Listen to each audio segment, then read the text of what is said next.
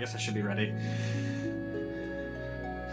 Hello, everybody, and welcome back to the Games Done Quick Hotfix. Today we are celebrating the... I wish I would have double-checked the number. I'm pretty sure it's 20th anniversary. It has to be 20th anniversary. Yeah, 20th anniversary of Fable. Before we get into that, just a few quick reminders. Games Done Quick is hiring. If you are interested in a full-time role at GDQ, we are looking for a new hotfix manager. If you are looking for part-time work, we're looking for new showrunners, starting with the Season 4 of Hotfix, which is... in 2024, obviously. You can go to gamesdonequick.com/jobs to apply or share with others that may be interested as well. Also, you can join the official GDQ Discord and add the Hotfix role, where you can keep tabs on upcoming events, talk with staff, and more. You can use !Discord in Twitch chat for more information. With all of that said, I am joined by some of the Fable community Speedrun community members here. We are going to be having a Fable Anniversary heroic glitchless run first. I'll hand it over to everybody, let everybody introduce themselves. Hi, I'm Legitimacy. I've been running the game for about 5 years, and I'll be the runner. And I'll be joined with Adam and Sarah, if you want to say hi. Hi. Hi. The old classic. No, I'm Etim. I've been running the game on and off for coming up to 11 years now, dear Lord. And I'm joined by... Same, but I've a couple less years in my case. All right. Are we ready to get started? Yeah, we're ready. 3, 2, 1. So what are we doing here? What is Anniversary Heroic Glitchless? What do? It's basically, in the PC edition, you get 2 different game modes, which is Chicken and Heroic. Chicken being the default difficulty, and Heroic being a lot less items, a lot more health, a lot less experience, and no resurrection vials. Yep. And to clarify, that's not a lot more health for everything else. You basically, the whole game is a lot harder. It was an exclusive feature to the PC version of Anniversary, so if you're playing it on Game Pass, you probably won't have access to this game mode, but it's actually really fun. It sort of breathes new life into the game, especially for like the seasoned veterans who know about physical shield and flame, ages of potions, resurrection files, buying and selling, all that jazz. You can say goodbye to all that because none of it will be here. We're also doing it, as mentioned before, glitchless. Obviously, because you could get into the semantics of what is a glitch. It's we play it by ear, but we're trying to avoid all the major stuff. We're not going to be clipping under the floor, getting Sword of Aeons. We're not going to be using menu manipulations or anything like that. Yeah. As for right now, sorry, go ahead. Yeah, as for right now, we are getting 3 gold pieces to buy some chocolates for our sister. This is just like the childhood, like, here's morality, here's good, here's evil or bad. We'll be taken to the guild to do some training, which is kind of like the tutorial for like how to hit things, how to block things, how to go with your hand and shoot lightning, that sort of thing. So yeah, that's the exact sound. You did really well there. Thank you. And yes, rolling is faster than running, so you see we're rolling everywhere. It's not because a hero wants to pretend to be Sonic the Hedgehog or The Legend of Zelda. It's because it's faster than running, and as we level up our speed stat, which doesn't increase running speed, it increases, like, best way I can describe it is it increases animation speed, so like rolling speed, swing speed, speed of spells, all that jazz. I always refer to it as combat animations. It's time to That's a good way of doing it, yeah. Yeah, that's a very good way of doing it. Yeah, even weird stuff like taking out your weapon and stuff is faster with higher speed stats, so it's a bit weird. Anyway, that was Whisper. We don't like her. We give her 2 decks to the face, and that is because we, because you're still in the like tutorial part of the game, they don't want you to like get fines and stuff if you start going around hitting things. So you have like a 4 strikes rule. That will come into play later, but for now it's just punching a dummy and then getting a stick and swinging on the dummy. We're proving our might. Yep, we're very strong. We just sublimated a dummy. That's very strong. Yeah. So we're going to head over into the Guild Woods, and we'll be facing up against the Beetles, not John, Paul, Ringo, and George, the bugs. They're just there, like, imagine it's like, Wait, no, that's John Lennon. Anyways, yeah, they can be pretty annoying because they fly around. They kind of mess up the soft targeting system of this game because you've got like soft targeting and then like locking on, and it messes up both of them the way they like jump around. But seems like Legitimacy here is making quick work of them. Well done. Rather clean beetles, if I say so myself. Yeah. Come out of the woods now. And not a devil was had today.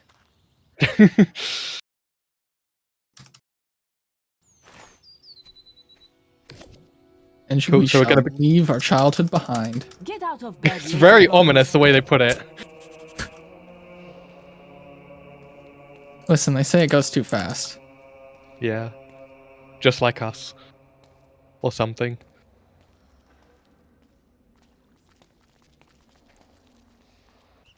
So we'll basically just be doing the same thing here, but with Whisper and with a sword.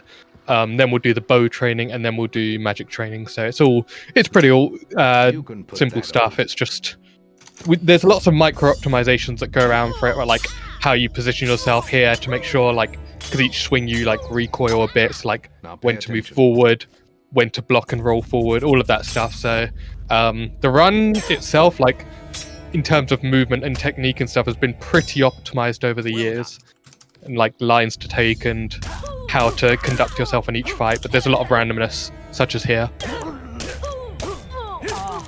Lucky shot. So she can Would you flip stop? at random. Would you stop?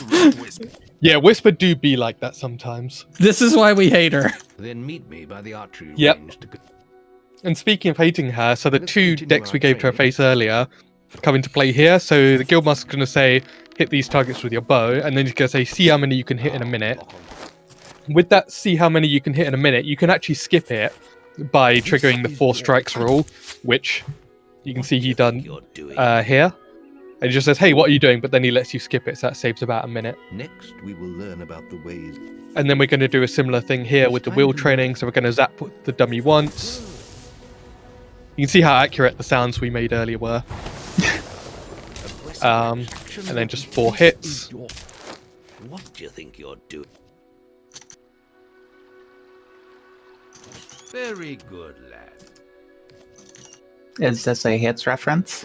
Before you graduate, Potentially.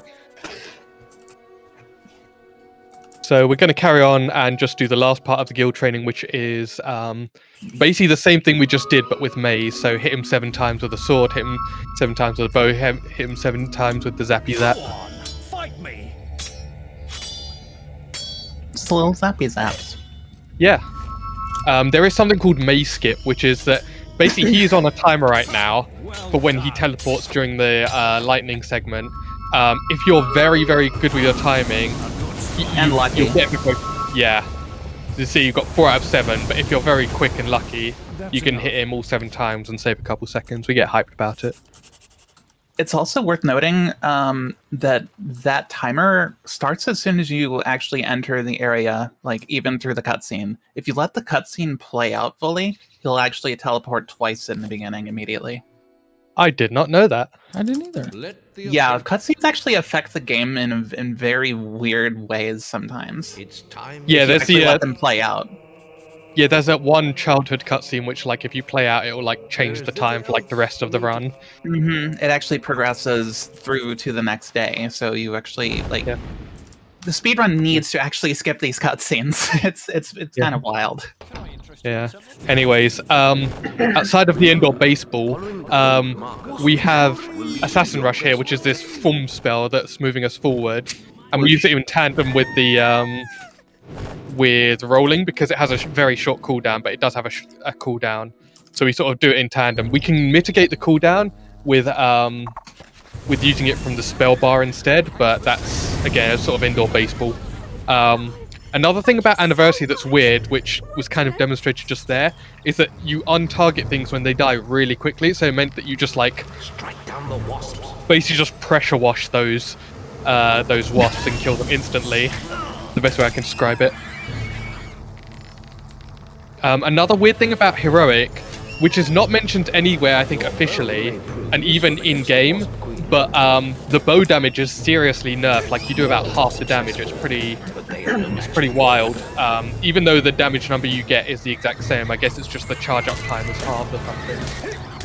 No, I think it's just straight up that range damage in general is halved, because this also, I believe, lessens the damage that you'd deal hitting like rocks back at trolls.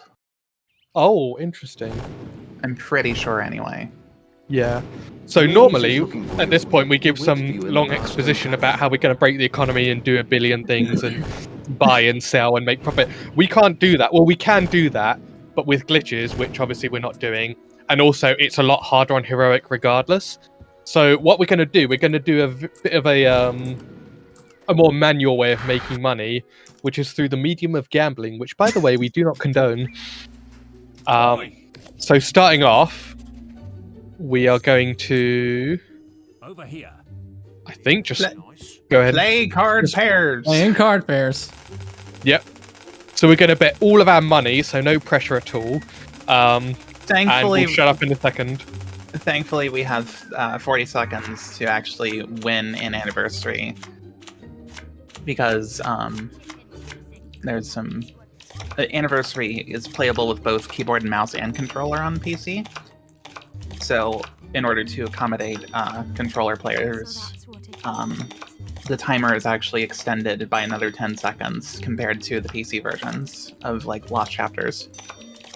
I say versions, like there's multiple PC versions. There actually kind of are. Retail and Steam. And Mac, that's technically not PC. Yeah, the rabbit hole of Fable version is weird. There was only one version of the of Fable TLC. Anniversary got several updates, including one which added mouse support, which is why menu manipulation is a thing, because it was like added post hoc and like not properly tested. Thank God. Or just didn't have enough time, I guess is probably a better way of putting it.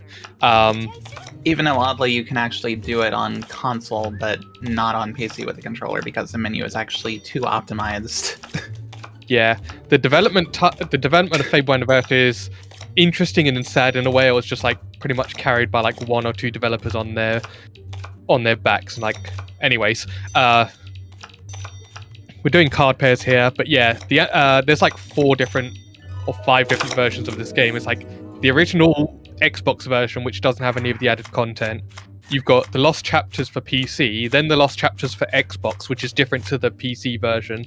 Then you've got Anniversary for 360, then you've got Anniversary for PC, and all the updates that came with those for latter 2.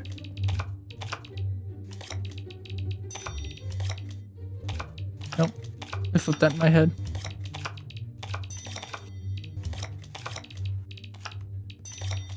It's good to have him around.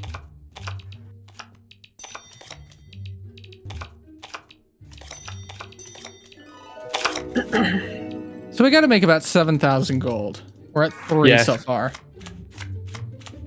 You can play along at home. You can't really, but You can yell at me for messing them up. yeah. You can go back to the VOD, you can watch it again and say, oh my god, he didn't know that the 7 was in the bottom right corner, how could he? And they think he's good at this game.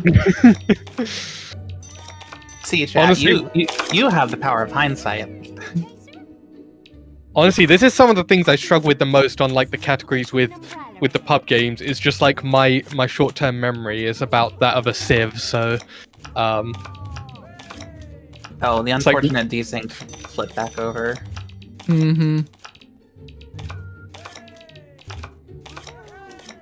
No, that was not it. What was... Boy, like a cool drink, please.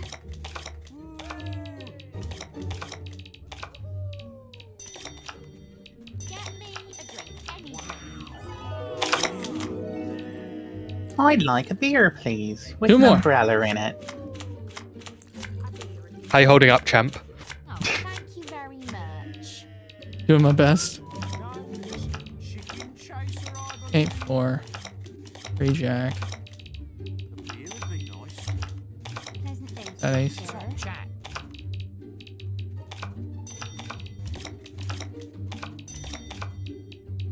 I think a Give me some beer. Trust me, you think this is slow. The alternative is much worse. We kind of need this to get like a good weapon. Oh, I like a cool Otherwise, it just like drink. makes the rest of the game exponentially slower. Not exponentially, but you get my meaning.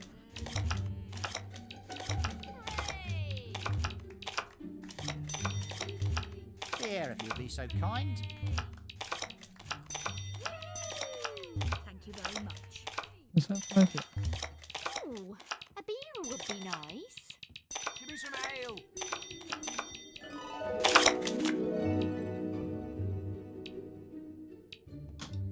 Yeah.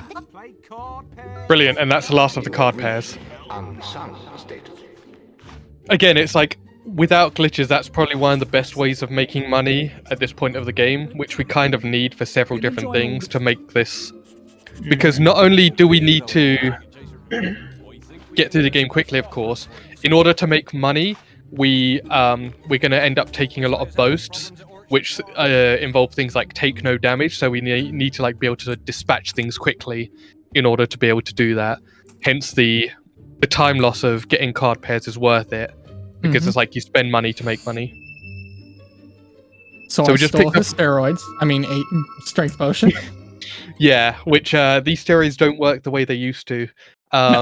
Actually, They don't no. get- Technically speaking, they work exactly the way they used to because they are. It's true. they get it's okay. So the Aegis potions in the original version of the game gave you 100 points of experience, timed your combat multiplier for whatever school they happen to be in. So might, skill, will. In Lost Chapters, in Anniversary on chicken difficulty, they give 1,000 points, but on heroic, it's like it was in the original, and they only give 100. But they are still actually useful because we are so strapped for experience points. Mhm. Yeah. So we had to do this quest naked, without taking any damage, not letting any of the guards die, and not letting them take anything. Yeah, it's the boasts A in this couple of game are those just, boasts are easier than the others. Mhm. yeah. We don't talk about the fist fighter boast. So we're gonna assign this to 1, and we're gonna use this. Yeah, so also Will Master's Elixir increases our mana count, which is just generally useful because as the game goes on, we'll be using more and more spells. Mostly the support kind, because the physical or the attack spells are kind of nerfed. Oh, that's another thing I should mention is that we are also, I don't know exactly what setup Legitimacy is using, but we are basically using something. So there's some ancient code from the original Xbox version with how Assassin Rush works. In that normally when you when you're rushing, if you're targeting something or if something is soft targeted, you'll rush back towards it. There's some ancient code from the way the original Xbox version from 2004 works, which means that if you've got a controller plugged in the forward, like with the left stick forward, you will activate that and like it will think you're holding forward on the control and just let you rush forward. So we're basically using 10-year-old spaghetti code from this game, from this remake, which still works in the 2014 version, which means that even if something is chasing us, we won't rush backwards towards it. Which is very helpful. Yeah. Oh. Oh, where did that hit even come from? It was a snipe, wasn't it? Yeah. Hmm. So this quest is really hard just because of that. One of the bandits spawns with his bow out, and he's kind of got it ready to charge. Okay, where did my arrow go? But on top of it, you've also got your guards sitting behind you, ready to shoot in the back. Yeah, you've got potential for friendly fire. You've got potential for like all kinds. The melee guys are not really. Yeah, the melee guys are not as scary because you can just kind of like keep your distance and. But the bow guy is the most challenging. And again, because your bow doesn't do as much damage as you'd like at this point of the game because of the heroic nerf, it's very difficult. You shall not pass. Also, as a side note, we are zapping the guards in between just to keep our combat multiplier from dropping. Again, he has to be careful to not kill them. He has to sort of be keeping track of which one he's attacking and for how much. And also, maybe... Ooh, wow. I get so nervous every time that Right, let's move. they fire a bolt. Yeah. I think that was the last wave? Yeah. Yep. Okay. Now it's time for Whisper. So, Oh gosh, Whisper. go on. Try to hit me with that so you can. Just roundhouse kicker. The best way to deal with your rival.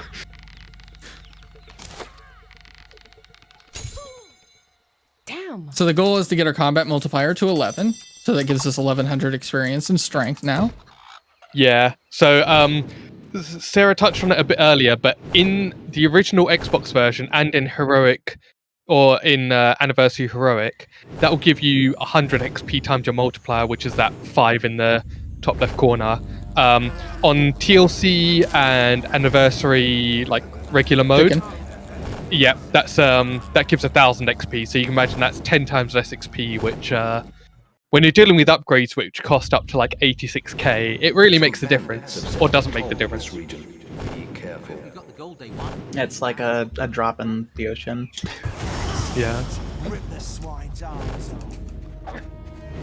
So we're taking a quick little detour over here because we're going to be picking up some various items and knickknacks to sell to traders later on for some gold. Yeah. Since We do gold take a is lot of. we've still not completely settled our financial situation yet. Yeah, we're really scrounging. We're working on it. That's I think the biggest difference with Anniversary Heroic glitches is we're very short on gold and we have to sort of get it anywhere we can. So even if it means taking a detour to get a flame augmentation or to get 500 gold. That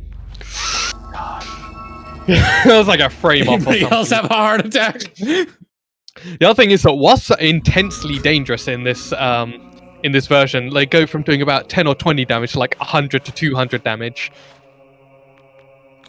So we'll get a couple of upgrades here. I won't expand on all of them now. We'll expand on them as they come through.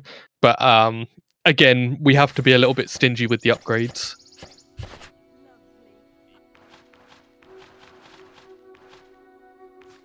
The main one we got is Berserk, which essentially the way it's kind of a very multifaceted spell, and surprisingly one of the ones that wasn't nerfed. I think it was only in the last 5 to 10 years we've realized how broken this spell is. So let me try, before we get to the start of Trader Escort, I'm going to try and list off all the things it does. It increases your damage, it increases the amount of damage you take, it knocks down enemies whenever you do it, it increases combat animations, you cannot die while in it, you'll get stuck at 10 health. Any damage you do take will slightly increase the amount of damage you deal back. When you use it, it knocks enemies down, so it's good as a temporary crowd control. I think that was everything. In Darkwood, you will find the Chapel of Scorn. So the damage is nice. You have to kill but all this the other guy things- because he's infected. No, it's because the alignment becomes more and more prevalent. Yeah. So we're and we doing a need lot to of be build somewhat up. evil. We're doing a lot of build up for what we're going to spend with that gold and what we're going to do with this evil alignment. But anticipation is half the fun, or so I've been told. Yeah, this is actually one of the very few runs, I think, of most Fable games where our alignment actually plays a significant role in the route, because most of the time we just don't actually care about it because we have means of getting around things that it would gate, like certain experience upgrades. Yeah, You even can at be good or evil to max out certain spells. yeah, even 100%, which pretty carefully looks after its alignment. Even that is not as reliant on it, so to speak. Yeah, it's more of a background stat than anything. Kind of like Yeah. Renown. One other thing which is interesting is that with Anniversary, for some reason, normally these guys have to wait at the camp and they're like, oh, I haven't seen you around for a while, sort of thing. And then you have to wait for them to start following you again. But you can just kind of run through. They'll stay at the entrance, but they'll follow you through all the map transitions. So, like, for all intents and purposes, they are completely safe there. They're at the start of the map, and all the enemies are chasing us. Ooh. Oof. Lead on. Not allowed to take any damage. Gotta reset yeah. that portion. That point that Adam just made, unfortunately, it just kind of reverted because we had to load a save just now. But it's still okay because they'll still be following us through all of the screens just fine. Well, Yeah. for the most part, we do need to be a bit careful on the next screen, but we should be okay. Yeah, we kind of play a bit of a game of cat, dog, mouse, where we're running, all the guys aggro onto us and follow us, and then they're way far behind, so they don't really get aggroed onto any, like the enemies don't get aggroed onto the traders and start going to town on them. And here we come to one of the bigger challenges, which is trying to kill this troll without taking a hit. We can manipulate his AI, and if you're really daring, you can even play baseball with his rocks and like knock them back towards him. But it's like if you miss, you have to then reload and try again. So it's like you got to have some cojones to do it. Nothing against legitimacy. It's just about playing it safe. There you go. That is one rock bounce back. Playing baseball with the trolls is legitimately a difficult thing to do. Yeah. It's like you can do it, and you can do it pretty consistently, but you have to remember you can't take a single hit, and like you'll fire 2 rocks at a time, so... Unless you're like just barely too close, then sometimes he'll actually just throw one at you, but yeah. It's definitely a much safer option to continually rush behind him and kind of force him to do a mod check. Yeah.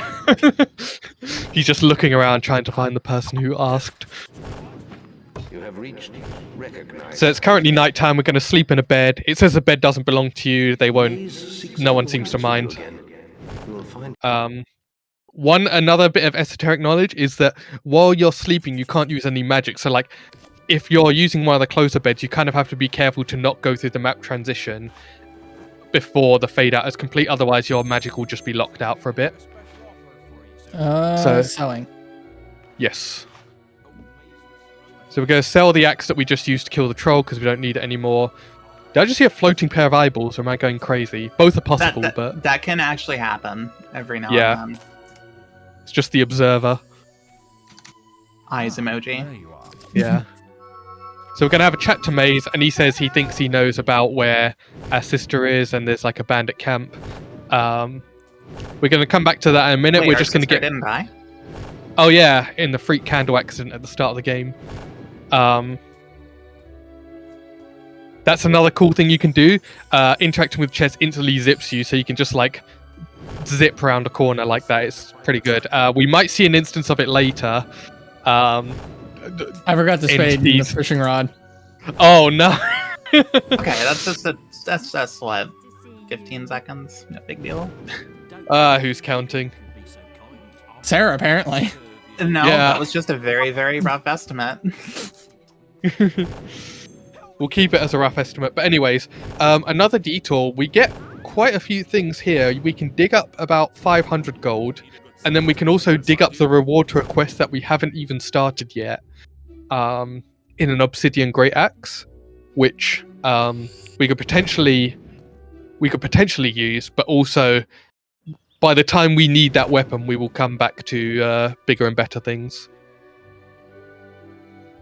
It's actually a little bit wild how little in the early game up until like the end of Twin Blade we actually need to. A lot of the combat is very simple up until like White Balvering, which is like a big like DPS check before Arena.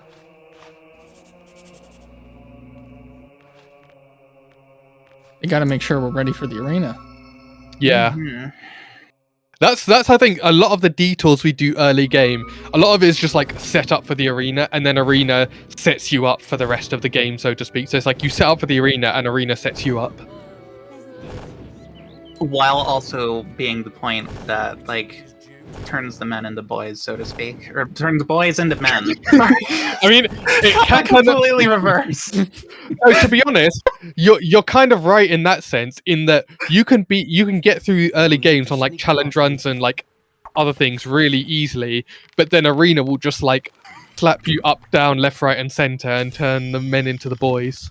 We're doing a stealth minigame here, by the way, and the way we stealth is to just mean that no one can tell us what happened. That guy grew some hair as he got beheaded. Who needs Rogaine?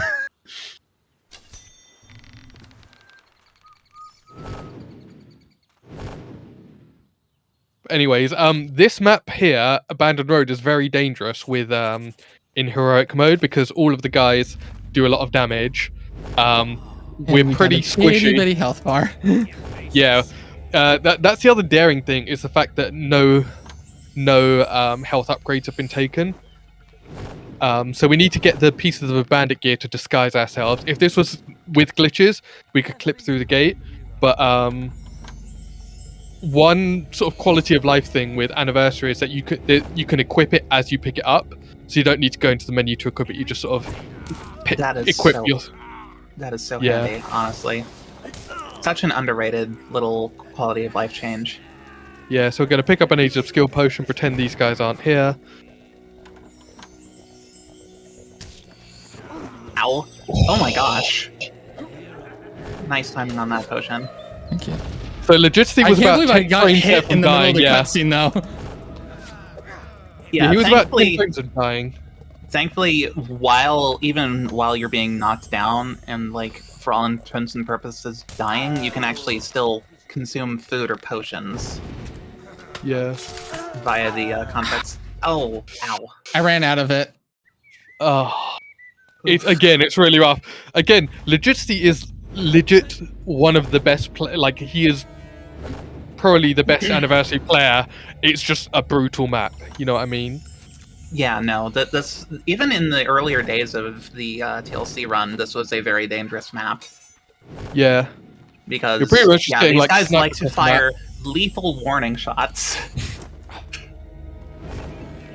You get about 6 warning shots to the back. We're briefly visiting America right now.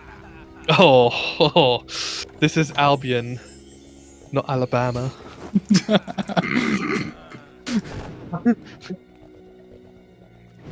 Or as I like to call it, Alabama, just to annoy people.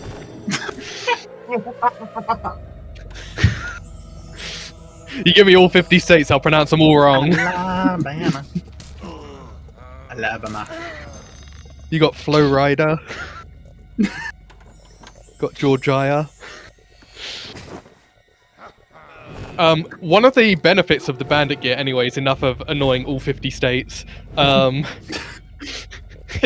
sorry, is the bandit gear does give you armor rating, which does improve your longevity a little bit, which is really handy here. Bless you. Thank you. It does improve your longevity a little bit, so it means you can tank like one more hit. Another random tidbit, more inside baseball. On the floor there, you can sometimes pick up one of the bandits' weapons, which could either be a good thing or a bad thing. But it's like a good thing or a bad thing. In this version, it's probably going to be a normal weapon, but like the bandits have like a special 20 base power sword called the Scimitar, which is kind of luck based whether you get it or not.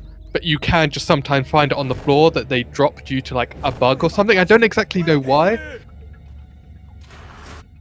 Yeah, it's a you can also pick up their crossbows, which again is a very weak crossbow, but you hold it sideways, which is interesting. It's not so much the utility of the weapons, it's more the novelty of them. Exactly, you can just get a weird novel weapon. The other thing is the fact that it even has a name. It would have cost them 0 money to have like all but like a few of the NPC weapons have names. Most of them are just called scimitar or crossbow. Even like the magic ones, like even like the launchers. I think the only exceptions the hob ones, which are called hob weapon. So anyways, I missed a headshot on him, so I had to reload because he is like, what was it, 1,000 HP? Something. Yeah, like that, and you saw how long you saw how long you had to charge to do like 160 damage. It's just like it's legitimately faster to reload. You can go to Twin Blades area now. And plus, we still actually no, we don't have them without a scratch boast for this one, do we? No, we don't. Yeah. I don't take it because we can use Berserk to deal more damage by just face tanking everybody here. Actually, Yeah, as mentioned earlier. okay, no, there is without a scratch. That is an available boast. But, It is. This quest actually doesn't have the no protection boast as an option. Yeah. Oh yeah. Because of the fact that you are supposed to put on armor in order to get into the gate or get into the camp. Does Twinblade have more health? Am I going crazy? Or No. both? No, it's just that the second swing that Legitimacy Yeah. ended up letting out was a little bit too slow. Oh yeah, no. I just thought the fact that like, oh okay, I guess it's just a health bar playing tricks on me. I've seen Yeah. so many things. I was like, he has 2,000 health, and that does not look like 2,000 health. Anyway, so we're going to pick up some chests here. There's a neat little thing you can do, similar to how you zip behind the thingy. You can do that with that here, so you can just zip around the tent. I mean, we're just opening a chest. That's not a glitch. Yeah. You just like crawled under that like fabric thing. You just couldn't see it. The camera was off. Random thing, I just thought of a timeline where the run is reliant on picking up one of the like weapons that the bandits drop, and I'm very sorry. It's like the glitches with the bandits, and that potentially being a strat of like picking up like a master cleaver or something. But to be honest, it probably wouldn't be worth it because we're gonna get our weapon of choice for the next little bit coming up very shortly. Yeah, we are going to be. I think getting it would a help slight for White weapon upgrade Balverine. in just a moment. Yeah, White Balverine is another like difficult quest. It's like most of the early game is like signposted by the boss fights. So like the Whisper boss fight, the Earth Troll boss fight, the Twinblade boss fight, the White Balverine boss fight, and then Arena, which is The just like implied rock troll boss fight, yeah, just coming up in a second here. I say implied because you'd think that, you know, there's cutscene implying that you have to, you know, fight this troll, but there's nothing stopping you from just going forward into the next screen. yeah. Bye. And he will still be there. You can come back to him later, and he will still be present. Mm-hmm. You're just waiting for our fight. Yeah. You're darn finally it. back. Why does the It's barrier like have to be 10 tied to years. the focus sides quest and not me? It's like you've seen that meme with the guy like behind the wall with the pie, and he's there like day 560. So we are hitting some stones to spell out a demon door's name. His name is Hips, and don't rearrange those letters too much. If you do, 2 Balverines come and attack you. That is legitimately an Easter egg in this game. Well, if you spell out a certain no-no word. Yeah, Sith. Ugh. Oh, God, I can't believe you just said that.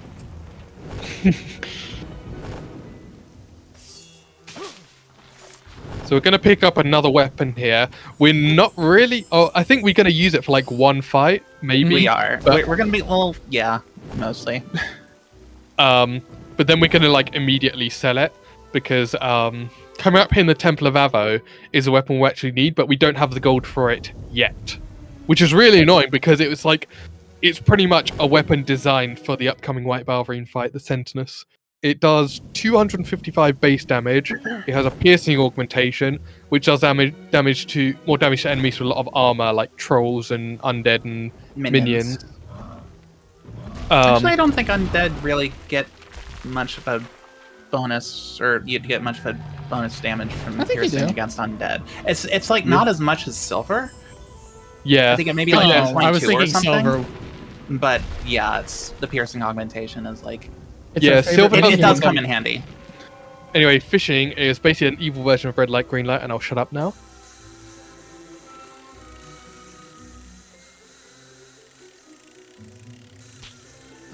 Rather weighty, that.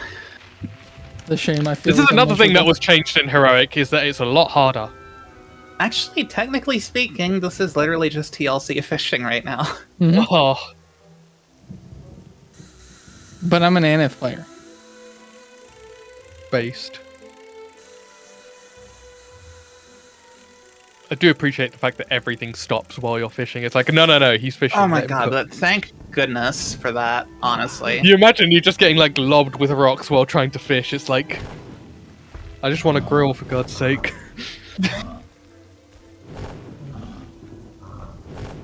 But yeah, as Sarah alluded to, fishing was, I think it was one thing in the original Xbox version, then it was made harder in TLC, potentially. Someone can quote me on, don't quote me on that. It was nerfed for Anniversary, and then it was made as difficult again for Heroic. If you're going by regular fishing rod standards, that is pretty much the case. Because the original version, there was only the regular old fishing rod. There was no Rod of Champions. That was added in TLC. So they kind of rebalanced the normal fishing rod kind of around that. And then, yeah, for Anniversary, they made it like a little bit more... what's the word? Like there's stats for like max tension and tension relief per second that were kind of made better in Anniversary for the chicken difficulty. But yeah, for Heroic, it's just a revert back to TLC, which is kind of fascinating. Yeah, and again, the way it works is like a really evil version of red light, green light. It's like when the fish is pulling, you can only like click so many times before the 9 steps, and then you have to wait for it to stop pulling to reel it in. It's also bugged in some senses of the way that the line tension recovers, which is a bit annoying. So heads up, this quest bugged for me again. So if I fail it, I have to start it all over again. Uh-oh. What's the tell for when it's bugged? This save is, instead of being the checkpoint. I see.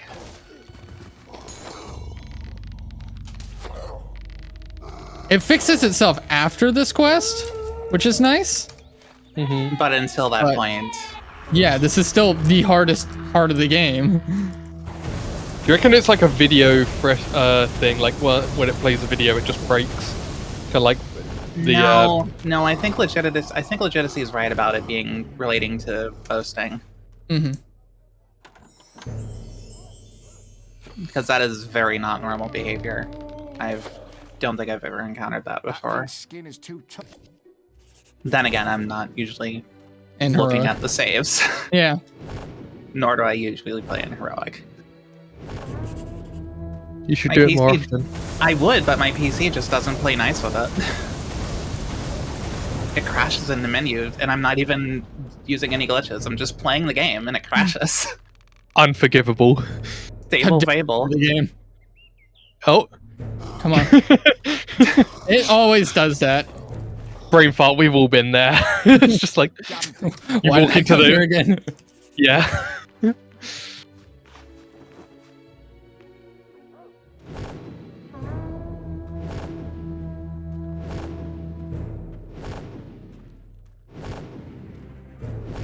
But the quest itself is basically just trying to tell us this thing can only really be hurt by specific weapons, silver, augmented weapons in this case.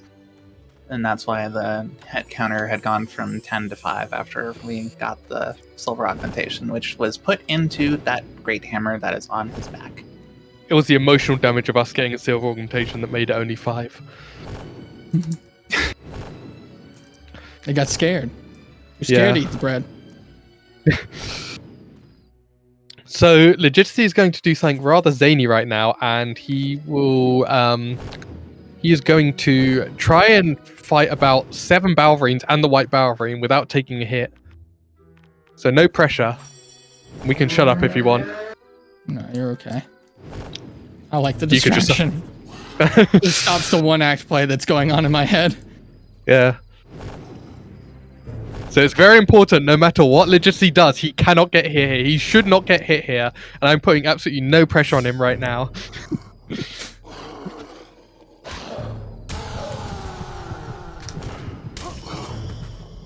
Yeah, the good thing is because Berserk knocks him down, you can kind of just like throw him in a loop. You Oh just my gotta, god. Like, poof. It's not free.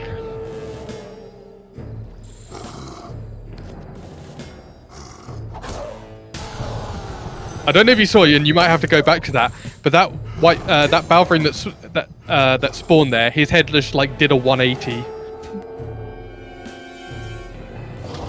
So I guess we're dealing with some like owl Balverine crossbreeds. Alvarine. Oh, that looks sketchy. It is. I have to hold the block key down during this. Yeah. I'm not even the one running, and a little bit of poo almost came out.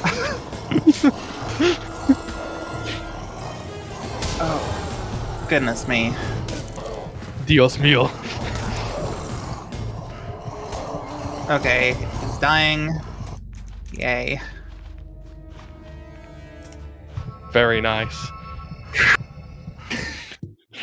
And that's the hardest part of the game. That is genuinely like the the first real rough point of the run. Like arena immediately after isn't actually as bad. I'd probably call it more a woo than rough, but You do it then. a woo. There you go. You officially got to attempt to howl like a Balverine mid run. So we're gonna buy a house, sleep in house, sell the house. Which if only that worked in real life, but anyways. Yeah, right.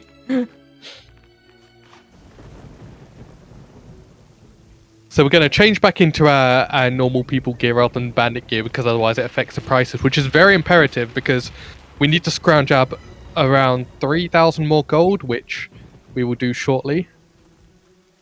Waiting for this guy to put out all his wares. Oh, yesterday, or a couple days ago on stream, he put out a barrel. It's just like he just had that in his pocket, just like a keg of beer. Yeah. What guys have in their pocket versus what girls have in their pocket. It's like the whole state of Texas in my front pocket. 7 copies of Pokemon Ruby. Dang, I wish I think had I got that many really copies unlucky of with Pokemon the- Ruby in my pocket. Come on. Oh, Come on. So I think I got really unlucky with the troll earlier because it gave me a will potion instead of the ruby. oof. And yeah, I'm gonna have to. Did you sell the augmentation, by the way? Oh, I didn't. That might be Actually, the difference. augmentations. Because you should have a flame and lightning. 2 That flames. might have been what I did wrong earlier. Okay, cool. Woo! We have enough gold. So, what did we need all this gold for? Good what? question. Very well asked. Will not be answered. I'm not going to in a tell you. It's a minute. good question, though. No, as I alluded to before, we're going to get the Sentinus, which, again, 255 base damage, silver augmentation. Sorry, I just had a brain fart there, like the white Balverine did earlier. There is a bug here where if you re-interact with the altar before donating, you can get it. You have to have the amount to start with, but like, you have to donate like 33k or something. You can re-interact with the altar before the money is taken, but obviously that's a glitch. We will not do that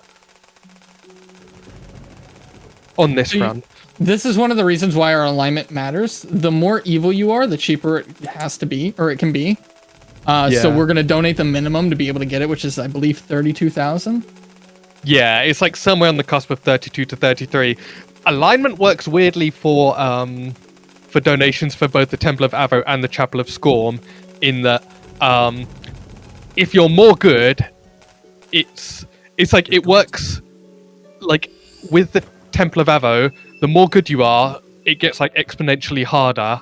But like as soon as you hit neutral, you're completely fine. Like anywhere from neutral to completely evil is like basically the exact same.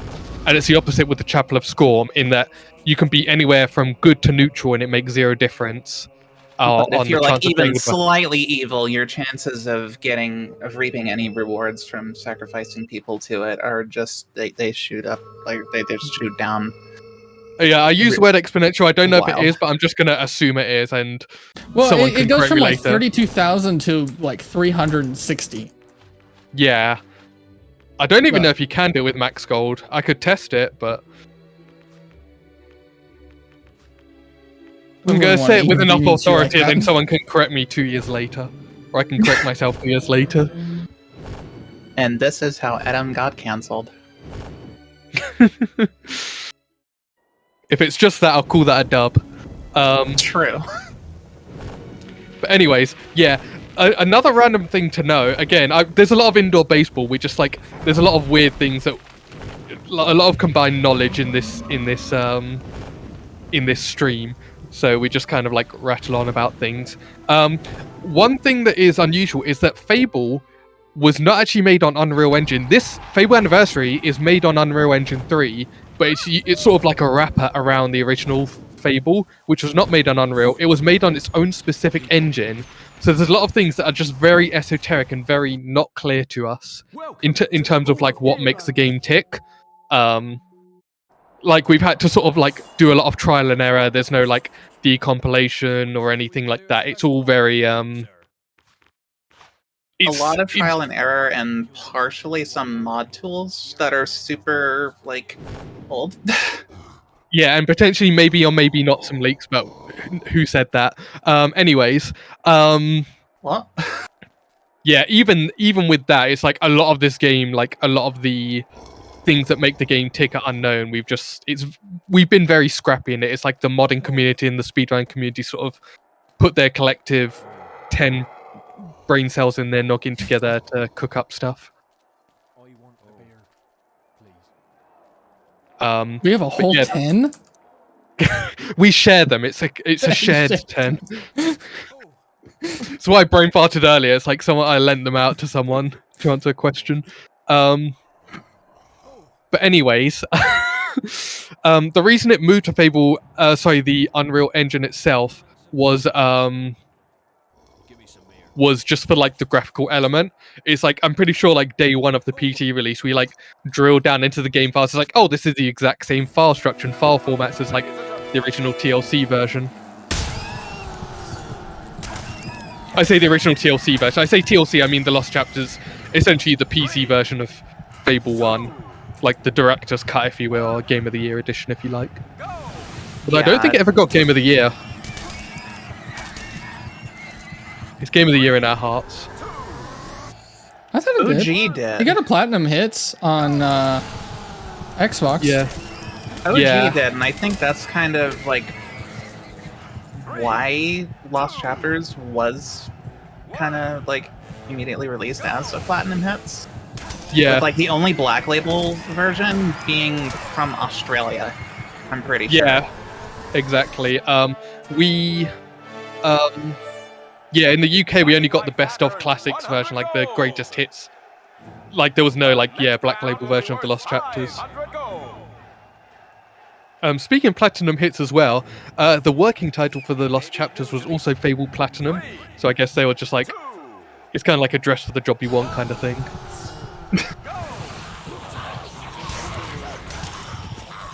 And yeah, Berserk. Yeah, Berserk not allowing us to die is really useful here. Another weird thing about Anniversary is, for some reason, for the most part, your combat multiplier just doesn't go down. Like when you take a hit. Normally when you take a hit, your combat multiplier is meant to go down to the nearest, secure level, it goes, I think, yeah. Yeah, the secure levels are 0, 5, 10, 20, 40. So you could be at like 1,000 multiplier. If you take a hit, you'll go back down to 40 under normal circumstances. But Anniversary is better. Oddly Yes. forgiving. Yes. It's like, I'm going to be really difficult on you, but I'm also going to throw you a bone. Yeah. Very tsundere game. Sending mixed messages. Wait, is that why Lady Grey keeps sending me mixed signals in my runs? Yeah.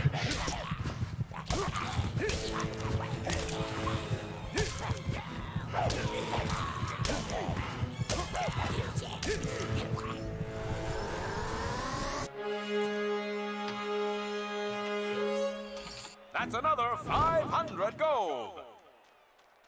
600 gold. Earned so It sounds silly as well, but because we're basically operating at like almost 0 health for most of the arena, he does have to be kind of careful with the traps, because like if you're just running around picking up stuff, you can just like get hit by one of the traps, fall over and die.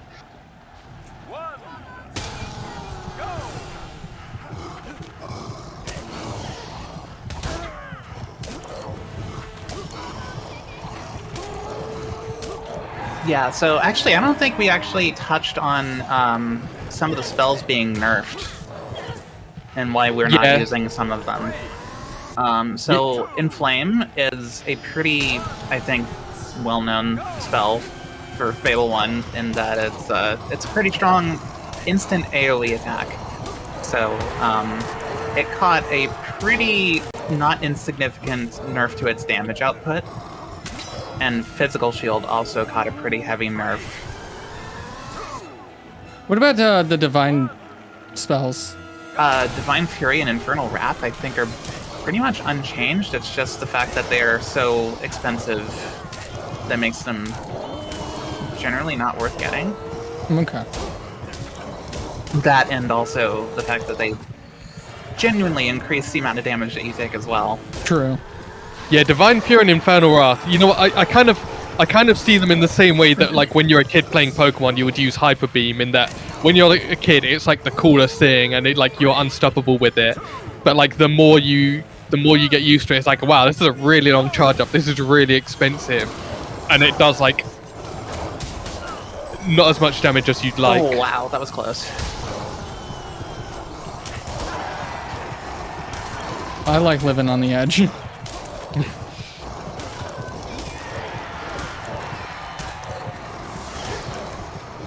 Can't spend any points for health.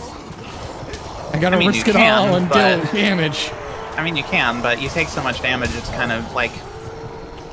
there's almost no point in upgrading your health, honestly. You'd almost be better off in, like, dumping that into toughness. If not physique. Just so you do more damage. Yeah, it's like when every hit is doing 170, either way you're going to die in like 2 or 3 hits. And because you can use a potion as you're getting up, you just got to like be quick and aware. Got to keep that F2 button very handy. Which it's really unfortunate that Fable Anniversary doesn't let you change those specific bindings to the context-sensitive items 1, 2, and 3. Yeah, I was really surprised that TLC does that. Yeah, in that regard, TLC is actually more accessible, but there's hardly any controller support natively. Yeah, it's pretty much like, as we mentioned before, the like leftover code for controller support from the Xbox version. So far, I think we've managed to do moving up and down in the escape menu in TLC. Yeah, and also target swapping with, oddly, I think one of the trigger buttons. I think so, yeah. Which is then how we found out about target cycling, which is a thing that like we literally didn't know for about 15 years or something. Which is that if you press and hold the target button and then move your mouse, you can like cycle between targets on the PC version. It was just one of the things that like it's such weird esoteric knowledge. Yeah. And that was a thing that you could do on the Xbox version just by holding the left trigger to lock onto a target and then tapping the right stick in whichever right-left direction to swap targets. Yeah, like on paper it makes sense because you had to hold the left trigger, so it's like, oh, hold the target button, and like it's like, but it's weird in the way it works or in the way it doesn't. The competition's hot. 3, 2, 1, go!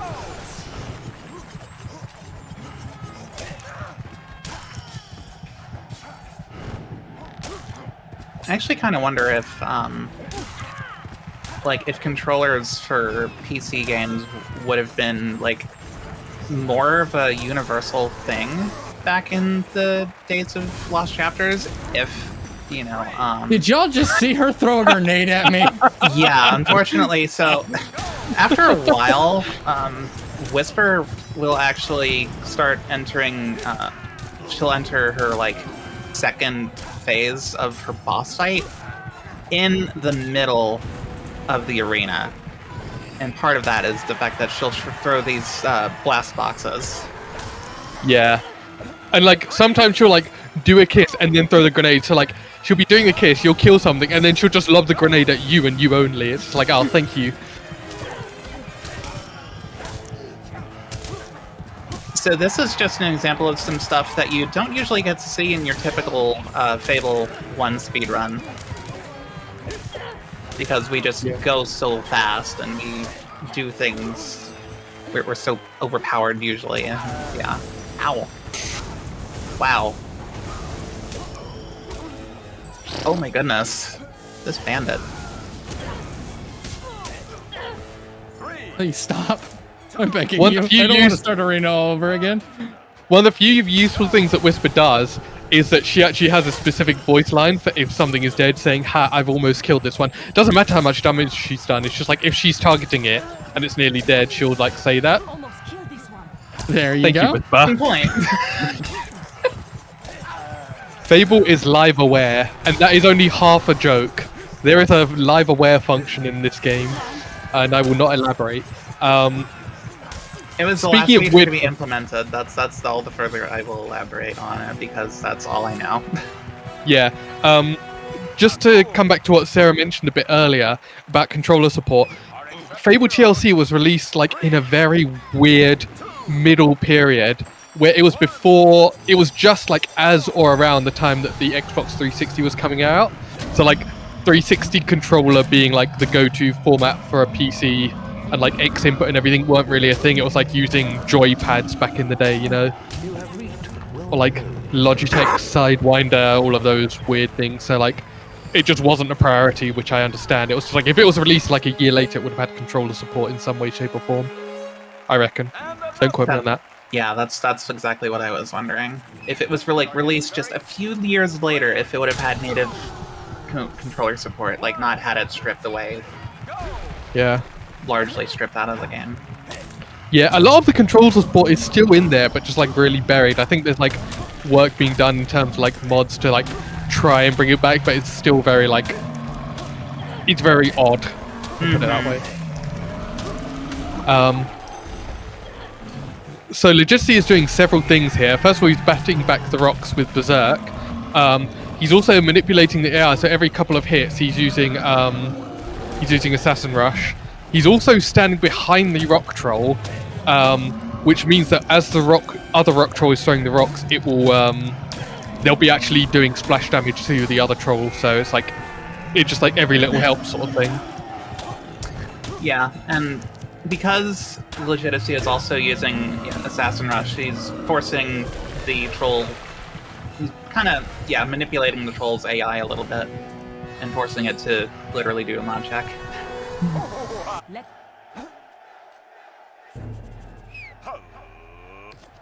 Three, Troll in desperate search of who asked.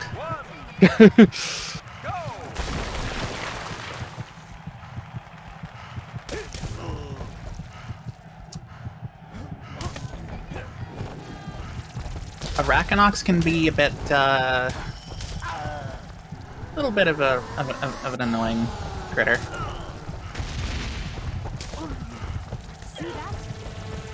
Exhibit A. There we go.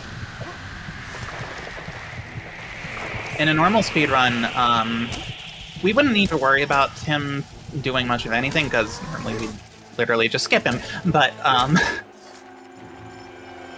yeah, it's, Arachnox can kind of... He's one of those bosses that can just do whatever he wants.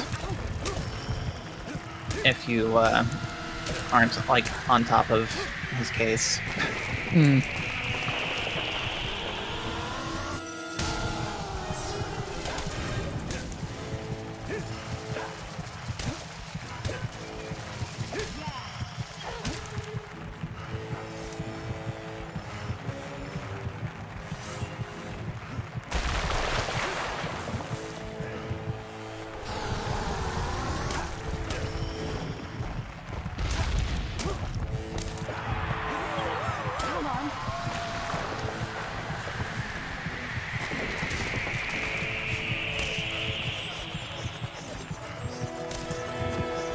Oh, did Whisper Ladies and take the gentlemen. killing blow? This is Whisper. Huh? I think Whisper took the killing blow, so you didn't get any general experience from beating Arachnox. Well, that's highway robbery. Yeah. So, silly thing about the way killing blows work in Fable 1. If something else happens to hit an enemy that you have effectively killed and is technically in its dying animation, they can actually steal the kill from you. Yeah. Which is annoying, to say the least.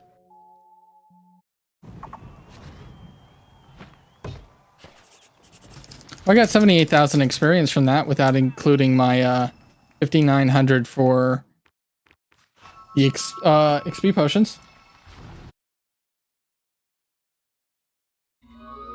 There were some close calls in that arena, but it was solid.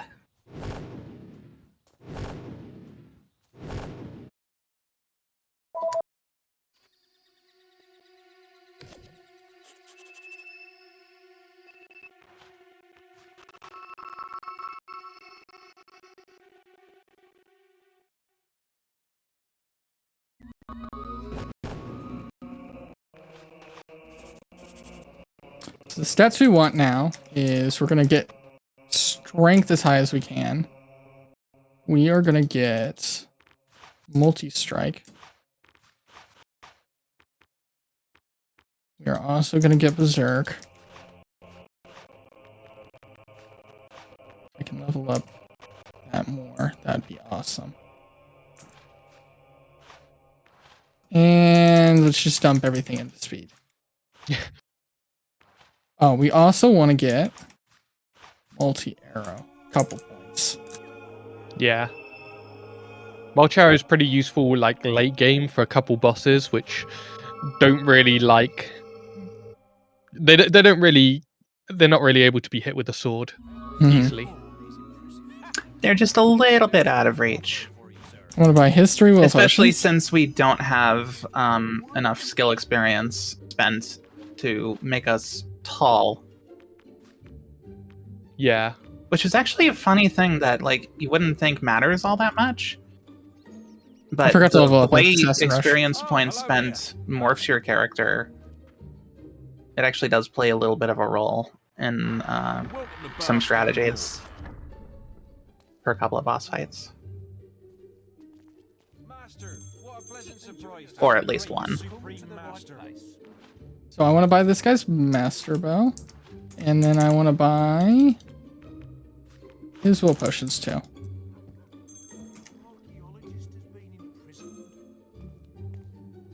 I wonder what time it'll be in not Holglade, but Hook Coast when you get to it. It'll probably be night. Going off of how the last little ones have been going. Oh, Hook Coast. Oh, that might be day. I was thinking the Snow Village. Oh yeah, Snow Yeah, the Spire. other- That's kind of guaranteed, and I think that one would have the same amount of. It's literally just a copy of Power Stone, the Trader.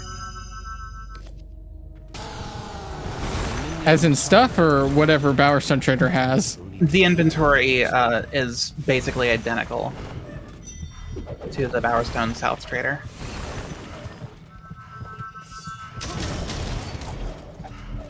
The barrier is down. I want to grab No, that it's not potion that he just- dropped, but I think that's a health. What were you saying?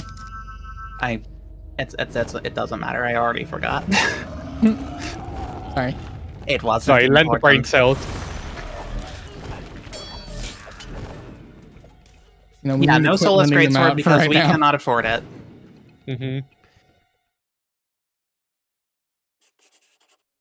Hurry. We don't even have enough money for rent. It's okay, you live rent free in my mind. Aww. I didn't say it was a good thing. Kidding.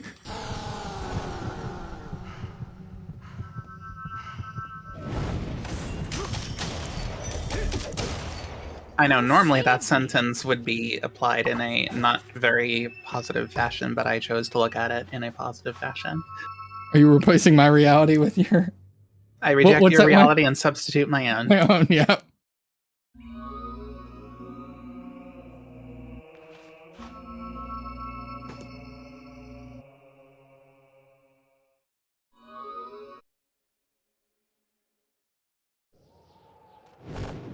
So that was the trophy dealer we just rescued after I thought it was the we already archaeologist. found him.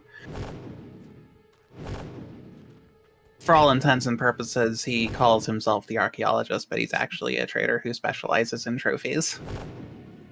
A little bit of fun behind the scenes, bit of trivia there.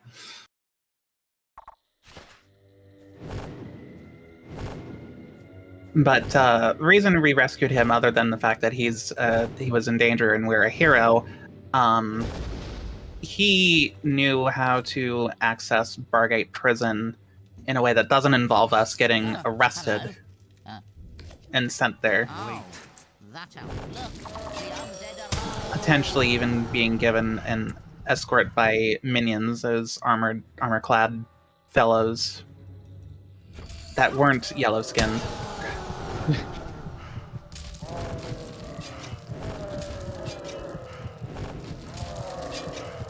And so yeah, that's why we are currently going through this here graveyard, looting various pieces of gear for this dead fellow named Nostro. Who has serious problems with his arm. And yeah, the reason we are currently fishing up a shield, I did not misspeak, is because the Gravekeeper wanted to sell Nostro's effects for some money, I guess. Hey, listen, with how heroic glitchless. I mean, I'm not exactly, against it. Nostro, for all intents and purposes, doesn't need it. He's dead. But, But he likes it, so we'll let him have it. I'm going to assume that was a little Discord. Stutter. Yeah, I heard that as well. Okay. I didn't. Okay, that means stream probably isn't hearing it either. Out of my way! Please! Oh my goodness, they're absolutely blocking you right now. They're just like, oh, I don't think so, sunshine. You shall not pass. Rude.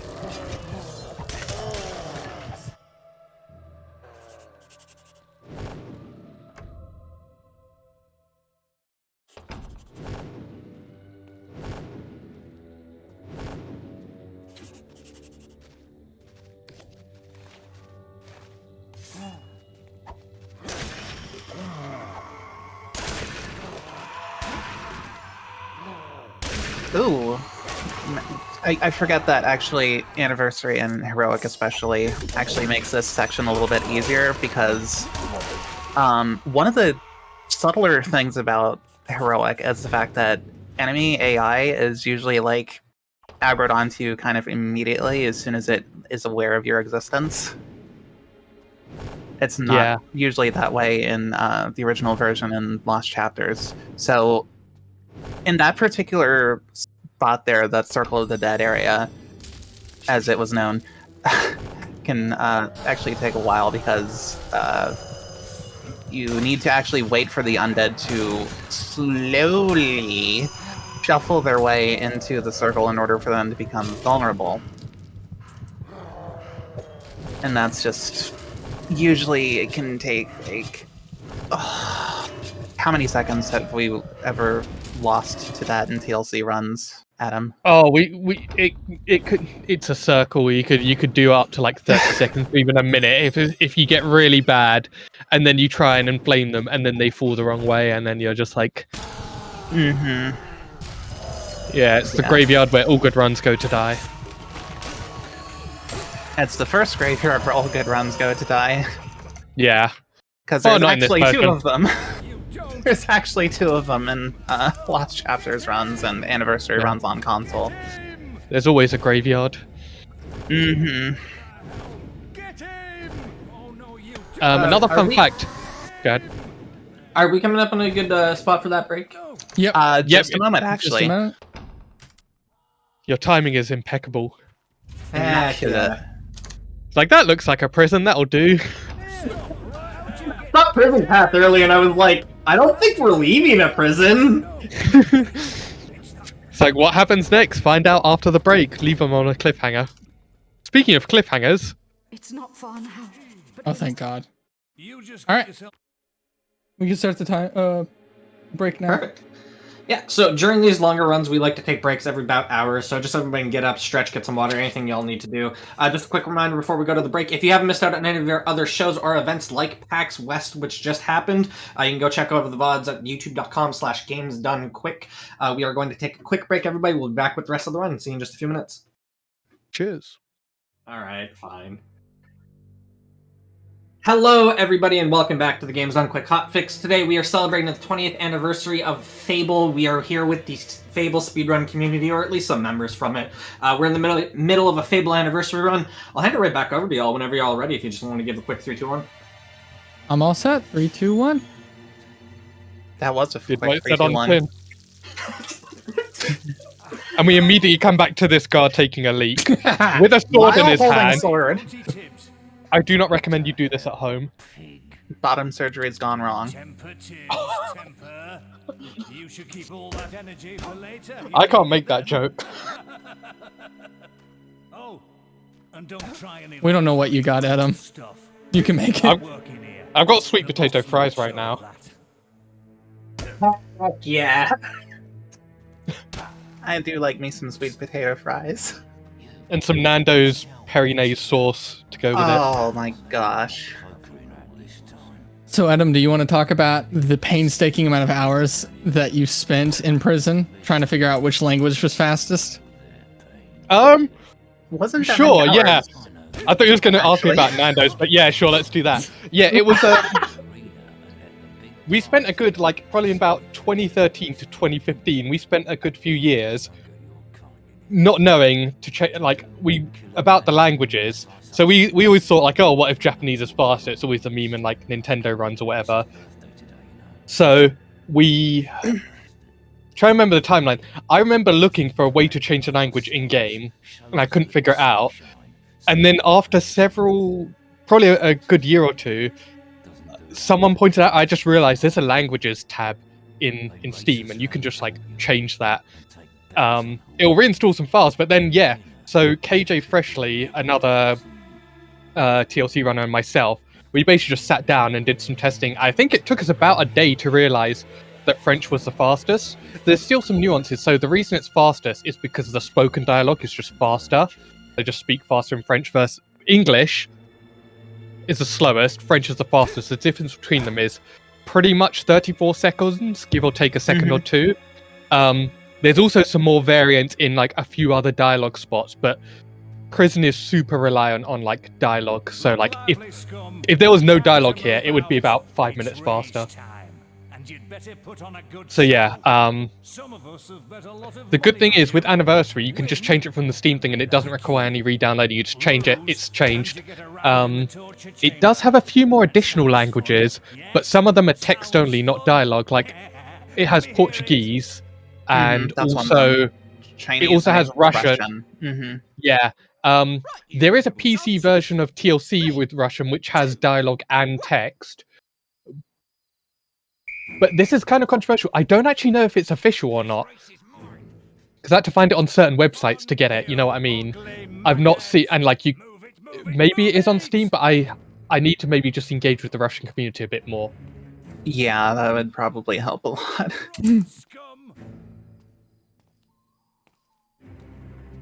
I know that some folks from there have been posting some of the, like, basically translating some of the things that we've kind of done in the speedrunning community, and like making it, you know, yeah, making it translated into Russian for their own community. Yeah, they've also Fable found some fans. stuff of their own. Like, they're in, for instance, in one singular demon door, which is something we've not really seen much in the run, but they're like doors you have to solve a riddle and they answer them. In one particular demon door, you have to be on one like specific late game quest, and only then will a digging spot appear. It's just weird things like that. So yeah, I've literally been playing this game for about nearly 20 years, and I'm still finding out new things about this game. And that's not just like I only speedrun. I like a lot of us put like our hearts, souls, blood, sweat, and tears into this game, and we still find out new and weird things. Oh, you survived. Like the whole thing with vertical menu manipulation, as we call it, I was blown away by that because it utilizes a button that doesn't really look much like a button in the menu, but you can just click on this little vaguely arrow-shaped little banner thing at the tops and bottom of the little sub-menu in like trading and experience upgrades and such. And you can actually just make the menu do things it shouldn't do.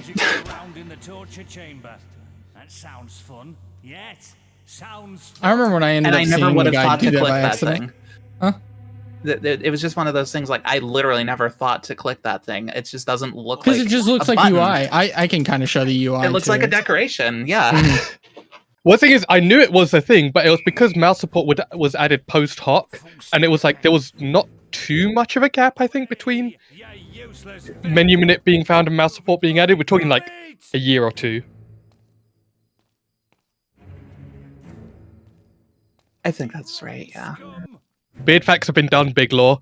They'll have to watch. Oh, I don't think we've teased it yet, and I believe we have permission to tease this. Yes. Next week on twitch.tv. Let me try that again. Next week on twitch.tv/Fablethon, Fable THON, all as one word. There is going to be a Fable Fest, also in celebration of Fable's 20th anniversary. Some of us will be there. We've got some community events, all of that. It's going to be a great time. I believe we're doing it for a charity. I don't know if the charity is announced yet, but we've got that. It's going to be great fun. We'll be there in person. If you're at all interested in Fable runs, we're doing all 3 Fable games and Fable Heroes. It's going to be a blast. If you're interested in Fable runs, you want to see us all nattering on, definitely go there, give it a watch. You won't regret it. I heard we were also doing the journey. Is that true? That is not true. The journey was planned, but then it was tossed around as an idea. I think us attending in person is enough journey. Yeah, it's kind of a mixture of time and also, like, I don't even know if we have a working Kinect to do it with. We could probably get one, but anyways, yeah. I believe also it's been announced we'll be doing an IRL game show, headed up by Avathis, who she'll be asking us a bunch of Fable trivia and testing our 10 brain cells. Let's go.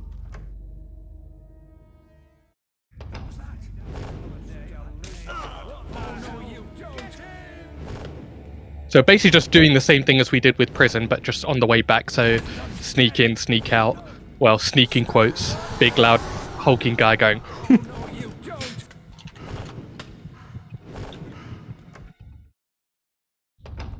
It's called Healthy Steak. Healthy Steak? Sneak? Fuck.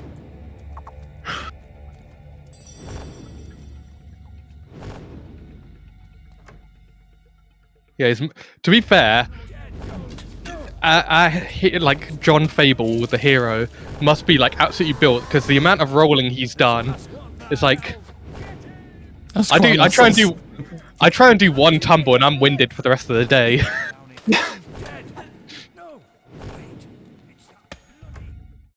These action RPG protagonists are just built different. Yeah.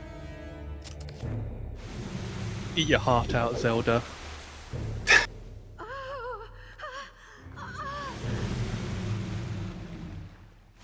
So one thing actually, speaking of esoteric knowledge, one thing I've never been sure of actually, on those barriers, on how they actually connect to this thing. I don't know if they are connected to this thing or not.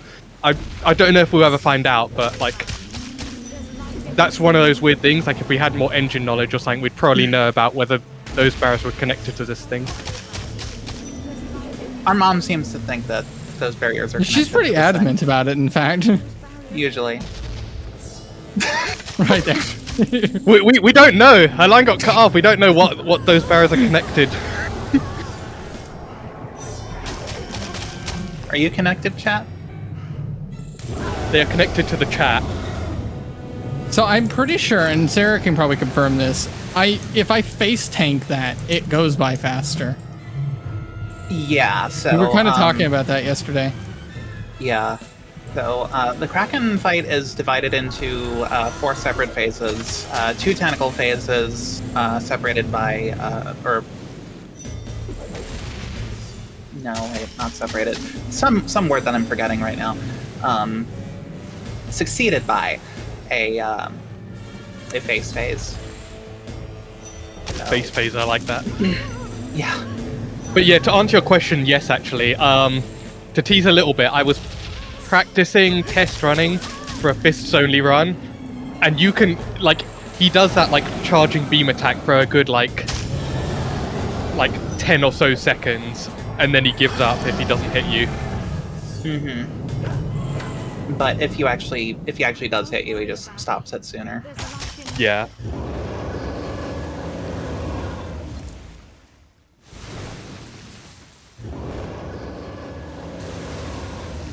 So that's prison done. We've done our time. We're a free man. And our mom is a free mom.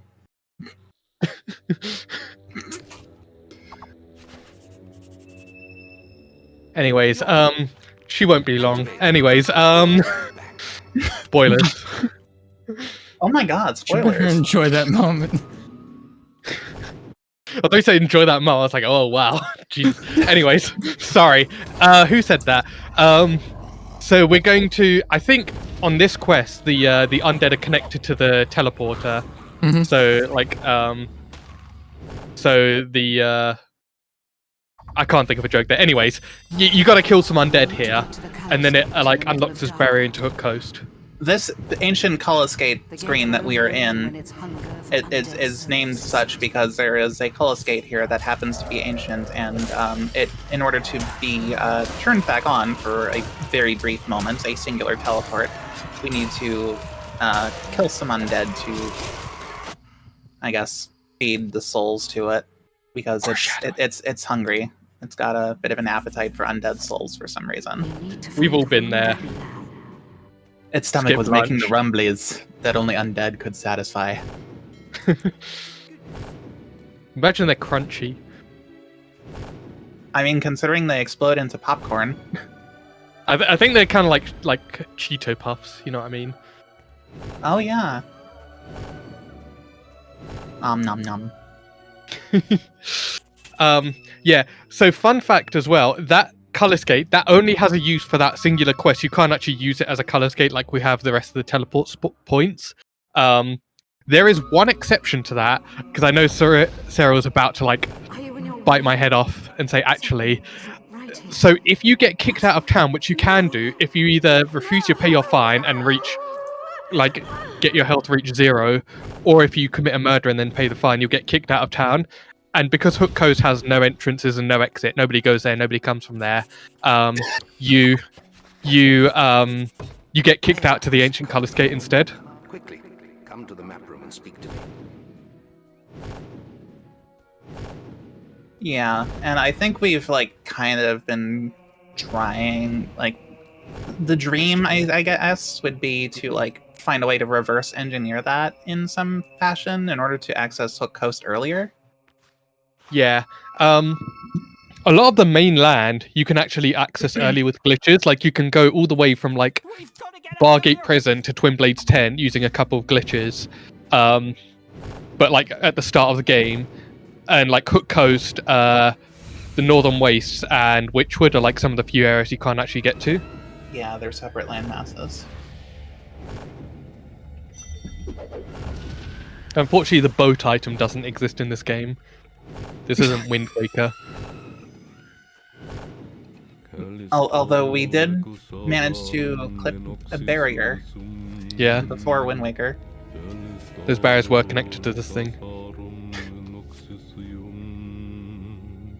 This is one of the few places where the dialogue differs between languages, kind of. Hey, I what's did a Maze video on doing that. here?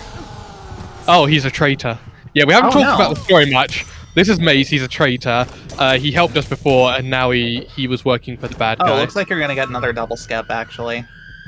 Oh? So I can consistently do it. That is You gotta so do it the other way weird. around.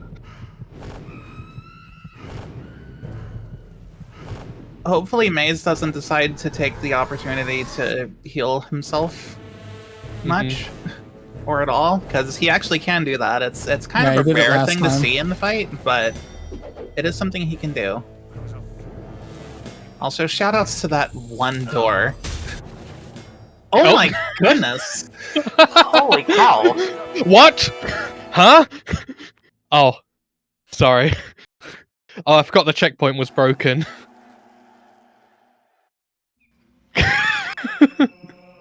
Anyways, Wow, he just straight up knocked you down and then And then used inflamed. inflamed. Wow, that's some speedrunner tech right there. Unironically, speedrun tech.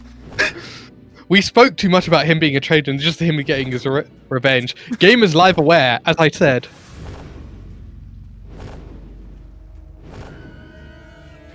SM64, eat your heart out. Every run of Fable is personalized. I don't think it was necessarily anniversary shenanigans out of this. I think it was just like that sort of thing could happen in OG and TLC as well, but it was just like I guess a save reversion really as well. unfortunately time.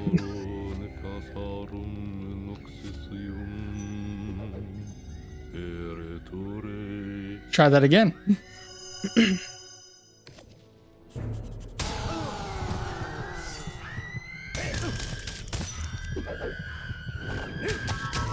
Okay, I didn't get it I can that think time. of one both more and less shocking way to inflict physical harm without leaving such a lasting injury. So, Maze is actually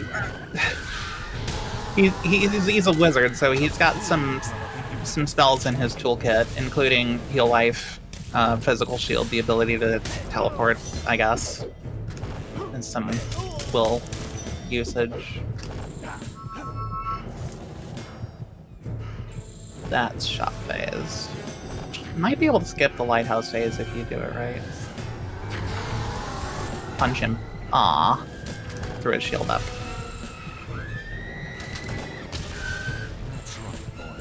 Also, he'll also lob, like, if you're at a distance, he'll lob like hob orbs at you. Yeah. That's the way I can really describe them. They're like little shadow balls that the hub spellcasters like to throw at you. Call this fight Maze with the way it's puzzling me. That one's a freebie.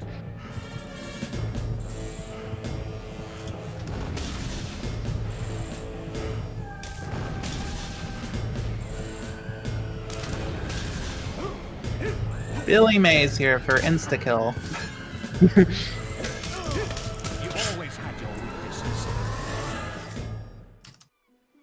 So, DPH, the reason why Legitimacy was trying to punch him is because when you're berserked, the majority of your attacks, with very few exceptions, will knock humanoid enemies down. And, yeah. There's something about the way hitting enemies while they're recovering from being knocked down. Sorry, just to cut you off real quick, we're going to do something very quickly here called Jack's Hit. I'd like to emphasize that's called Jack's Hit. Don't say that too quickly. So by aiming an arrow here, probably a little bit more to the left.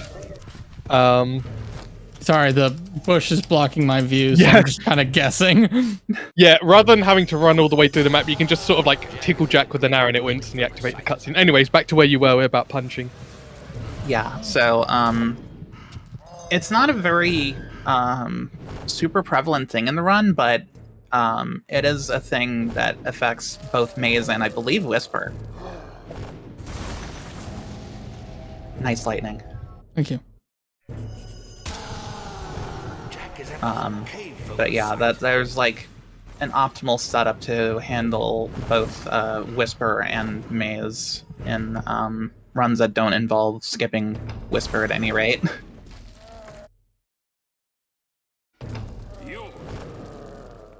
It was a little bit scuffed here because of it being a harder difficulty, and you know, we are not as Powerful.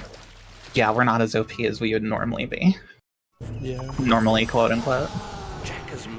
Another fun thing about Anniversary, when you go through maps, the music track will restart. So Fun, it's like, quote I hope unquote. you've been enjoying that, like those first opening notes of the track. You know, I've never noticed that. I just tune it out. I'm sorry. You've just ruined this game for me. Great, Yeah. now run TLC. This is how I get him to do it, yeah! I've already gotten him to run OG. It's not the same. It's not the same. Close enough, huh? Yeah.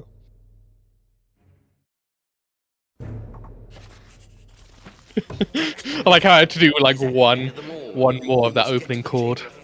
I think it's a chord. I don't know music. I don't A know if chord. there's like any proper notes playing there, or maybe some strings.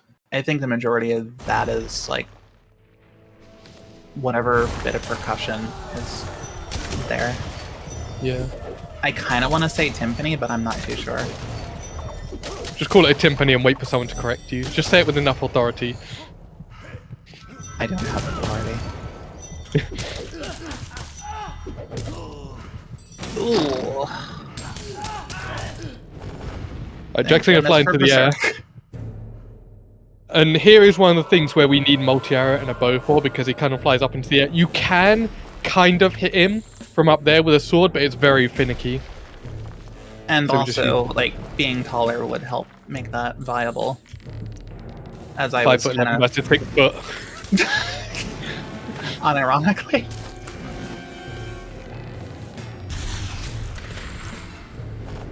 Ah, you still got that last charge multi-arrow on there. Oh. Cool. That's okay. We're just charging The old it up. popcorn attack. It's weird that it was saying that he was taking damage there. That was very odd. Does he deal damage to himself with that? No, I think I think it was because Jack was dealing damage to Teresa on the ground there. Huh.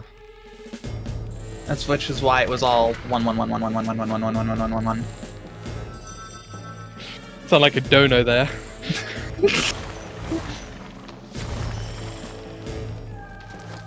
One one one one one exclamation 1-1-1-1 exclamation exclamation 1-1-1. L underscore. Anyways, that's done. We're gonna kill our sister here. It saves a couple seconds and we get a powerful sword for it. So sorry about the whole rest of the video game canon for Fable. Ah, dang, does this mean we're not going to be doing Fable 2? Sorry, Boko. Darn, I was really looking forward to that.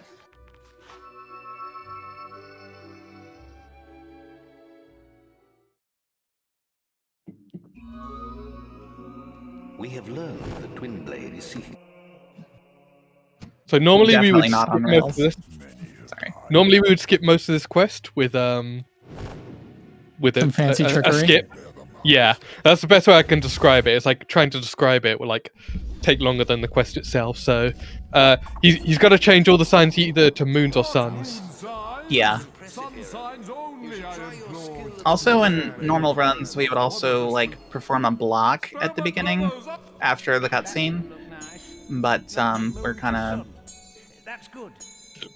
of the belief I'd that get that's not banned. intended, so we don't allow it in this run. Don't want to. Take your time now. We don't want to make any Again, mistakes. glitchless is so like Oh no. subjective and down to community that it's just like, you know what, we just kind of play it by ear. Me kill one of them. I so love that response. No, don't kill me, kill one of them! Yeah, the prophets are some of my probably some of the best characters in the game. Their dialogue is like they're pretty much like the one episode characters that just like leave a lasting thing. They're pretty much the Hank Scorpio of the Fable game. Yeah, I really. instantly think of the that guy start- going, Homer, don't call me Mr. Scorpio. It's Scorpio. Or Scorpion, but it's Scorpio.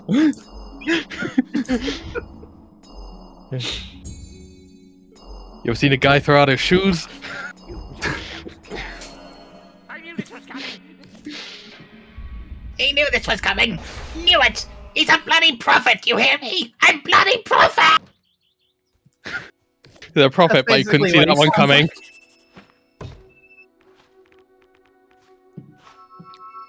You know what he can see coming? In about 25 to in about half an hour's time, Fable 2 any percent glitchless. That's what's coming. And suddenly the character that we actually just killed will be alive. Wow. And he's here tonight. She. That was in reference to Teresa. Oh, that too. Both of them will be here tonight. Bring him out like the Jerry Springer show.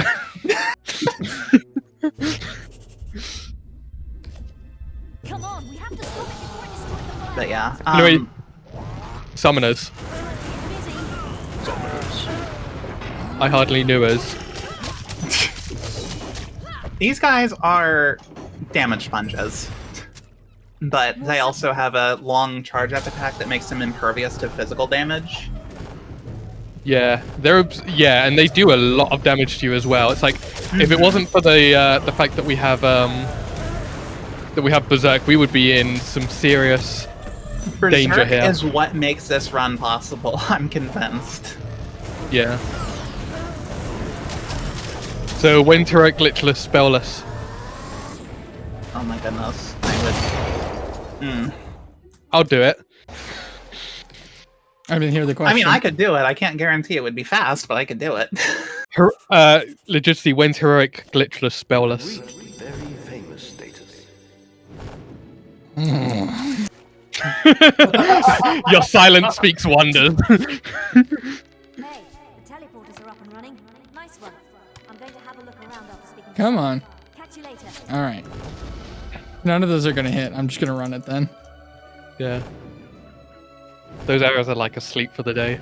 So sleep on the job. Fun fact about the summoners, they're one of the few enemies you can't actually get on summon. I know. Alert the church matters, but like, yeah. It would have been really cool because that would have been an actually like really viable summon. That would be... yeah.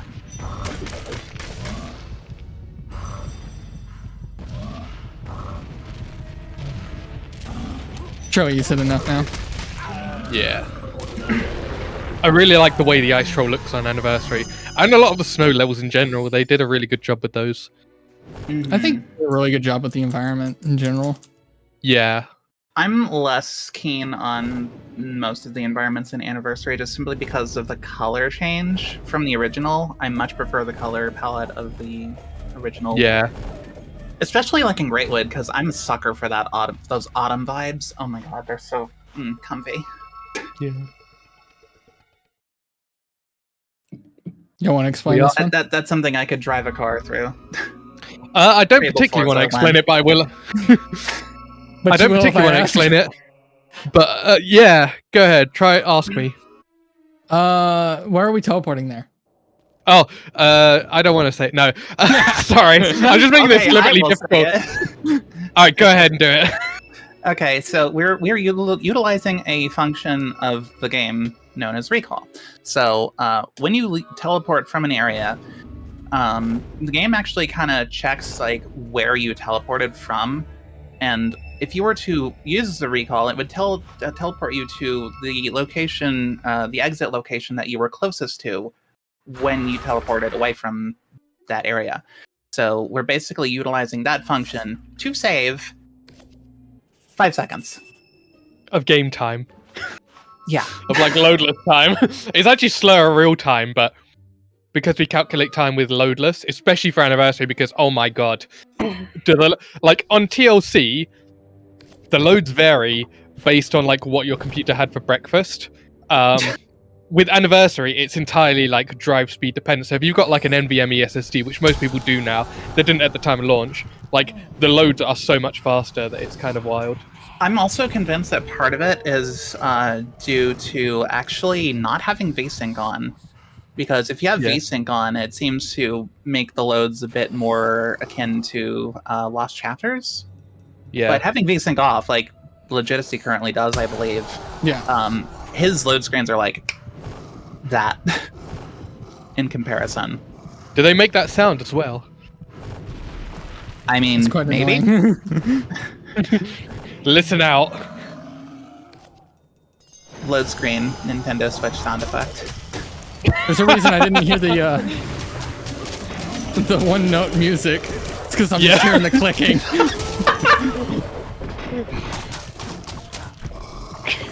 That's the game snapping its fingers. It's like a really rude customer at the store, like snapping its fingers, like, I'm not going to answer to you. I'm not a dog. Don't snap your fingers at me.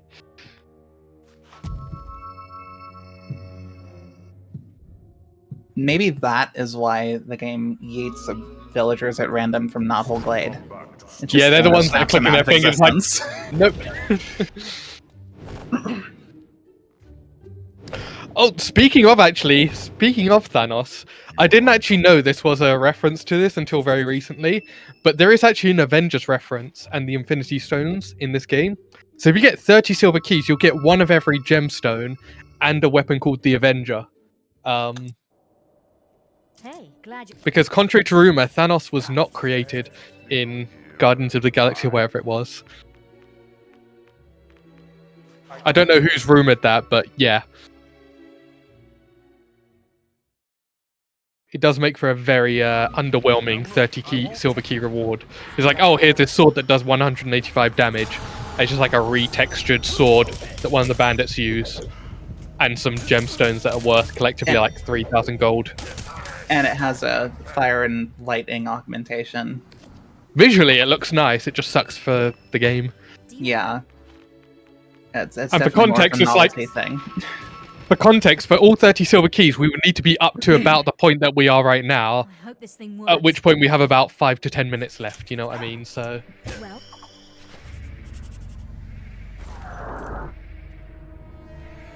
Yeah, Alright, it's kind of so we're gonna try the lightning thing. Oh, have you tested it? No. You gotta, like, do it slowly. Clearly it's not working. Yeah. Yeah. Oh wow, she actually... I feel like it's so rare to actually find the real Briar by going around and hitting her like this. Well, the will... Never mind, I won't say it. I misspoke, so it's over. No joke. We're doing these quests in the specific fashion, by the way, simply because they're faster than the good alternatives up until Nostrel. For the oldest I'm soul. out of will potions. Oh no. You might be stronger than me, but I won't let all my work be in vain. You're meant to be disguised, Briar.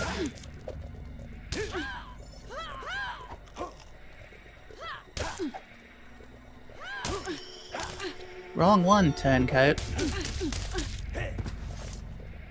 Oh, actually, that was the right one. Illusion. Where can I go? Heroes Guild? I think I bought them all. I'll try it. Worst case scenario, I guess you could just go to Hook Coast. Ooh, But nobody Hook Coast goes would be there. a good one. Nobody comes from there.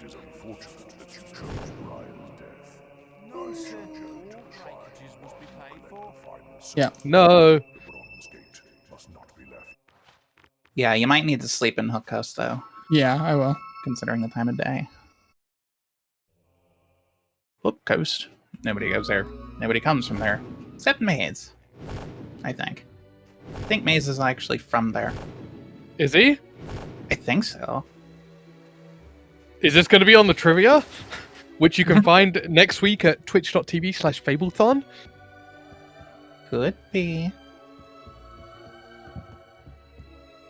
No, in the chat, I only sweating got bullets. 2 hours of sleep. Too real. Fable being too real right now.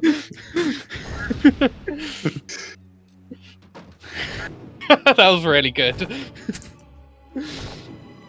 I like how you're actually being kind of like lawful about buying the house before sleeping in it.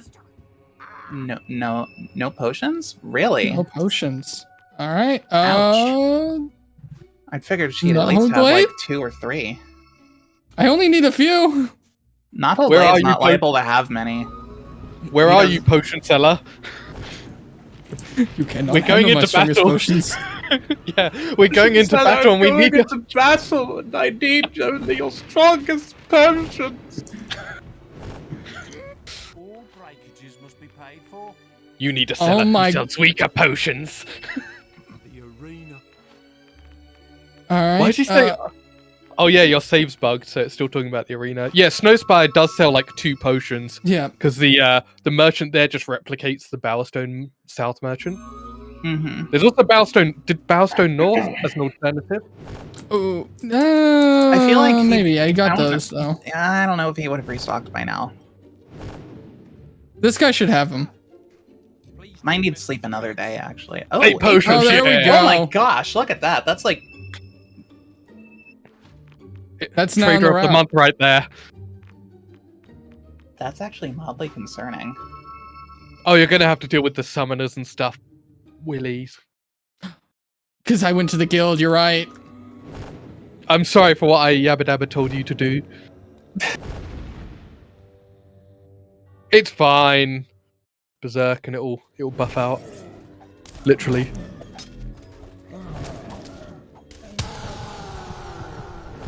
It's funny because it makes you swole.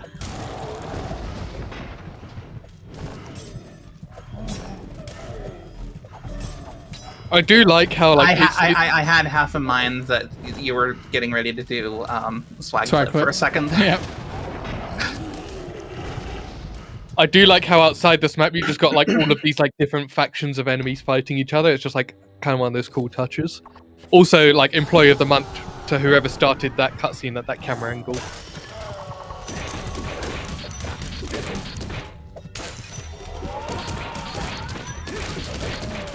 That was Nostro. That particular headstone or like gravestone there was there in the original. It probably was, but it was just like, you know, this is a cool looking headstone. Let's see if we can use that in a cutscene. It's like when you have a really good joke and you just like try and find a way to shoehorn it in. You're too late, little hero. Once more too late. So time is coming up soon-ish. We just gotta like beat this final boss and then it's time. And then we gotta decide what to do with a specific piece of facial covering. Wear a mask. Unironically, please.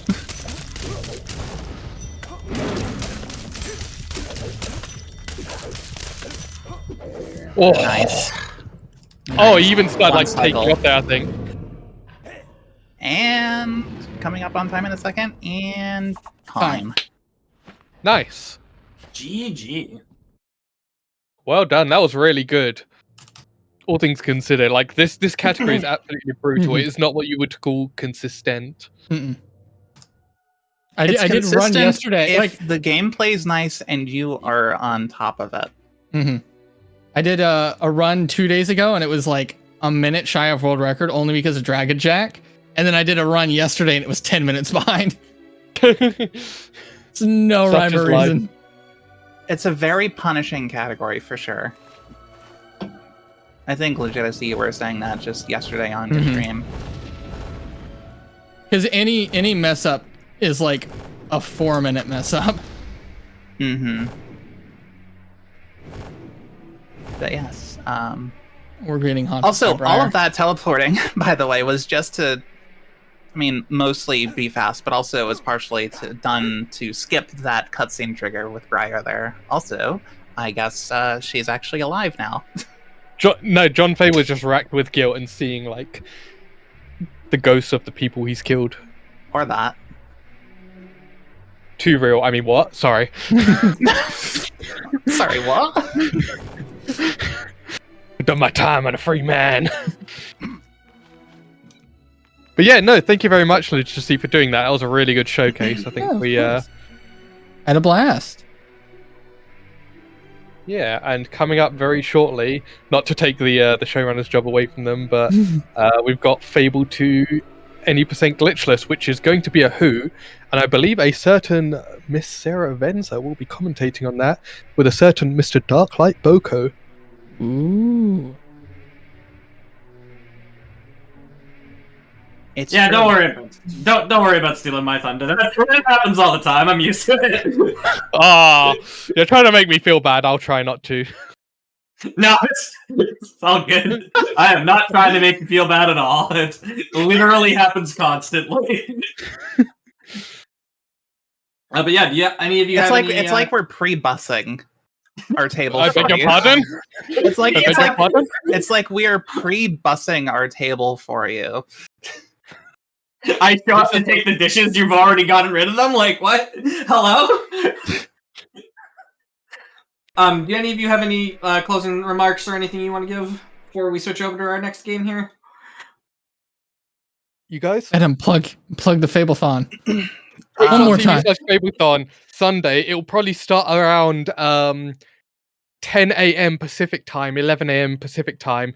Schedule's not finalized yet. It's really hard to organize things, as it turns out.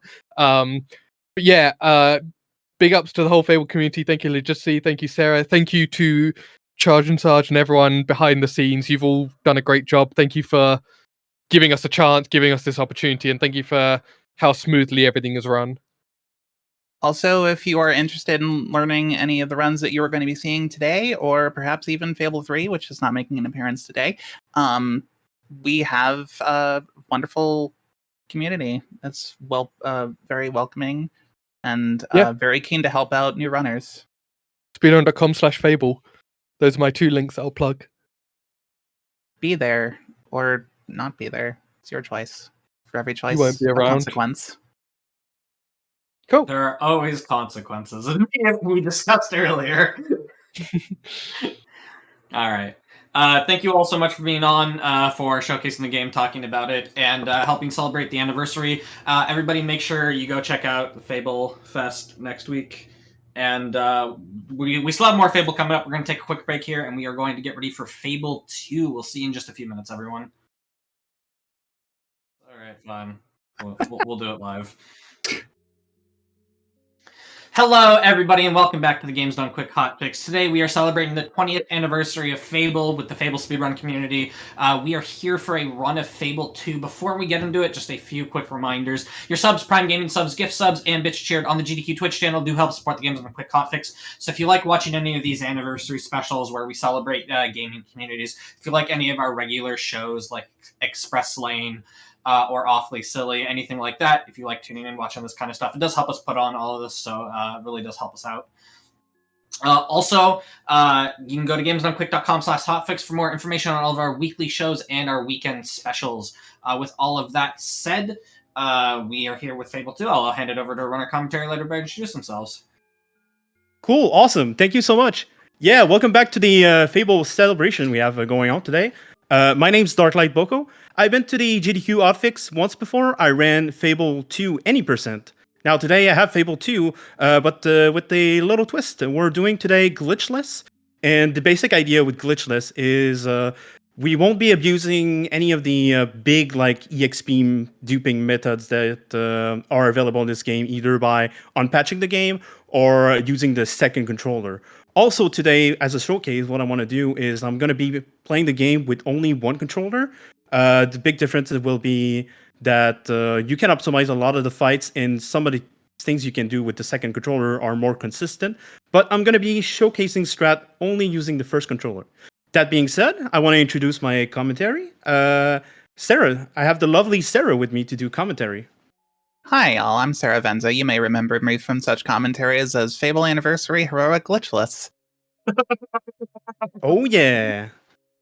But Cool. Well, I'm primarily a Fable 1 runner, but I've actually recently been getting into the Fable 2 run, so hopefully I can provide some level of commentary that's decent on this. yeah, she's been learning this run lately, and she's been doing a great job. So I'm really happy to see her progress. That being said, we shall start in 3, 2, 1, begin. The Fable 2. So, does gender matter in this run? It does indeed matter for glitchless. Do you want to go over it? Yeah, so basically, the reason we picked the female hero for the glitchless runs of Fable 2 is because we're actually going to be doing some trading between shops, and sometimes even actually to the same shop, oddly enough. But yeah, part of that is we're actually going to be buying some clothes, and because you can dress kind of however you want to in these games. Interestingly, though, the female character doesn't have cross-dressing value on male-oriented clothes, whereas the male character would have a cross-dressing value if he were to try and put on some female-oriented clothes. Exactly. So basically, with this this special stat from equipping, specifically in this case, noble outfit, which raises our attractiveness stat, we can take advantage of this stat and allows us to buy many items from shopkeepers at a much lower price.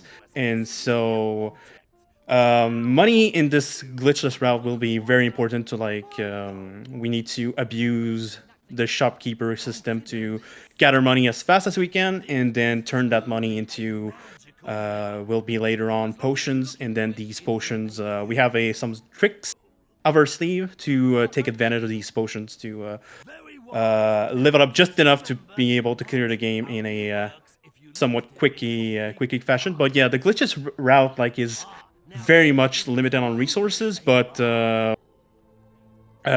we do have enough to buy the necessary spells to speed up the game.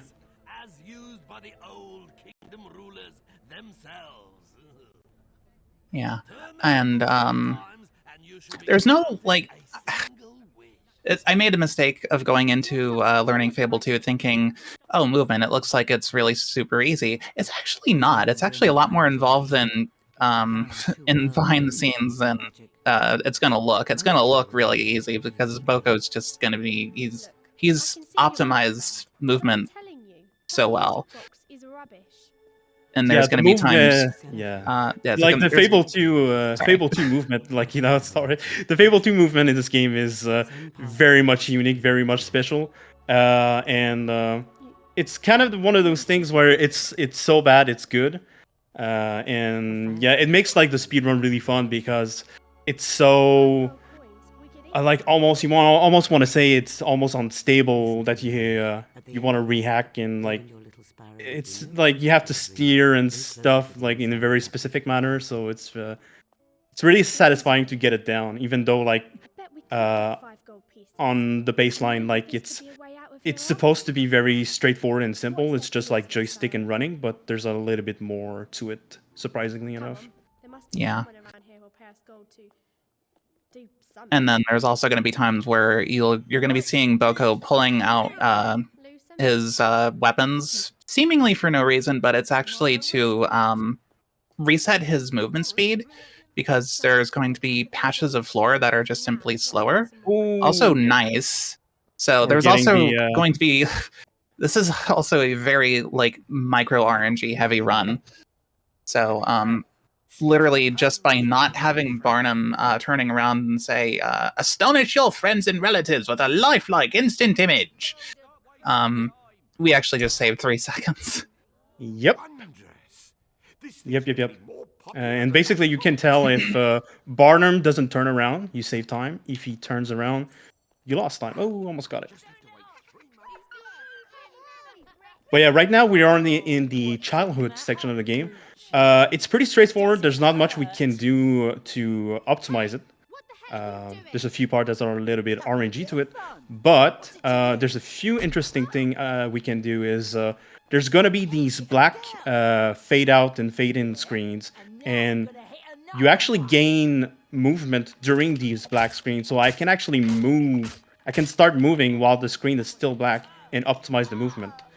And basically what happened after Barnum was actually one of the trickiest movement in the game, where you actually have to do one tap right, and then I take advantage of the first person button to change my camera angle, and then you want to try to sneak into the hallway, which is a very tight timing because the hallway itself is very narrow, and also sometimes there's usually a person NPCs, blocking like, it. Yeah. yeah. What you need is someone nice to look after you. So we're being introduced to our soon-to-be dog companion. Doggo. Right now, we're a little bit too broke to really take care of this poor guy. Yeah. Not that that's really going to change at any point in the near future, but...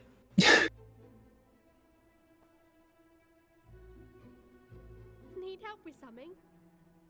Shoot the beetles. And now we're going to shoot the beetles. Shoot to kill. While you're breaking their hateful little heads open. This section doesn't matter too much what we do. It's a little bit better to shoot the beetles. The only important part is to, as long as you kill all the beetles before the lines of dialogue are done, you will be fine speedrun-wise. Like that. And then next up, again, with the fade in and fade outs that I just mentioned with the black screen, same thing here. I'm actually going to buffer this position with the camera, and if I hold it for long enough, I will get this camera when I respawn on the other side, and then move forward, and then there you go, I clear it. And also that allows me to skip a small cutscene with Rose too. Oh, I'm getting cutscene delay. Okay, not too bad. Could have been worse. Gonna pick up the last warrant, sort of. And then the vine is going to be here. Oh, officer, I came There you out go. with stuff lead. Let's find this magpie guy. All right, let's see what we get. Okay, cool, perfect. Very good. Hand over the wine, little sparrow. Very good with the cutscene RNG. Let's go collect our gold from the lady and There the you go. tramp. Yeah, so a lot of this run is actually going to be kind of trying to manipulate NPCs and their dialogues. And then also partially hoping that they don't decide to just do random voice lines or something. Yeah, at inopportune times.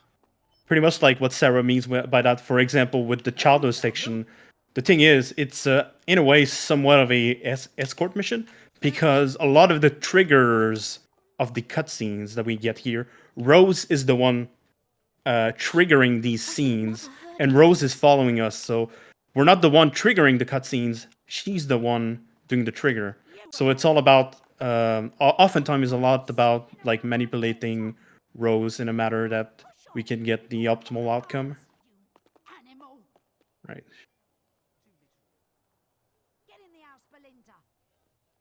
Get in the house, Belinda. What's the matter with you? All right. So, for instance, there, Boko just had himself positioned right there, and Rose was able to just immediately go into her voice line, "What's the matter with you?" as soon as the unfortunately voice-acted character got to his little spot where the play could actually go on. Yeah. Fable 2 and 3 are basically basically play games, if that makes any sense.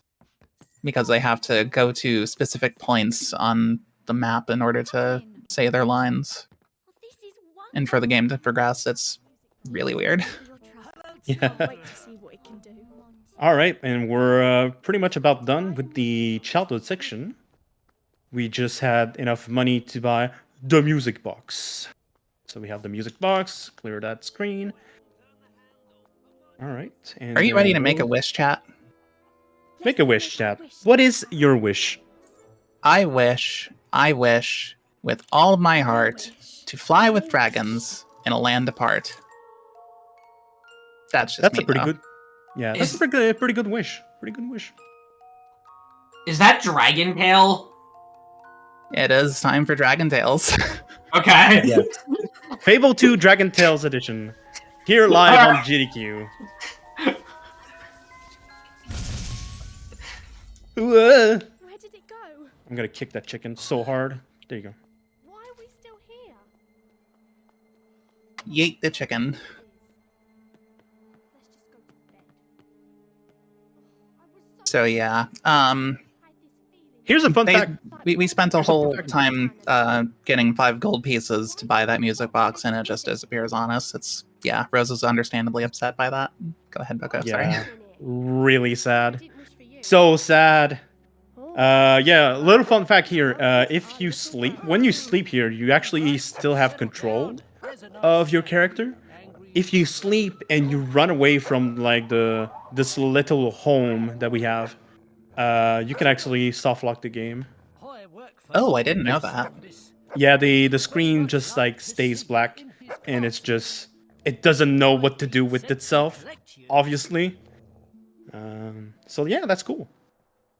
Pretty cool.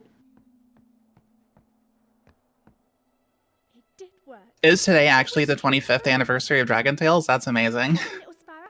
Fable 2 Dragon Tail Edition, I'm telling you. Wait.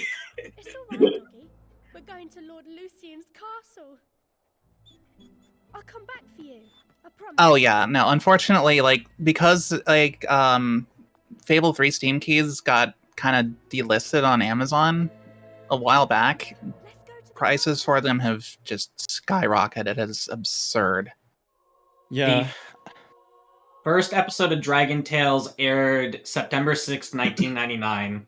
So 25 years ago yesterday. Okay. Close enough though. Wow. That's absurd. That's amazing. All right, chat. You want to see a magic trick? Hello, sir. Here, you can see me, right? I'm gone. Castle every day and think how nice it is. Wait. We both I'm gonna get a better one. Wait. But inside is Almost. Almost. We can do it. Close enough for government work. Close enough. All right. And now we have a mini game coming up. What is this mini game, Sarah? This mini game involves literally just trying to get Garth to stand and stop walking out the door. Where is the grand dining hall? If we're lucky. Yeah, I'm not doing a good job right now.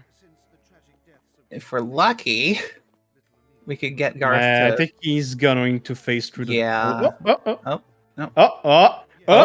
Get him stuck, get him! Yeah! Oh? How you feel about that, Guard? How you feel about that? Talk to us.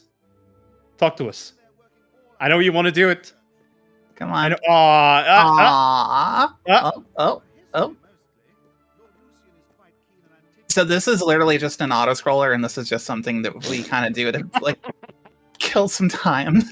Because if we were luckier and we actually managed to get Garth to stop moving, he would have actually kind of flashed lightning out of his hands for a little bit.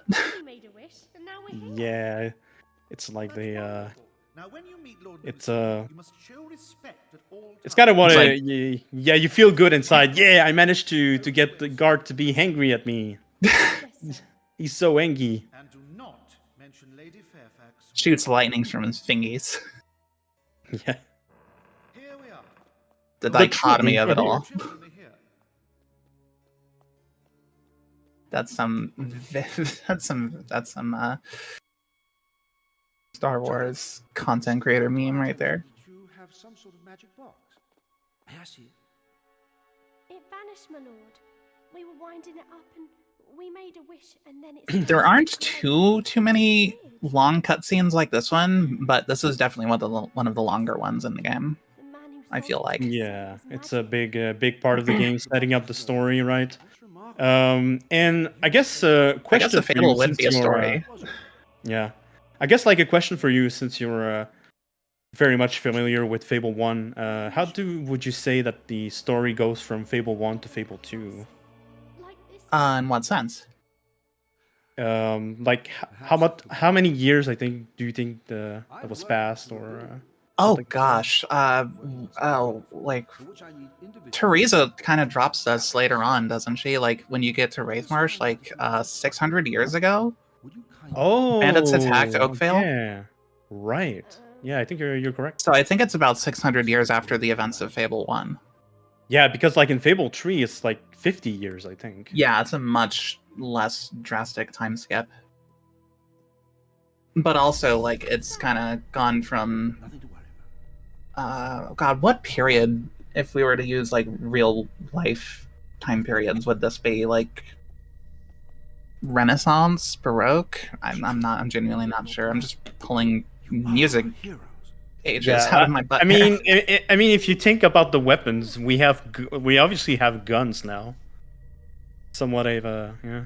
Which is probably, I just realized actually, why there is no armor in Fable 2.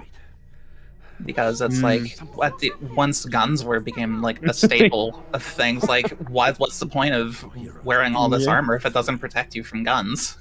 America!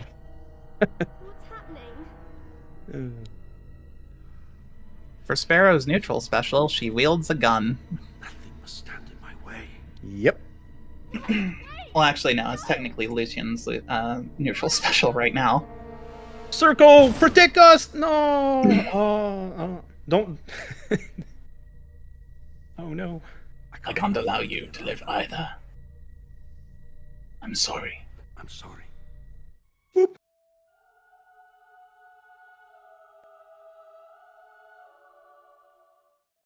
Saving the game. Oh, I guess I can take some time to mention that. Usually when you're doing speedrun of this game, there's a way for you to turn off the autosave. Yeah, it's a little bit wonky, but that day has come. Yeah. It adds up to a quite surprising amount of time save. Probably at least a minute for a speedrun. I've left a few things inside. So, but we're not doing that this time, just in case, you know, Fable happens. It wasn't missed, Stabbage. It was just skipped. Yeah, we skipped the funny cutscene. We don't have time for the funny cutscenes, but we might get some other funnier cutscenes. Possible. True. Our dog companion is a funny little guy. All right, we have a skip, by the way, coming up. So we got more weapons. We're going to do safety off. We're going to destroy the barricade, trigger the cutscene, go a little bit here. I don't have sound cue. I'm assuming he said the line. I'm assuming because I don't have game audio right now. I'm assuming he said the line. I didn't need to pull off the... Yep, I got it. Your attacks will have no effect. Remember yourself. Nice Teresa skip. Thank you. Yeah, really happy about that because... the reason we did that,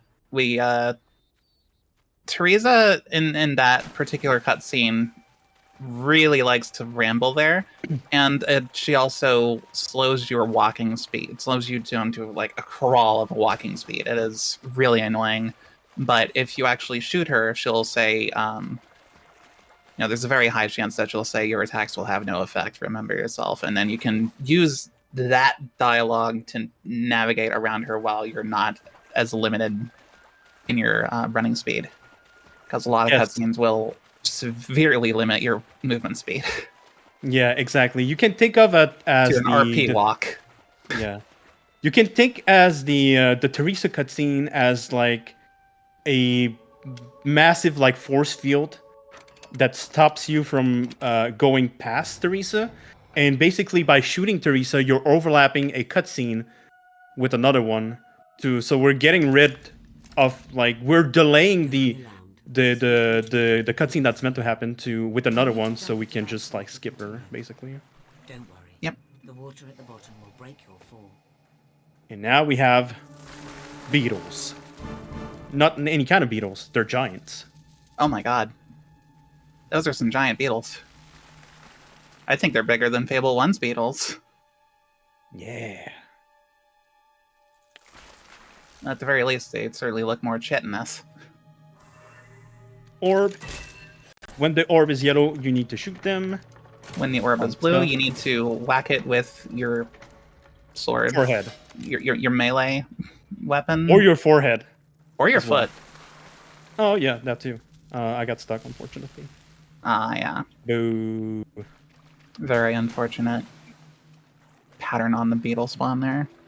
Yep.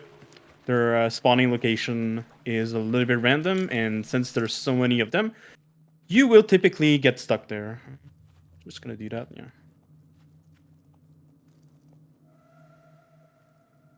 Yeah, this is one of those areas where, like I said, you're going to see Boko pulling out weapons and swapping. Because it's, yeah, there are patches of floor that hinder your movement speed, but if you pull out a weapon while you're running at kind of mostly max speed, you'll actually preserve or reset your speed back to the maximum. Really handy. Yep.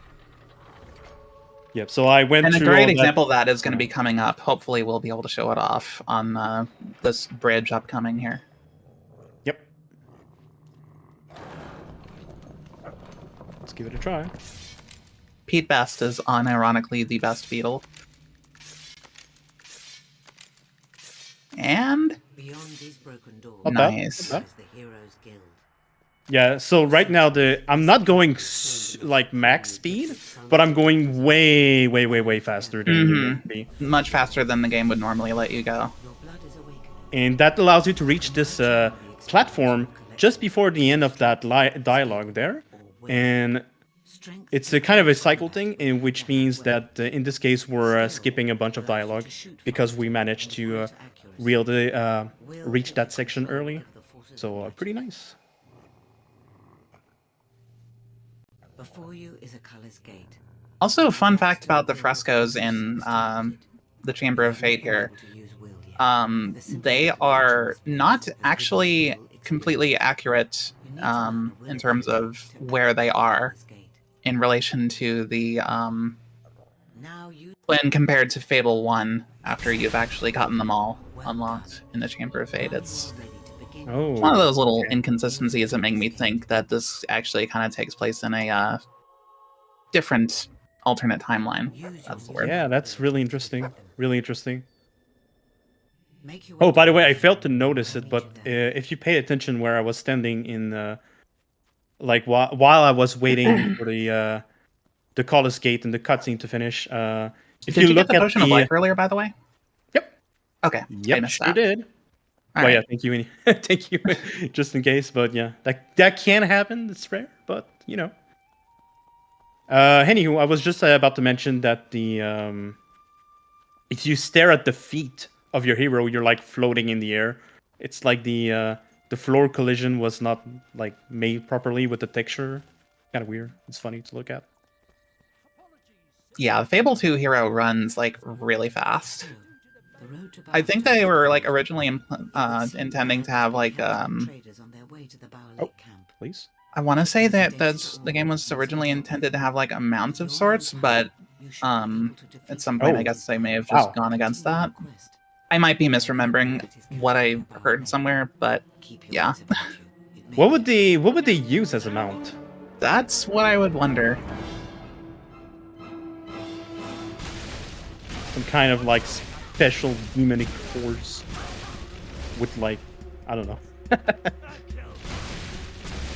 But yeah, we have to defeat. Oh, they did want a horse. Okay, the horse. Right.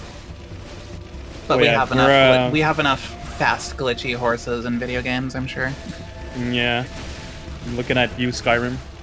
Which would come out, what, 3 years after this game? Yeah.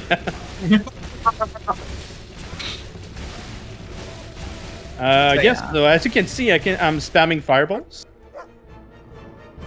That's pretty much the fastest DPS we have right now. The only thing we have. Fag is a mini, and so we are going to be completely justified in killing him. Yeah. Nobody kicks our dog and gets away with it. Oh no, Serene. Oh, I didn't mean to get there, but that's fine. Whatever. I typically do one small movement to the left, which usually mitigates the amount of time he decides to attack. But like right there, I got lucky where the shot got in between fireballs, so I didn't get delayed. Yeah, I didn't see any pretty good. slowdown there either. Wow. Yep. Not bad, not bad. All right, this is where like the money routes, the big RNG money routes begins. Getting the shot for 300 gold real quick, and then we're gonna be warping over here to head on to market, and this is where the crazy stuff begins. First split, perfect. All right. Yes. Well, at any rate, first step is to sell the potion of life we just pick up. I am going to confirm the price. Oh, I almost pressed the button. I almost pressed the button. Okay. Already some bad luck. Not good. I didn't quite catch the price there. What was it? It was 2,000. 2,000. Okay, this guy's is here. Good. Okay, cool. All right. Cool, that's a little bit better. We're not going to touch the Teresa circle. Yeah, so first entry into Bowerstone Market here. And I think until you actually trigger the Teresa cutscene there. Correct. The time is actually set to end frozen at 3 p.m. And then I guess it's after the Teresa event is triggered. You actually, it kind of unfreezes it, I think. And then also, I think this is a recent discovery too. It feels like it anyway. Somewhat. It actually starts a sale in Bowerstone. And we kind of like need to utilize that, but also navigate around it.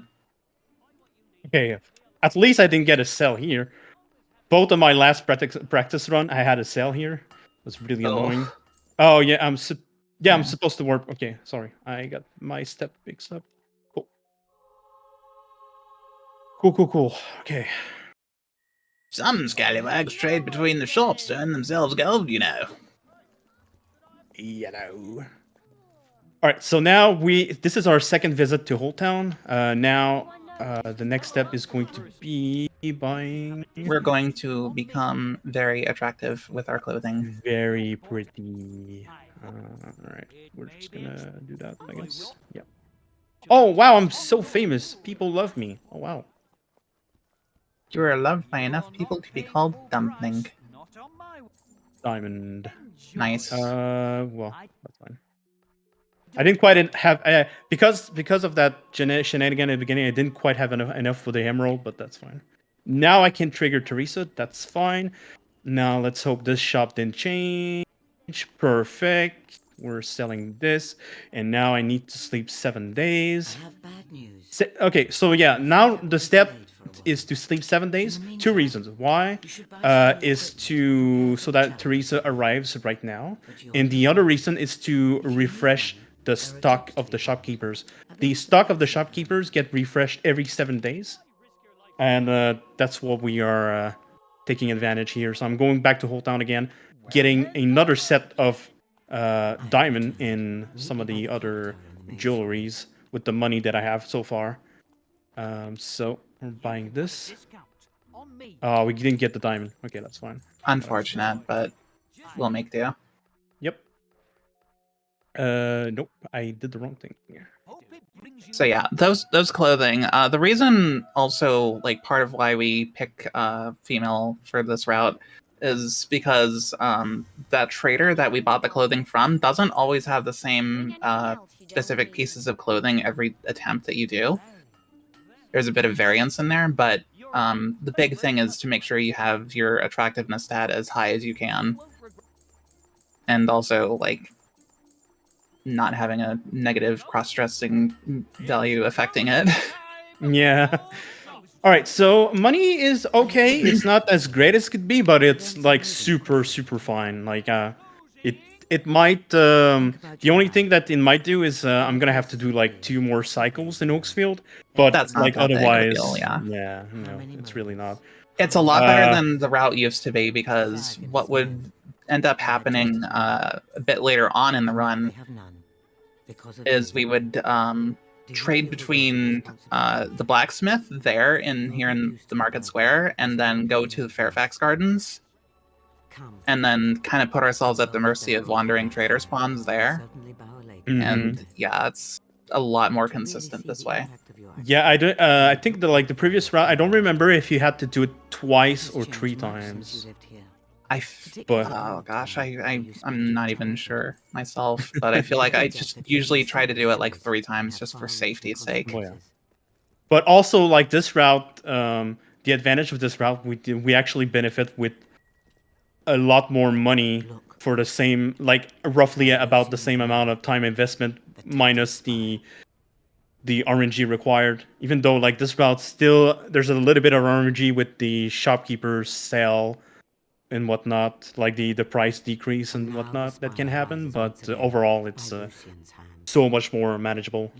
So it's pretty cool. Documents which foretold the coming of one who would stop him using the spire. Yeah, there is a cutscene here.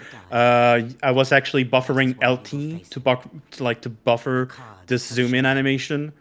That gets into a cutscene. Press start to skip the cutscene, and yeah, and now we're skipping this, and then we're going to warp back to Old Town and proceed with the game with another detour. Actually, I'm gonna be making soon. The road to Oakfield. Old Town.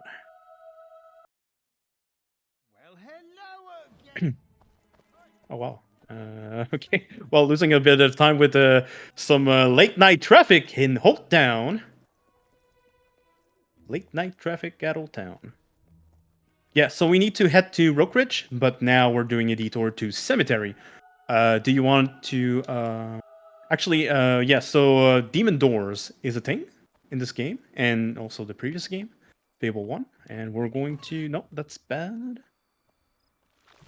Kick the chicken, right, delay a little bit, and we got the cutscene skip. So I missed the first kick, but at least the second chicken, I kicked it pretty good, and I kicked it into the demon door fast enough that I actually skipped some line of dialogue. So not too bad, not too bad. Pretty cool. Yeah, so this detour is like super mandatory for any speedrun of this game except the unpatched 360 version. So this just has some EXP potion that are going to speed up the beginning of the game by quite a bit. So gonna pick that up and then warp back to Old Town Cemetery Road. And then we have one more EXP pickup before I start buying the necessary recipe for the beginning of the game. And while I was rerouting there's a silver chest here for 5 silver keys. While I was thinking about rerouting this game, I was thinking about a route that grabs 5 silver keys, so I can grab this chest and also this chest. There's a chest nearby. There's also 5 silver key for Ruby. Okay, so now I'm gonna buy stuff. Undo. And 5 silver keys is Switch. actually fairly easy to get as well, so... Yeah, early on, it's not that big of a time investment. Like, you actually have 2 choices. Either you're trying to grab the silver key before going to Rookridge, which you do have to do a few detours for that. Yeah, 2 shots. Or you can grab them later, because you know, there's a few silver keys that are like in the way of the run. Where, for example, in Oaksfield, when you're going to the habit, there's a silver key right in your path, and there's also a silver key you can grab for no time lost in the Wellspring Cave. So yeah, the ruby is at least 1,000 gold, and then the chest that I mentioned at the entrance, like just before the entrance of Rookridge, is 500 gold. And then the 5 silver key also benefit with the chest in Bowerstone Market for another Potion of Life. Potions of Life, by the way, that I forgot to mention, very important pickup for the run. because it you can sell that for around 2,700 gold. Yeah, that's like a very huge first thing to be picking up, and I think Yeah. all the routes do it. What? I can't. What? I've had I that could. happen all the time of late. Okay. Like the cutscene kind of bugs out, and then the hero's like holding a weapon, but not actually. I couldn't So I can't weapon swap. It's not the first time that I ever had that happen, but it's been a while. There's something glitching in the background. It seems weird. Anywho, I thought this was a glitchless run. Oh darn it! I'm gonna reset. Sag. Ah. Yeah, this cave is really fun for movement. It's quite involved. Oh, it's very involved. Like, oh my goodness, I'm on. I have a practice save specifically for this in this whole cave. Yeah, the surprise is there. Oh yeah, a hard right here. Yep. Oh And yeah, then that's really good. Another kind of hard left here. Yeah. Yeah, that's super clean so far. Really clean Okay, movement. there's a little bit RNG with the store as well. Hops. Okay, good. Yeah. Oh wow, that's super good. Nice. So good. That's really good. Really good hop cave so far. Wow, that's really good. That's really good. Oh my goodness, oh speed. My... Dude, I'm carrying all the speed. Ah, that's so good. Very well done. Very well navigated hop cave. Oh my goodness. And even with autosave right now, it seems like I'm gonna be still quite a bit ahead of my PB, so that's cool.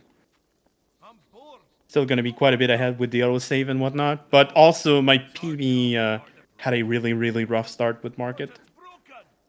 So no surprises there. And here we are, Oaksfield. Yeah, I'm like 2 minutes ahead. That's wild.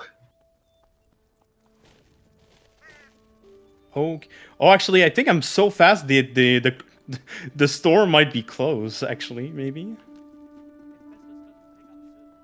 And we'll find out. Gosh, yeah, you are here really fast. Town Crier is just now saying, "Oh no, he's there! Oh, up. thank God! Thank God! Oh no! There's a sale! How many days? I forgot to check.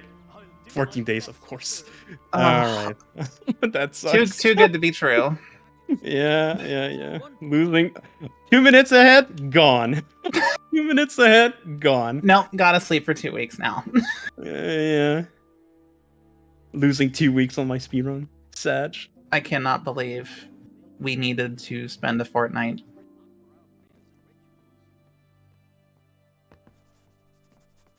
Okay. Right, I can't. I just wanted to say the word Fortnite. Fortnite. All right, gonna make sure. Perfect. All right. So, you can go ahead. I'm gonna be quiet for a while. Okay. So, what Boko is currently doing now is going to the bottom of this trader's buying menu, so he can buy the most expensive of his weapons, and he's also currently also buying and selling the shop for some price control. So it's kind of landlord simulator at the moment.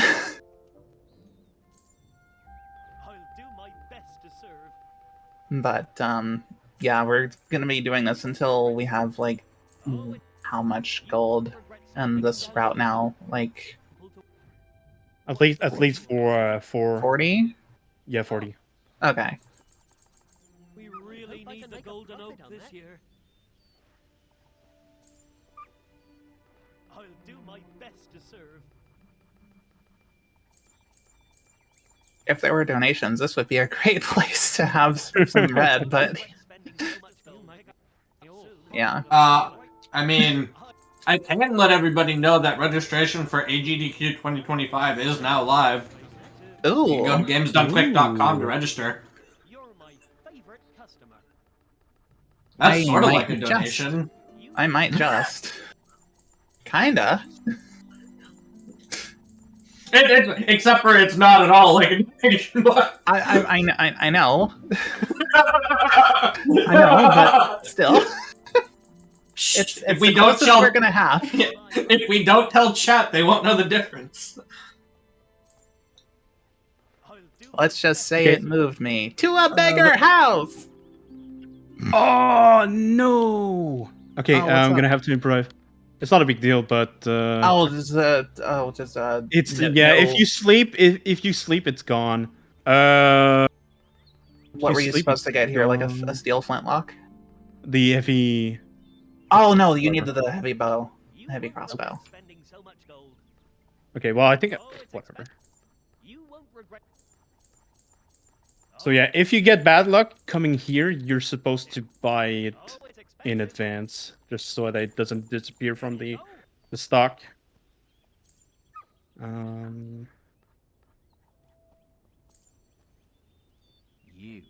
right. Missing quite a bit. Okay, well, I guess we're gonna roll with that. That took, unfortunately, that took a lot more time because, you know, I had to sleep twice to remove the sale going on at the shopkeeper, and also resetting the. I feel like resetting the stock, you actually get less expensive weapons in the queue, like the stockpile, and that makes the process a little bit slower, unfortunately. Yeah. The abbot is quite nervous. The silver key there that I mentioned was right there. Yep. And yeah, at least you know, I'm gonna be curious to see the split, but yeah, I was ahead, so it's not that big of a deal. We're still doing just fine pace-wise.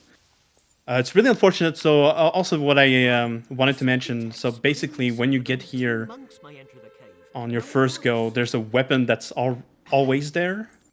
It's called the Heavy Hoke crossbow, and it's a very, very good weapon for a dungeon coming up in a skip that we're going to be doing soon. Now, with the weapon that I bought instead, we will see how it does. The blessing must go forward if you're It's going to be very interesting to see. Oh boy, menus. Menus. Alright, so we accepted this quest from the abbot to proceed the main story. Now, what I'm going to do is activate the bard. We're going to accept the other mandatory quests we need to do next with Barnum. So take the quest. So you'll get rid of all the bandits in Rookridge? Rookridge? Yes. I'm going to wait for this bard to talk. There you go. Warp to the quest. Points of interest, and much more. I suggest you look at your quests now. Warp to the quest.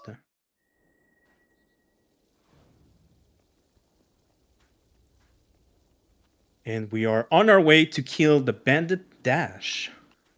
I wonder why he's really called quick. Dash. Well, he's called Dash because he's really quick. Unfortunately for us, we're really quick as well, but we're not at his level of speed. However, we have We the don't brains. need to be. Yeah, we have the speed and the brains. We but have the brain to especially do the brains. thinky good. Yeah. Alright, so this is a bit of a cutscene. You're not allowed to leave this room for a little while, so I'm just gonna get rid of the bandit. Looks I'm doing almost enough damage to kill them. Sometimes not, sometimes yes. Not quite. There's one that survived, so now I'm just gonna get rid of him. Alright, move a little bit. Not too much, otherwise he's run away. 1, 2, 3. Oh, he shoots the... It does shoot a little bit faster, which is nice, I guess. Alright. Oh. Do you have any planes stumped in speed yet? Yes, I have level 1. Oh, okay. I have accuracy level 1 and speed level 1. And Dexter Styles too, I'm guessing? Yep. Okay. Yeah, Dexter Style level 2 Which means you can actually roll. I was gonna ask earlier if you had Dexter Styles because you said we were gonna roll with it, but like we can't roll in this game without Dexter Styles level 1 at least. Yep, level 1 is the rolling, and level 2 is crucial for the speedrun, at least for this part, because it allows us to aim. You cannot shoot dash if you don't have Dexter Style level 2, so that's why it's very important to have it early on. And obviously, if you taking advantage of like the skill weapons later on during combat, Dexter style actually deals like it feels like 10 times more damage if you're aiming with Dexter style instead of like not aiming with it. Yeah, so it's really it important. definitely makes your ranged weapons a lot better. Thanks to you, the way to Bowerstone is now open again. There's a lot of people. Oh. Yeah. Should be enough. Now you can go back to the abbot.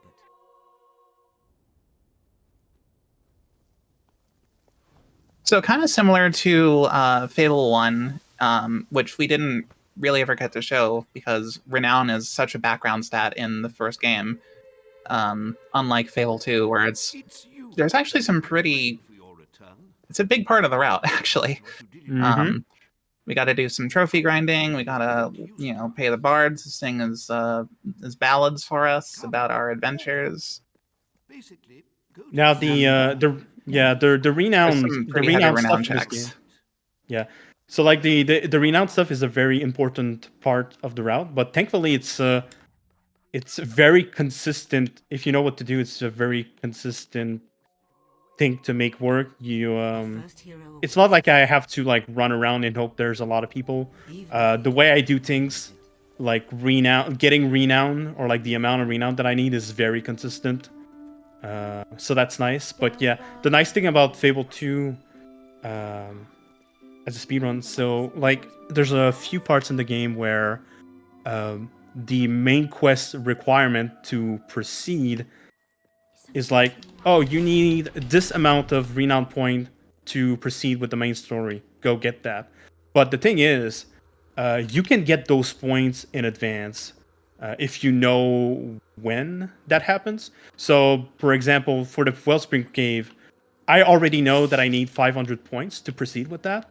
And so I set up the route in a way that I get those points in advance. So yeah. And I say that because, for example, in Fable 3, as a speedrun, there's the same thing that happens in Fable 3, but in Fable 3, it's you can only get the points when you're at that specific point in the story. Meaning that if you try to get seal points in advance, it won't actually speed up or help you in any way. You're actually making it worse, because I believe in Fable 3, the more guild seal you get, as you're getting guild sealed, it's become harder to get them unless it is like by NPC talk, because NPC will always give one seal point no matter what. So it's a kind of an unfortunate part about the Fable 3 speedrun that you cannot optimize. But you can't do that in Fable 2, and that's pretty cool.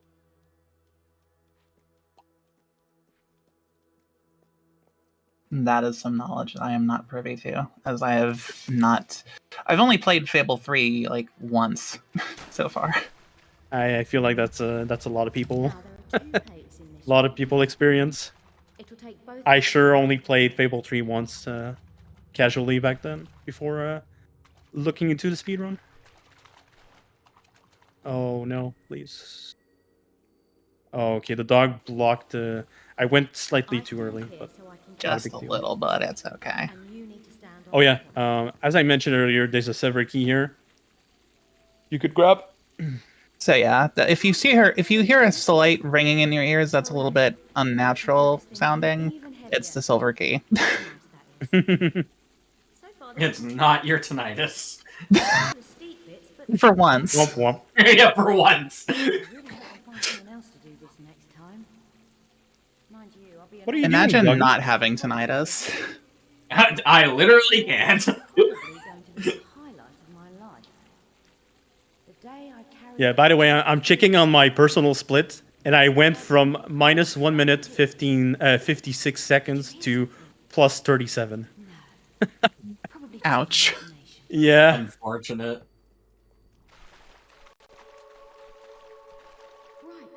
Those pesky sales. Gosh darn it. Glitchless route, baby. Whip, whip. You know, Okay, Etom's let's see bringing if up a good point. It could be both the Silver Key and the Tinnitus. This is where you come in, right? I didn't know they did that. They must be trying to protect the water. Bloody. Bloody heck. Alright, so our main DPS here will be Oh, Inferno the whiff level on 2. that Inferno. And we're going to be using the bow as a single target DPS. So if there's one enemy, you use the bow. If there's many of them, you use Inferno level 2 as AoE. Cool. Alright. Was a little bit No whiffs not on the the greatest, last one, but, at yeah. least. Yeah. So Inferno is one of those unfortunate things where it deals a lot of damage to certain enemies, but it also like has this unfortunate tendency to miss. Yes. When used as there an is, AoE. Yeah, this oh no! Damn it! I turned too soon. There's this phenomenon that I always call the Inferno miss. And Inferno missing is pretty much where, because the Inferno spell, it's kind of a wave that grows in radius when you release it. And basically, if the enemies happens to be in between the wave, you can completely miss them.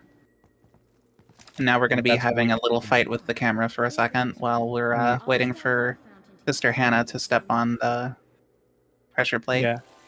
I'm not doing this to be annoying, it's actually what I have to do. Okay, there you go. Just have to wait until this thing. Yeah, so funny thing about this game, it's kind of camera shy. Some events unironically just happen a little bit faster if you were not looking at them. They're camera shy seems to on help GDQ. anyway. They're camera shy on GDQ. Oh, how cute. Die. You'd think if they were really hollow, they'd make a different noise when you shot them. I can learn force push. Nice. I don't think I've ever used Fable 2's Force Push. Good. Nice. Good. Yeah. Fable 2 doesn't have that many spells, but there's a few of them that are more support-based spell. The main DPS one are shock in, like the main DPS spell without like gimmick attached to them are shock in Inferno. Inferno is generally better for the speedrun because it's instant damage. It's instant damage rather than shock. A lot of the time shock does just a slightly bit more damage, but shock has the advantage of never missing, but the shock damage takes a little bit more time to build up, which is why we oh, oops. I would think, I thought it was like never missing with an asterisk, the asterisk being like if you have too many enemies surrounding you at once. Yep. There is like a cap on the amount of enemies that you can hit per spell on like and how long you've charged it and stuff too. Yep, and the cap is based on the tier of the spell that you can cast. So yeah, exactly. Yeah, I don't have the exact numbers, but like a level 3 can only hit like let's say 4. Then level 4 is 6, and then level 5 is like 7 or 8 or something. Where on earth? Where on earth? Hey, come back. Who knows what's on the other side? You think he's all right? Yeah, I haven't really talked about it too much, but this whole cave, again, it's kind of an escort mission. A hammer is the one with the triggers. The triggers are based on hammer. So it's all about trying to manipulate hammer in a way that we can get those triggers. Okay, it took a while, it feels like. I feel like the dog took a while, but whatever. What you got there? Oh, I was expecting you to be able to... Oh, you can. Yeah, you can't pick it up. You can't shoot it, though. It's,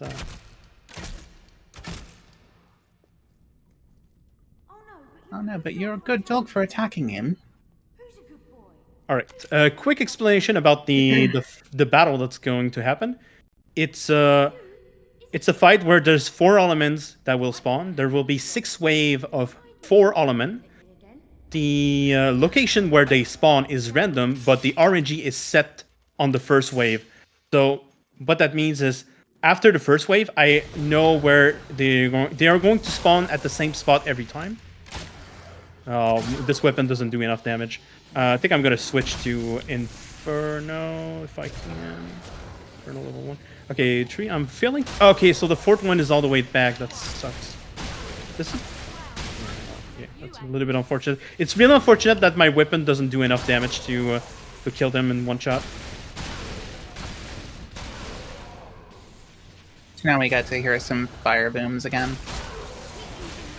So yeah. So what I'm gonna do is AoE level 2, and then shoot the 4th one in the back. Repeat that process until the boss spawns. And there you go, the boss is there. Now the other thing is, let's find out if my weapon does enough damage for the knockback. Yes, it does. Okay. What? Wait, that killed him so quickly. What? That was like, what, 4 shots? Or was it 3? Yeah, like 3 or 4? That's so weird. It did do, like, the weapon didn't do enough damage for the normal element, but, like, this guy just died from that. What? That's so whack. That's so weird. Alright, go hammer. Alright, cool.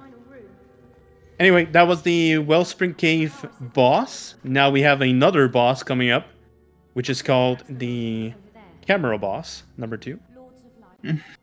Coming up. Coming up really soon. As new life rises, so shall we. Yeah, now I'm fighting against the camera. Nope. No, Tapping no. the left bumper. No, I actually I'm. Oh, I could probably do that. Actually, that would also work. Yeah. Yeah. That's actually smart. That's actually smart. What is it? That's the with Tilda strat, right? She was I know when I was watching her stream, she was pressing these buttons a lot. Yeah, I think I picked that up from Faye too. We have to get to the temple. One of Lucian's There you go, out of there. Go after her.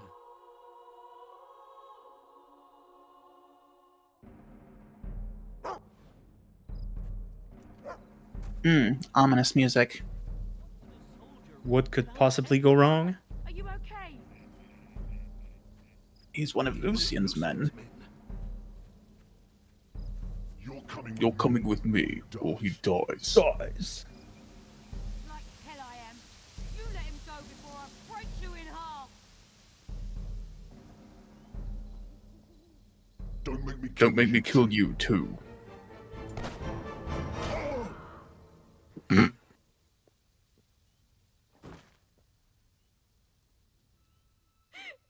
Just getting the spin going. Wee! I like the coat. The coat is the coat physics. Wee! I'm like a ballerina. Wee!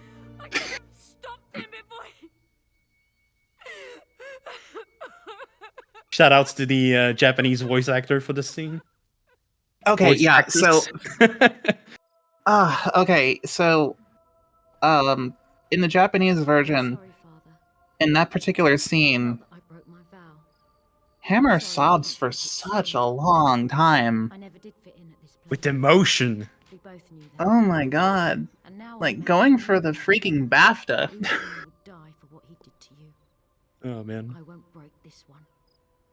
Sister Hannah. But yeah, we have one more small section or like event to do until we take our first break of the run.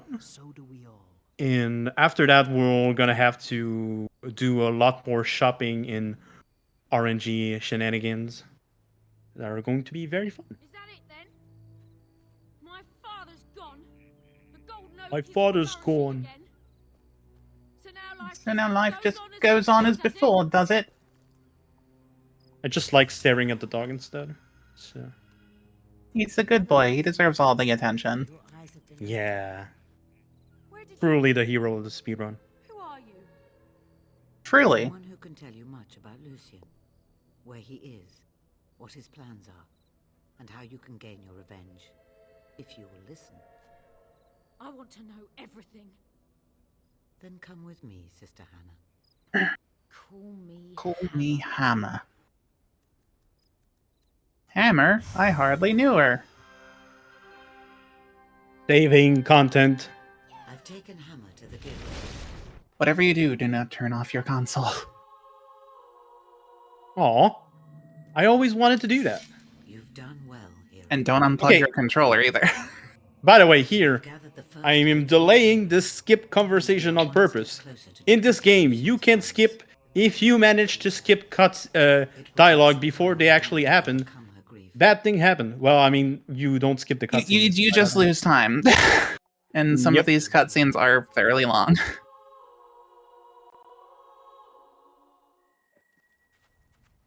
I wanted to do. I was trying to do the Your strat where you Huckleberry, don't that is actually literally 90% of all of the quotes that I do of the first game. I believe there is I'm like convinced that's kind of what got me into slight impressions come back to the guild as well. Speaking of impression, we have a pretty good one coming up soon too. Of a radical nature. Someone or something is coming your way. I have never felt anything like it. Switch back to time stop level 1 before I forget.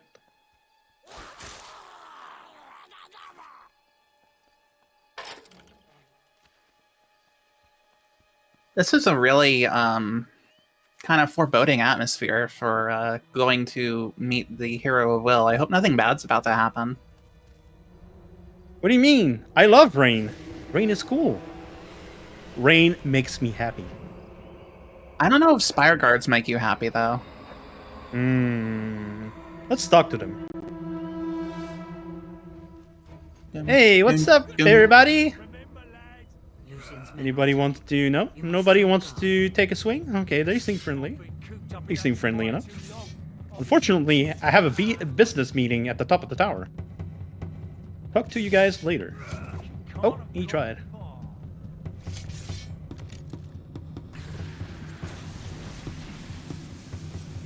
Okay. Alright, we're about to take our first break, by the way, in like a minute. I'm scared of you. You're a freak.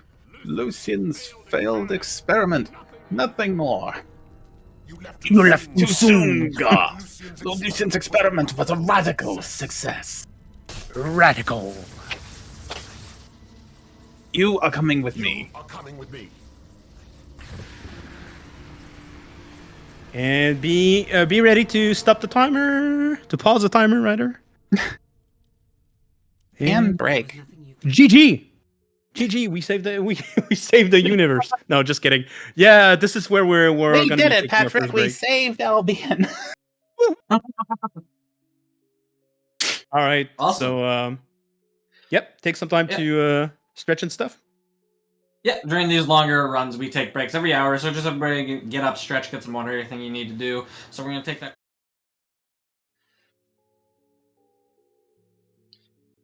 Hello, everybody, and welcome back to the Games Done Quick Hotfix. Today, we are celebrating the 20th anniversary of Fable. We're in the middle of a Fable 2 run. I'll hand it right back over to y'all whenever y'all are ready. If you wanted to give it just a quick 3, 2, 1 countdown. Yeah, cool. Thank you so much. So yeah, so in the point of the game, we Gart just got captured, but that's not important because right now we're about to go on a shopping spree. So countdown to resume in 3, 2, 1, go. All right, first thing first of business, we're going to be trespassing, sleeping 12 hours. This is important to make it daytime when we get to Bowerstone Market in a bit. So right now, we're just going to warp to the next questing in the Guild Cave, and then after that, we're warping right back to Market. Lucien's strength grows ever more formidable. And I'm probably going to be quiet for a while. That's awful machinery. Go to the combat courses in Bowerstone and talk to Jeeves. Right. The task. Okay, so first thing first I'm gonna do is buy the potion building, and then I have to hope the shopkeeper's there. I don't think he's there though. Okay, sometimes he's nearby. He is not.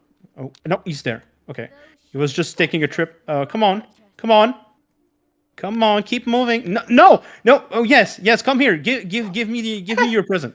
Give me your present. Come, come, come. Thank you. Sure, I'll take that, I guess. That's what am I something. doing? What am I doing? Infused will, concentrate XP. Okay, that's a very good start. Will. That's a very good start. Ooh.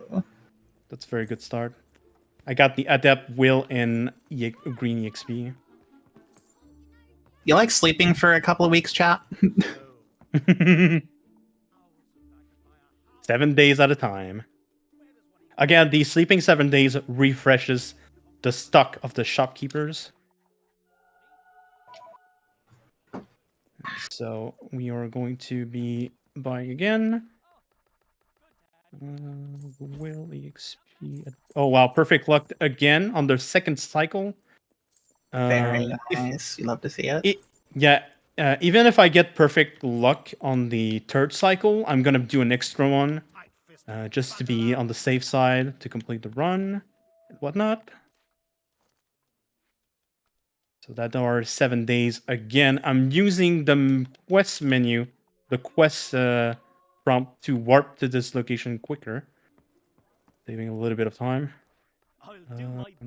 Ooh, what we got? Okay. Oh, that's not bad actually. I mean, that's still pretty good, yeah. Okay, cool. We're gonna make one more cycle. Gonna make one more cycle.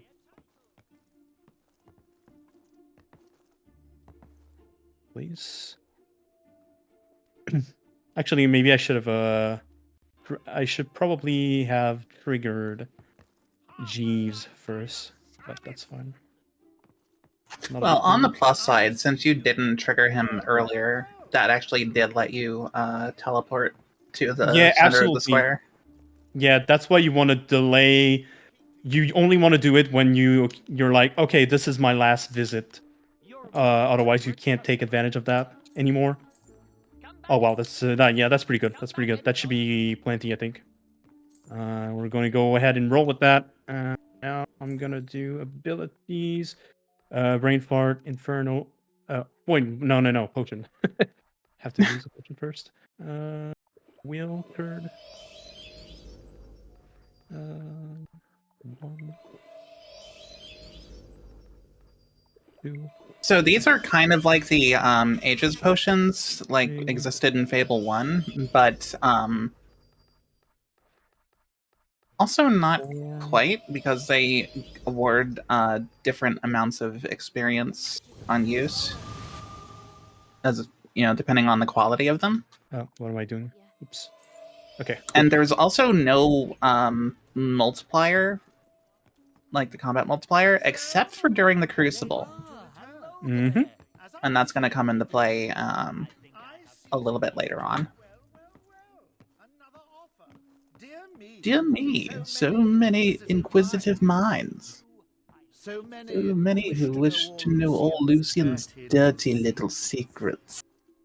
Well, everything you want to know is all. Yes, to explain a little bit more about this section, the goal with this section is to, 1, buy enough potions so that we can get Inferno level 4 and Inferno level 4 and Time Stop level 2. These spells will allow us to clear the upcoming section until the Crucible in a optimal manner. Like especially like Inferno level 4 saves so much time, so it's very, very much worth it. Also, it allows us to grab a few more extra potions that we'll be able to carry into the Crucible. More on that later. And then, there's this cutscene with G's that we need to progress with the game. And also there's this bard to get a little bit of renown. It's like, as you can see, like the bard attracts a lot of people. And that is really useful because once the cutscene is done, I will be able to take advantage of this and easily do a little bit of trophy grind to clear the upcoming requirement for the Crucible, which is 2,500 renown points. So I can do this trophy up to 6 times. There you go. Very good. Why not? Let's... Oh, cool. Cool, a potion. Nice. Some more potions. All right, and now we're ready to leave, but we have one final detour. Is gonna be getting the Red Harvest trigger, or like quest rather. And now we're warping to our next. We have a boss fight actually coming up. You really want to pay attention to the this boss fight coming up, by the way. Oh yeah, no, this is very. Yeah, I really hope I pull it off first try, but yeah, it's something. Okay, so I equipped time stop level 2. If Boko does it right, it's a blink and you miss it kind of deal. Yeah. So time stop level 1, I did it a little bit earlier. Hopefully that's not a big deal. Also, shoutouts to Danger 01 from Fable 1 playing here, combat theme. Please. No! Might have to do it again. That's fine. Yeah. I was slightly off in the positioning. Yeah. Perfect. Alright, we got it. Much better. Well, I mean, we got the first phase. Oh, wait. Gotta hurry up, though. Gotta hurry up. Oh. That's fine. Got it. Still laughing.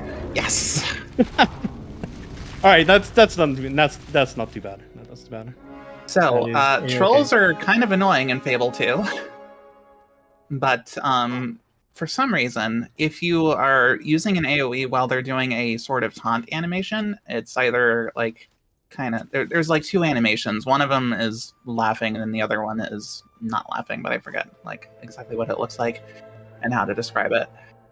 Yeah, he's walking around, walking in place. Yeah, trolls normally have, like, this protection from AoE attacks, basically.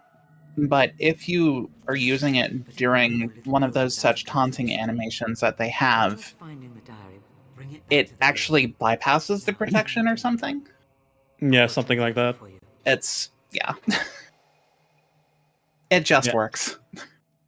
The idea is that if you can find a way to hit them with the AoE during their taunt animation, you can hit all the weak spot at once, but getting a taunt means that you have to get hit. So the idea is that you want to get hit, get up quickly, and then run up to them, do the AoE.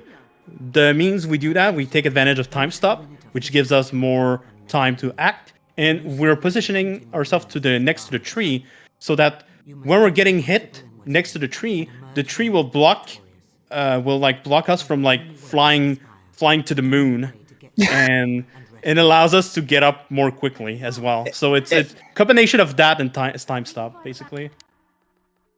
Yeah, it minimizes our ragdoll physics just for a little bit. Yeah, pretty much.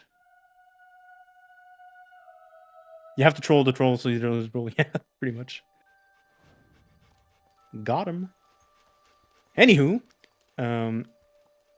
up next, we are heading towards the Crucible, so we need to go to the Bandit Coast. But first, we're doing a detour because we need some renown. Yeah, there's a side quest here that happens to be over here, so that's very convenient. It's also really quick and also really evil. It's called the Red Harvest quest. We're going to be helping out the bandit, killing a farmer that's in Brightwood, because the bandit really want the secret stash. Name is Giles. 1, 2, and that was secret 3. Stash. That was 3, wasn't it? Yeah. No. Yeah. Time to jump. I don't know. No. It's pretty high. Good. About time Harper sent us. Call me Ripper.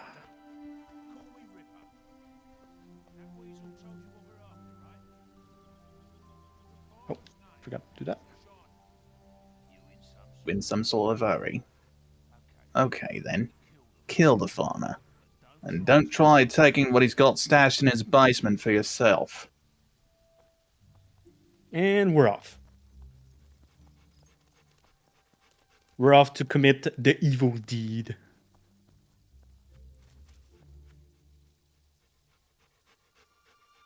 So again, like I said, I actually feel bad when I do this. Yeah, but like I said, we really wanted Inferno level 4 for the upcoming section. This is one example. It's a minor, like, yeah, it allows you to kill Jills with a single fireball, so that's pretty good. If you were to only have level, like, Inferno level 3, it would take... Oh boy. Oh. Fable 2. Yeah, if you were to have only Inferno level 3, it would take 3 fireball to kill, which takes a little bit more time, not that much, but that also means that you're more at risk of dying by getting shot as well. And then there's plenty of time save in the next section coming up too, that Inferno level 4 is really convenient for us to have.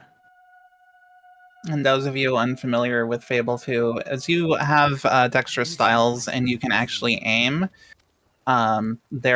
you'll hear some kind of pitched up Scottish voices insulting you throughout, places.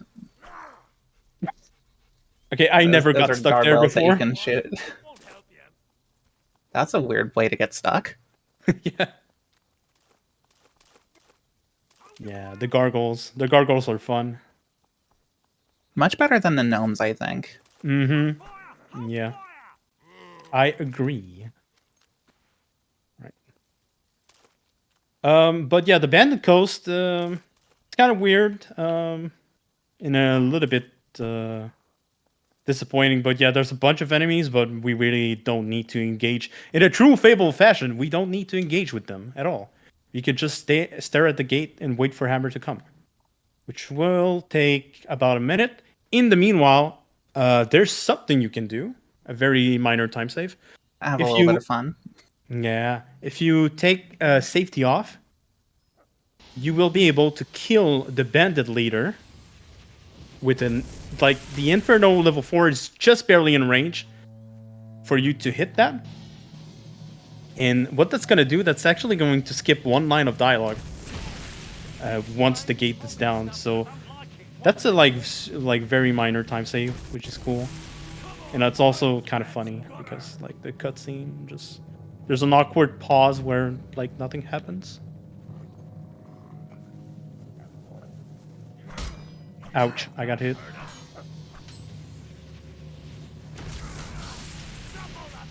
Something that you can kind of do if you had Raise Dead is use the targeted version of it and actually summon them on the other side of the gate. That's right. That's right. And it can kind of bring some of the more outward fellas over there. Like, aggro them, basically. Doesn't look that tough. Doesn't look that tough. Hey, I got the time stop level 2 swag in there. Nice. Charge!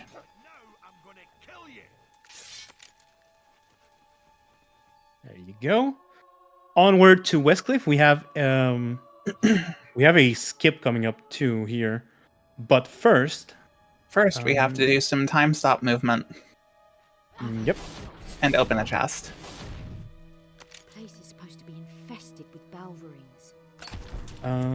For sake of safety, I will take all of these things with me for money. That's about 5,000 gold right there, just that. So very, very nice. Probably gonna get stuck there. There you go. Oh, I got the good cycle. Nice. Made it just in time. This part, like, you basically have to get to this trigger on a like it's a cycle based with the cutscene. Okay, and here it is, the lidded skip coming up. Let's see if I can pull it off. I have to be a little bit careful here.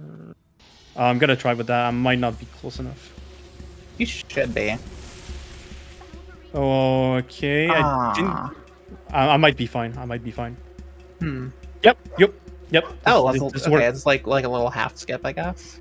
Yep. Sort of. This is yep. Interesting. This is it. So this is what I was referring to as the half skip, which is still very, very good. You basically, if you get the quicker skip, you will see Lilith laugh right away.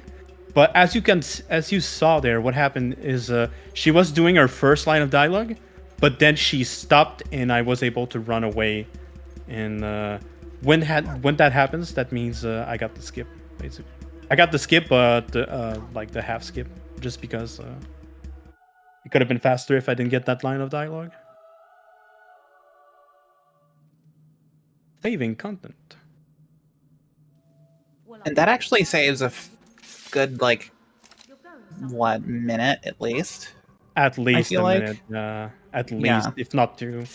Yeah, because you have to normally walk down here with both Lilith and Hammer. Oh yeah, the Lilith itself. Yeah, attacking Lilith, it's something like 15 seconds probably in that range. And the fact that you can do that Children, skip, yeah. I bring save you flesh. Right, I'm gonna take one hit. There you go, perfect. So far, this was like the opener of this fight is the Stigerius one. The rest is consistent. Just not too fond of caves anymore. That's all. If you do it right, rather. But yeah, the first two Balverines are a little bit scary sometimes, but usually if you just stand in the middle, it's fine. I'm gonna wait for the first Balverine, and then I'm gonna wait for the second one to swoop in. Swoop! Die! And He then really the did last swoop one. in. Yep, and then I'm gonna wait for this one. I should have taken one step to the side so I can attack this one quicker, but that's okay. And then next here, this should allow me to guarantee the last two. And I'm gonna use the line of dialogue to time it. Nothing, something we can do. There you go, perfect. Nice. Go in. There you go. Trigger this. Move hammer towards here. Perfect. We got the cutscene. I'm gonna get the XP. Right, one bridge coming up. Keep those buggers off me. And we only have the boss, the Balverine boss, and it's gonna be real simple. Just gonna be. Which also just so happens to be paler than the other ones.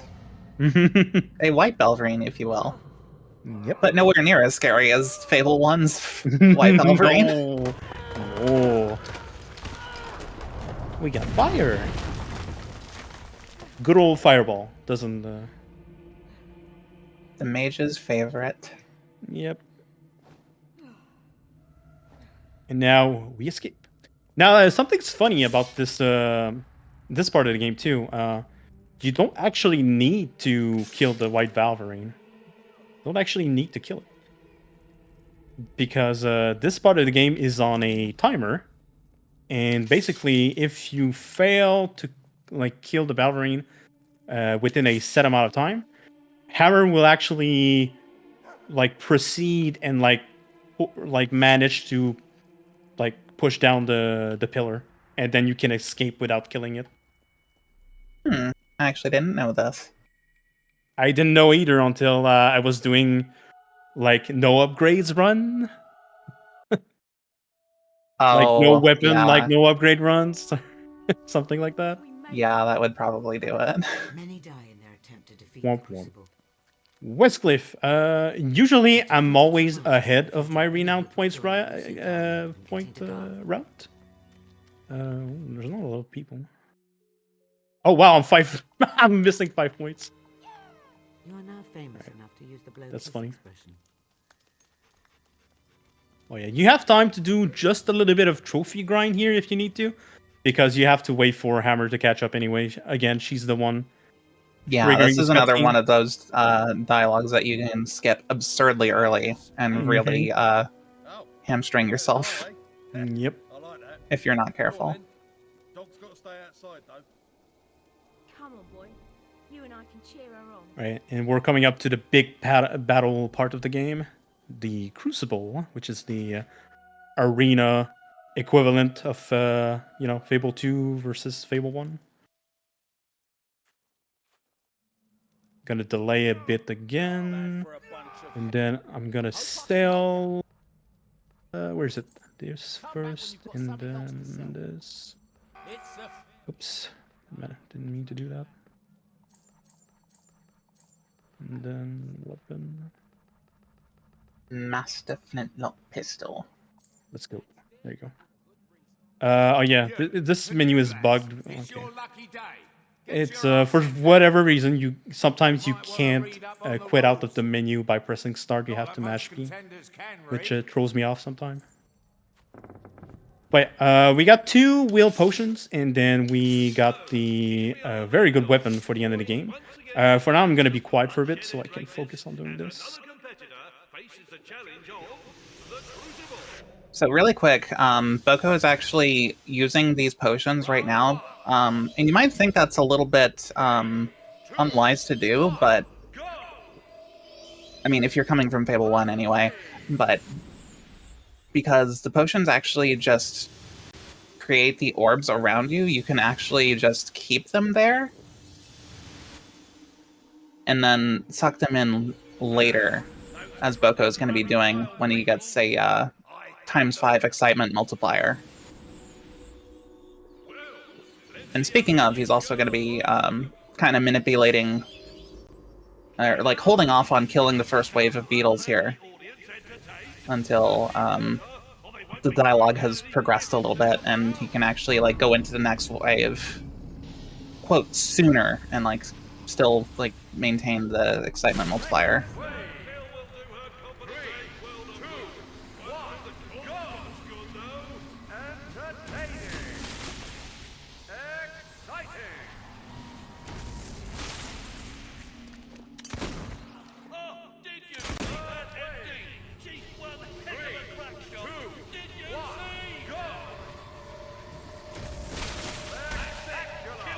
Oh, I got hit, but that's fine.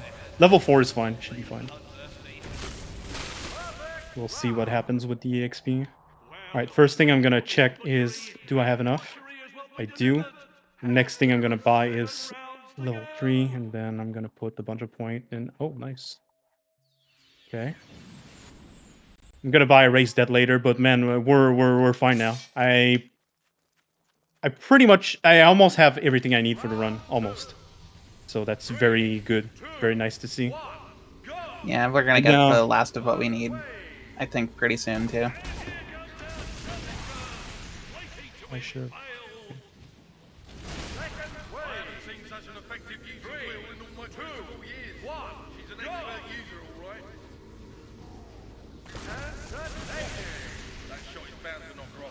No, not this guy. I got an Inferno miss there. Usually that hub is supposed to be dead.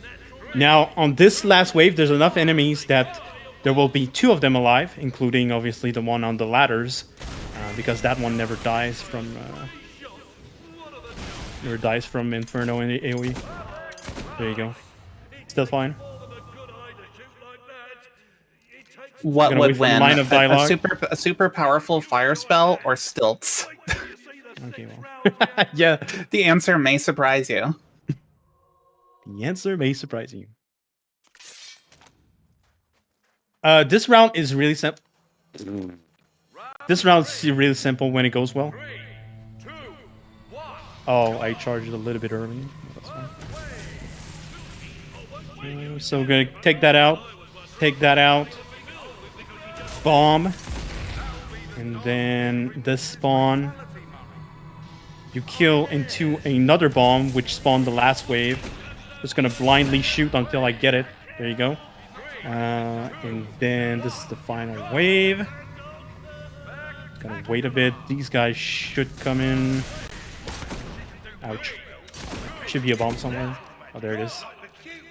There you go. Not too bad. Could have been slightly better. Gonna wait for the line of dialogue just a bit. There you go. I kind of want to... Never mind, I messed it up again. I'm gonna do it on next round. I was trying to go and get the... Well, actually, no. I'm gonna wait at the end after the Crucible. Actually. Oh, a gift! What do you have to me? Oh, money. Fantastic. You'll love it. Buying some more will potion. That's gonna be useful. I don't have that many more things that I need to buy to finish the run. The only other thing I'm gonna be buying is Raise Dead level 3 and Time Stop level 5. There you go. Get into position here.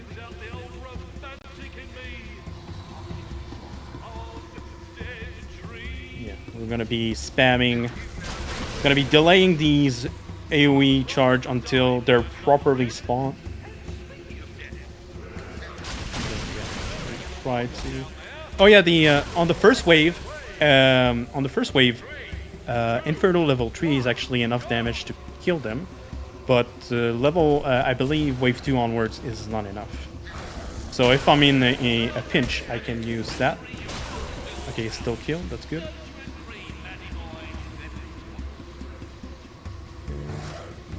Just gonna wait a little bit more for these guys to shut up.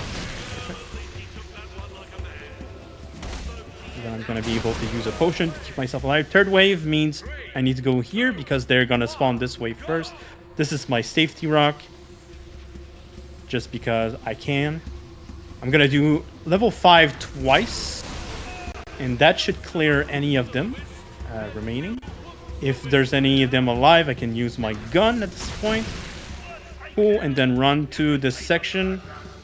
And I believe... Can I get away with level 4? I think I can with one more. Nope, perfect. Level 4 is perfectly fine. Wow, that was pretty good. Very, very good. Very, very good. Stop. Can I move? Thanks.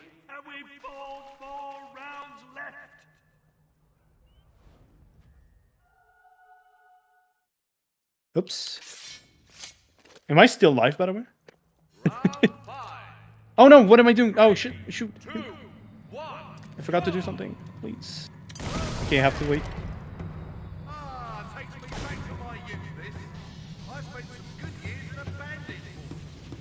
Alright, so now... Did they call you Mad Puppy back then?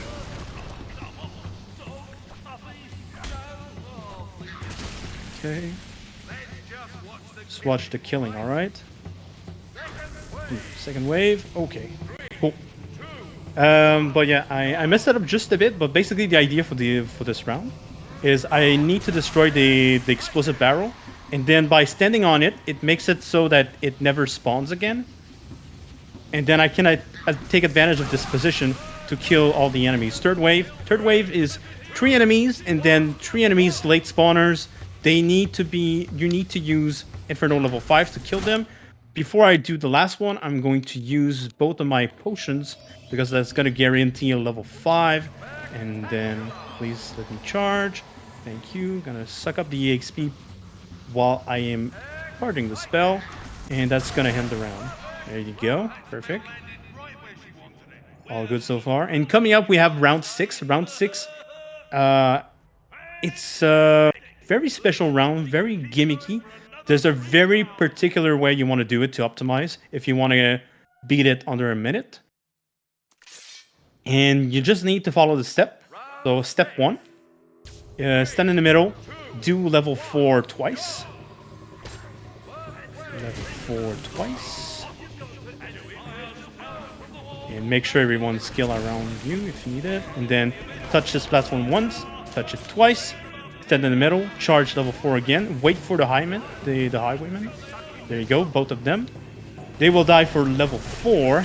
I got a miss there. I'm gonna have to use the pistol. Okay, perfectly fine. Second wave, that means go time. Take step on this platform twice, and then step on this one twice. Okay, that's a little bit awkward. Then you stand here and hope you don't die. The highwaymen are coming up. There's one of them that will not die from a level 4 in this wave, weirdly enough. Step twice, perfect. And then I'm stuck. I'm stuck. And that should be it. Yeah, cool. Under a minute. Perfect.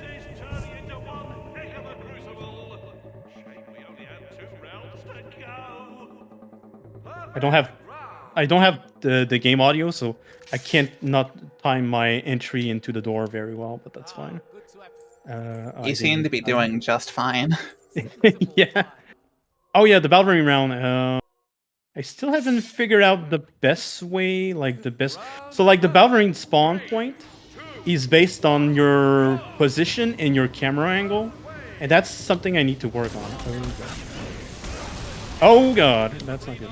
Okay, let's do this. There we go. We're just gonna hope the last. It's usually the last wave that's just kind of to deal with.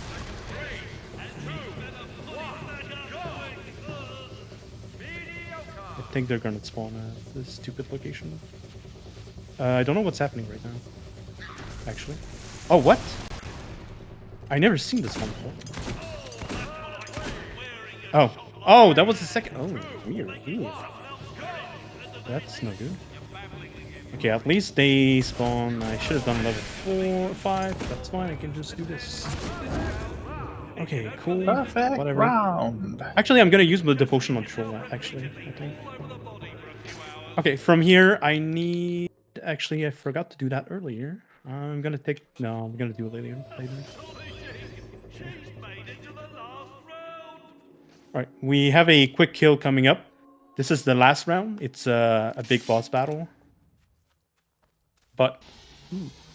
Oh, that was really close to the circle. Holy moly, that was close. Like a quarter step away.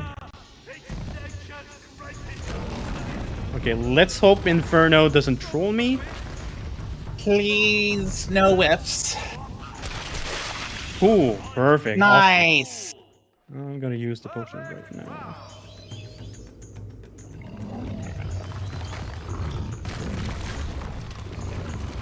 Sometimes they spawn. I feel like I don't get that with shock. I'm wondering if that has anything to do with that. I'm kind of thinking the same thing too. So I would not be surprised. All right, big ton line of dialogue there. I messed it up again. Okay, I need race dead. Level 3.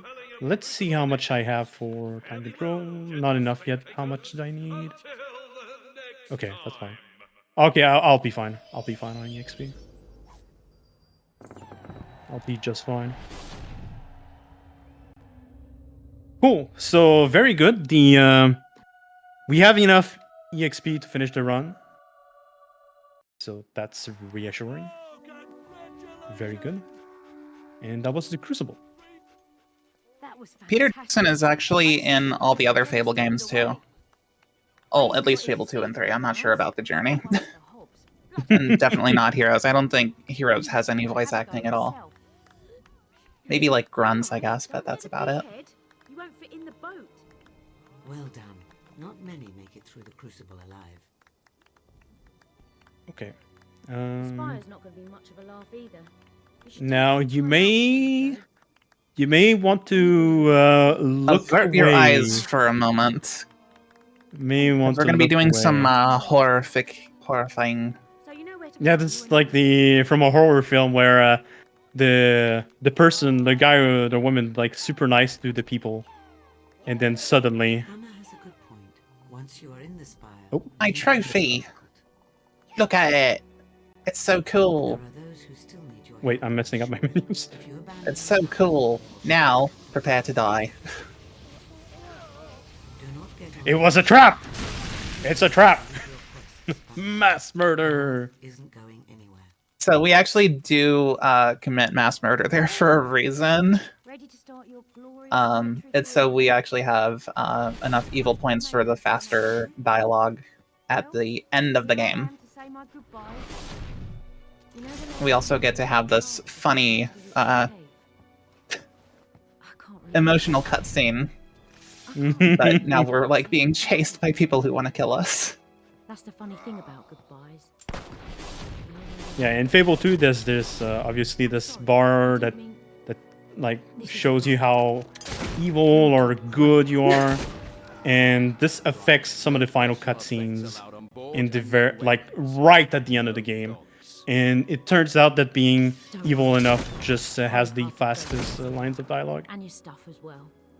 I would have called it casual murder in a video game, but because it's a speedrun, it's competitive.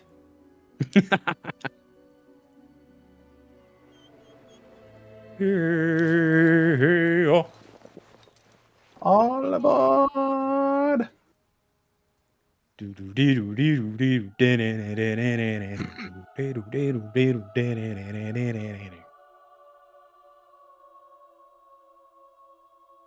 I just realized that they were humming Crazy Train.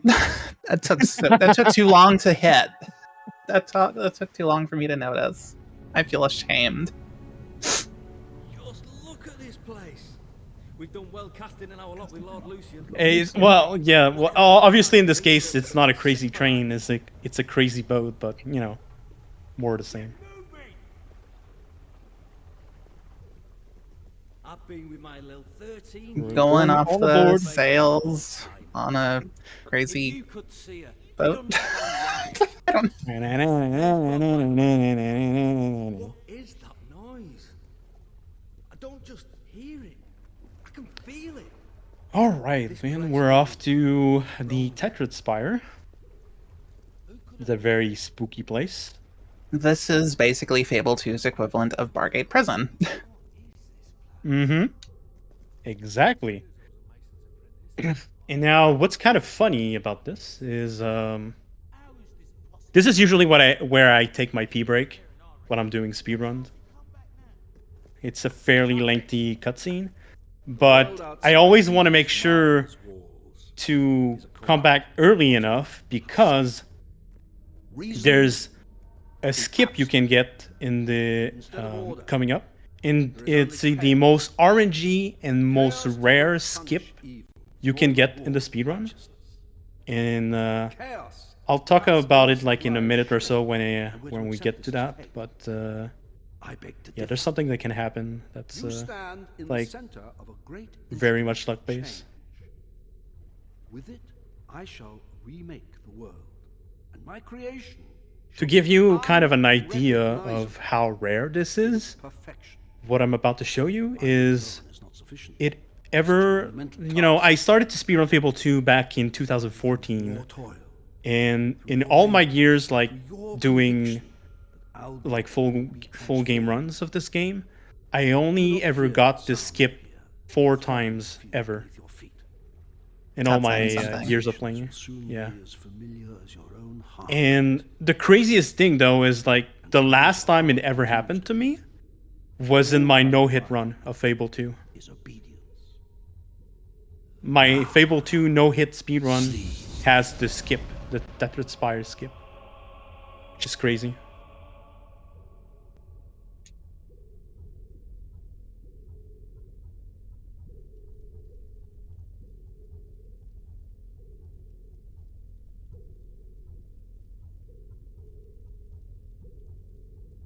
So we're waking up, we have lost all our weapons, and we cannot use Will. This guard is stalking. This is a cutscene that we need to wait through. However, if there happens to be a guard walking about, the guard can actually open this door. This door is locked. But if there happens to be a random guard just walking by, the random guard NPC can actually open the door for you. And you can just go on ahead and you don't need to wait for this line of dialogue. I would say, well, whatever amount of time this takes, so like 20 to 30 seconds at least. I'm sure it would also depend on like when the guard would conceivably walk in front of the door. Yeah. So it's kind of RNG. Yeah, these guard never move, so that nothing's gonna happen, and we also don't have any ways to like push them as well. Like if we had a way, like you see this guard right here, or like this one, if it happened to be like walking nearby and just like, you know, just walking near the door, that would actually open it. Oops. Which is very silly. Hey, hi, Bob. We arrived together, remember? Follow Bob. How are you settling in? Can you believe they put me on guard duty? On my first day too? I must have impressed someone. Oh, if Lil could see me now. She always loved the bloke in uniform. Though I don't think she'd like the mask any more than I did. They look properly intimidating, but I can hardly breathe in that thing. Hey, who is this? I don't know how you got here. But I know what you are. It doesn't matter. Your power will do you no good as long as you wear that collar. Be patient.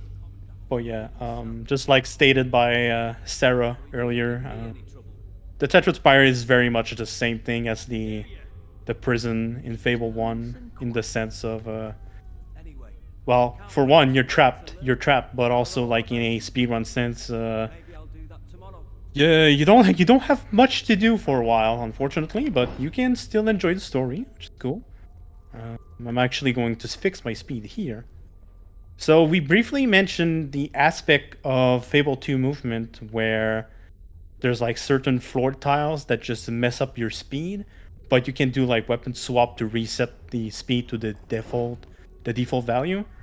We don't have weapons, but yeah, that does make it a little harder. Yeah, what we can do instead, we can actually take advantage of the first person button, which does this. If I hold it, it does this. If I just tap it, it does this. But if you just tap it, you can actually reset your character default speed by using this button as well. It's just in a regular movement setting. It's usually not as useful to do that because weapons, when doing weapon swapping, you can keep moving, but whenever you move and you're tapping this, you have to build the speed again. Without question. Failure to obey will cause the device around your neck. Well, hey, we have a cutscene with a commandant here. There's actually 2 tricks to speed this up. One is to stand in the proper position, and the other one is to face in this direction. So doing the first-person camera in this direction will save you 2 to 3 seconds when the commandant will be walking this way, because as stated earlier as well, in Fable 2, like the NPC characters are very much camera shy. So that saved time right there, as you didn't see, but it really did happen. And then because I was standing in the right spot right away, it actually skipped one line of dialogue from the commandant as well. So like this is like the 2 really minor time save you can optimize in this section. Beyond your wildest imaginings. Yet our progress is not a miracle. It is a product of obedience. Let us see how well you have learned. I am going to hit you, and you are going to thank me. Yes. Because I tell you to. Because I tell you to. Oh, remember is to it hit up or down? Remember to hit up. Up? Are you sure? It is up. You're on not the trolling D-pad. me here. I am not trolling you. I did remember this time, I swear. I did remember. So yeah, right there in this cutscene in particular, you can choose between obeying, or you can just, give him the bad, give him the bad finger, and if you give him the bad finger, you're stuck into a long cutscene where Lucian is like, obey. Good. That will be all. That's no Yeah, and you lose some experience points, but that's kind of yeah, I don't think it's not too much of a problem, relevant. to be honest. No, probably not. It's never something that I really looked into because we get so much experience from the Crucible anyway. Mm-hmm. And I already bought almost everything that I need. Exactly. The only thing that's missing in the shopping menu is time stop level 5, which I have time stop level 4 right now. And as a bonus, if I can buy speed level 4, which I have speed level 3 right now, that would actually make the final boss more reliable. But it's just a bonus, really. Stand here and guard these maggots till I get back. But yeah, once we got back to Bob, I skipped the cutscene and I went towards a guard that is the reason for like the next cutscene's trigger. So I just went towards him. He started to talk, and then that allows me to open the next gate sooner. And then that leaves us to this section, where is to feed the prisoner. And we're actually going to feed the prisoner this time, because as you can see, this section is on a 3-minute timer, but if we feed the prisoner 3 times, we're actually going to... It will allow us to skip most of this section, pretty much. Yeah, after you disobey 3 times here, you basically just get knocked out. Obey. Let them starve. There is a slight bit of micro RNG here too with the voice lines, because some of them are a little longer than the others. Yeah. I think Obey, Let Them Starve is probably the shortest one. Mm-hmm. I got 2 minutes and 15 seconds there remaining, and I feel like it's slower than average, I think, but I don't really... It's been a while since I paid attention to that, to be honest. Okay, this is the first one. It's a camera scroll, or it's instant camera? No, I think it's instant. Okay. I keep forgetting. Okay. We're going back to the commandant. Once again, my speed seems to be just fine. I'm gonna keep it as it is. No need to fix it.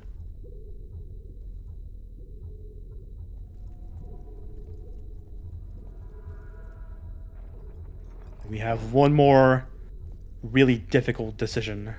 I will make you What's gonna happen next? I believe you know this man. Guard to succeed. God. I order you to be quiet. 268. Shut my labors, through my conviction. Those who do not obey can be made to.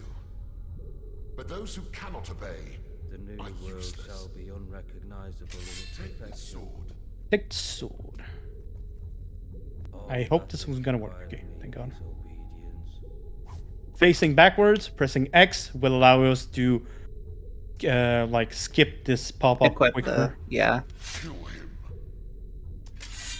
Yeah, I believe if you just press A, it still equips the weapons right away. But there's a gimmick in Fable 2 where whenever you get these pop-ups, if there's a X button available, you know, with like, for example, usually like weapons, either weapons or potion, you can clear the pop-up quicker than just trying to mash A.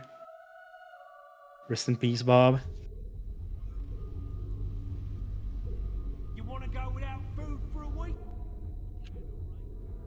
I'd rather not go without food for a week.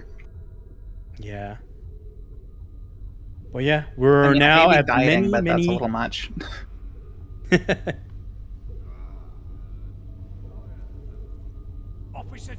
many years later, which translate to 10 years. Which is quite a while. Here of Oakvale kind of had it a lot easier with only 2 years. Mm-hmm.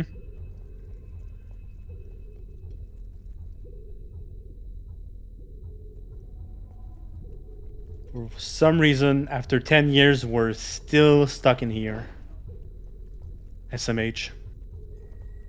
And the tattered spire is looking a little less tattered. Investigate the Mm-hmm. Yeah, we're nearly done with the very cutscene heavy and slow section. We're about to do some fighting again, thankfully. We just need to head on to the construction site. Okay, still got my good speed. That's nice.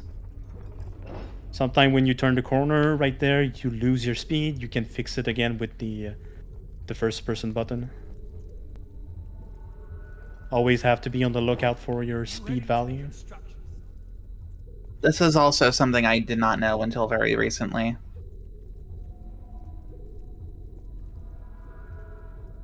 Granted, there's a lot of things about Fable 2 I didn't know until very recently, but that's neither here nor there. It's something that you just don't really notice from just watching alone. No. Unless you are very keenly eyed. No. Took me a while to just like pick on it, because yeah, like when I started to look into the speedrun, like sometimes yeah, it feels like you're slow, but are you really slow? Sometimes it's really it's hard to tell, and also sometimes it's because of like the camera angles. Sometimes it feels like you're going slow when you're not actually going that slow. So yeah, it's a tricky thing. Let's move. What? That's the will user. What? That's the will user. And he's not wearing the collar. But I do want to mention that what I just picked up is, well, 2 weapons, a sword and a gun. Please come in. Cool. Okay. I do want to mention there was a sword, a gun, and 3 potions, 3 HP potions. I actually press X 3 times, so I get the weapons quickly, and I use 1 potion right away, so I can start the section on full HP. These 3 guards, I needed to do a level 5, because they have more HP than these one. These one, I can get away with level 4, which I will use right now. Hopefully this guy comes in. Cool. Oh, actually, there was 2 more. Oops. Thankfully, I have accuracy level 4, so I can get away with killing them like this without losing too much time. And then from here on out, it's gonna be level 4 spam. Hope you don't get hit too much. Already lost like half of my HP. Yeah, these guys hit really hard. I may want to reset, but I'm probably gonna reset my HP before the fight. Oh, you see right there what happened? This guy did die. Yep, that's an Inferno miss. Just like sneaking into the in between the waves. And we're going to trigger the final wave of bandit, not bandit, but Spire Guards. I do want to go back here because there's some of them downstairs as well, and I do want to do a level 5 here. Oh, perfect luck, perfect. Yeah, this is it. Go behind guard. You start walking, walk behind him, and we should be fine. Cool. In my very first run, I actually almost soft lock here because I didn't know that I needed to wait for Garth. Yep, that's a very, very easy mistake to make.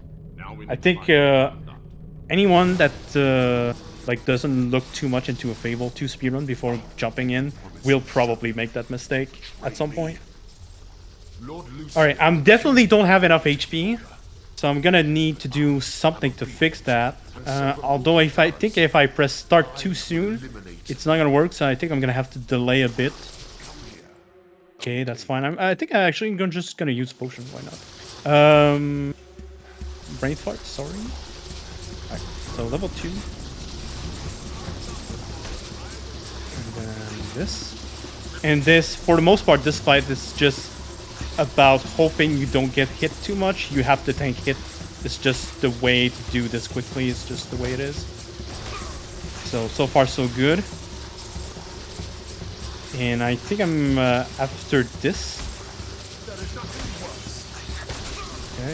Okay, I think I'm gonna do some. I'm going to attempt some memory here. Ooh, memory. Yep. Oh, if I don't die. I think it's gonna kill me though. Okay. Omare wa shigeru. Nani? Omare wa mo shinderu. Didn't quite get the swaggy kill. Yeah. To explain a little bit more about this fight, it's a very awkward fight. Like, it's very bizarre the way it works.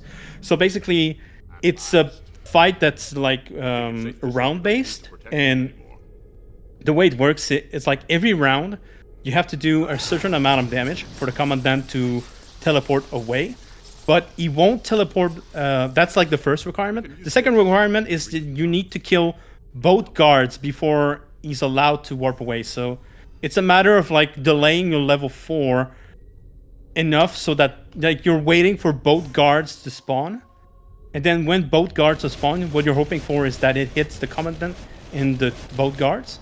If you do that, that's gonna end the first wave, and then you're doing that 4 more times until the final moment.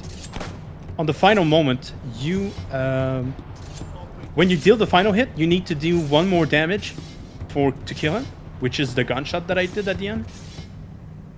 And the silly thing that I was trying to pull off is if you do a targeted time stop towards an enemy, you can like warp behind the enemy. That time I messed it up because he was actually too far away. But you can do that, and sometimes the funny thing that happens, it does like this like little slowdown animation of like, whoa, look at this cool move you just did, and then I would have done like the gunshot to kill him at the end. So that was like the funny thing that I was trying to pull off. Your furry friend has been coming. Hammer is at the inn in Rookridge. He did the lightning hands thing. In the meantime, I will inform Oh, Garth. I missed it. I didn't see. Take my hand. He was a little bit angry for a moment, but I missed him. Do I have any? Do you have any choice? All right, I'm gonna stand next to the sledge, and that should do a trophy skip. We're actually going to cancel the trophy animation with the vault, and then warp away, just like that. Very nice.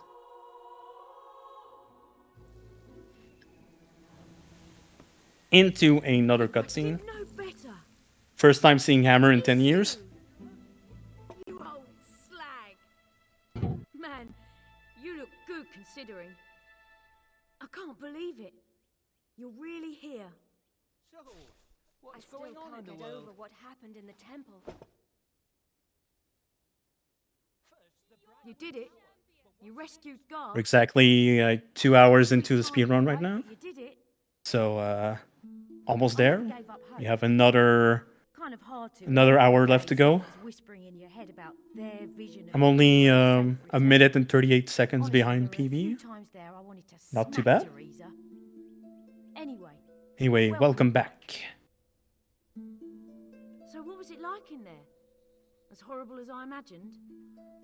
Well, never mind. I'll find out soon enough myself. And we're back with business. That's the cue to leave. I'm meeting someone There who you might have go. some information And then we are going to warp directly to the guild cave. on, you know, our number 3.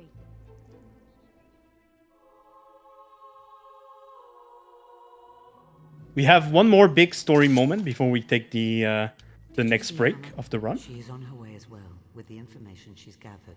We have a section that That night in the castle. it's Your sister.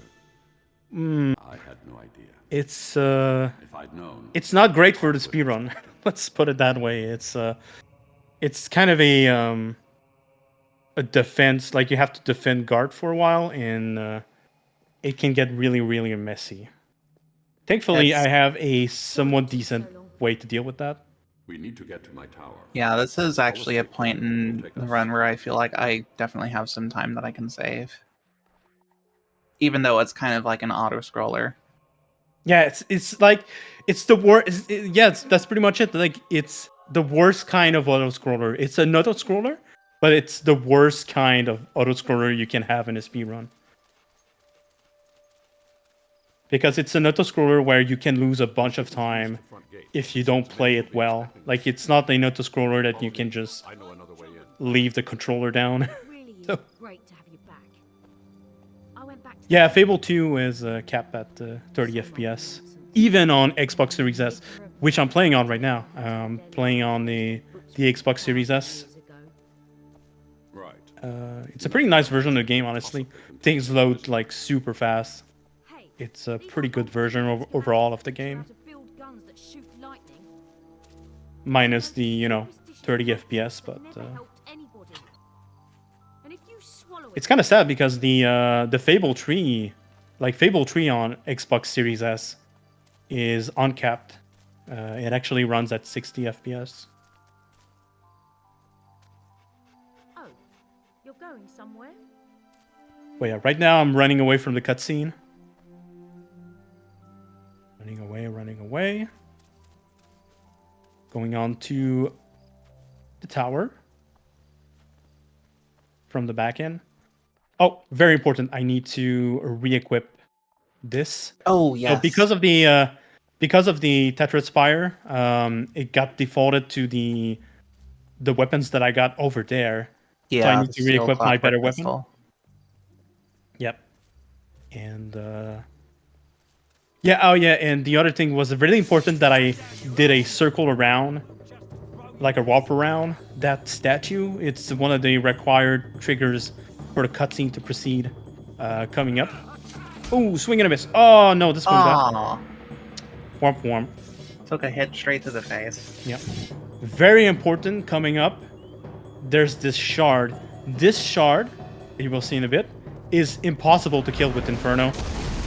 So I have accuracy level 4 and the gun, 2 bullets, GG. We never have to talk about it again. Very good. Out. Now I do need to clear all of these fools. So I'm gonna go up a little bit more.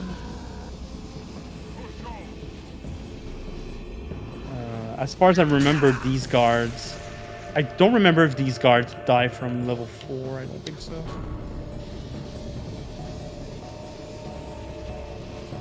You want to try to avoid using time stop too much in this section, just because that slowdowns... Oh boy, there's a lot of them. Okay, well... I was not expecting them to be... Yeah, this guy didn't die from level 4. These guards are just on you like stink on poop. Right. Hammer should be coming up. Yeah, cool. Cool. Yeah, you want to avoid using time stop too much because that loses time because, you know, time is slowdown, which means hammered guard will take more time to get here and stuff. But also you want to make sure to not die and have to heal, because if you have to heal, that's more time loss. If you die, that's a lot more time loss. So it's a balance that you have to stroke between the time stop level 2 usage and just winging it, the spell. So here I'm waiting a little bit for the cutscene to move on a little bit before I move. Alright, and now, I believe if I just do this, I should be fine. The opener of this strategy is a little bit dicey, but once it gets going, it should be fine.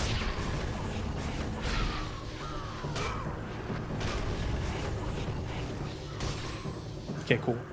We're good. We should be fine for a while. So long as they're not bothering Garth. Yep.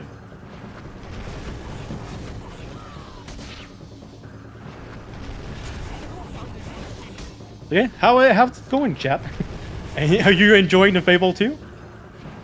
Are you enjoying the Fable 2? And are you... Yeah, did you enjoy the Fable 2 run so far? And do you still enjoy the Fable 2 run after this section? Because that's all we're doing for like 3 minutes. Oh boy, what is he doing? Oh yeah. So like the guards, because of the Rise Dead, where I'm at, sometimes they think the summons are spawning underneath, so they're running all the way down.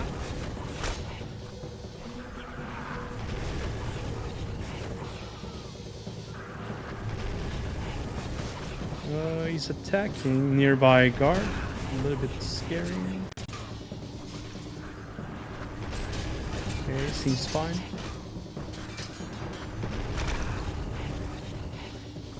Raise Dead actually isn't a spell that I used casually my first time playing the game.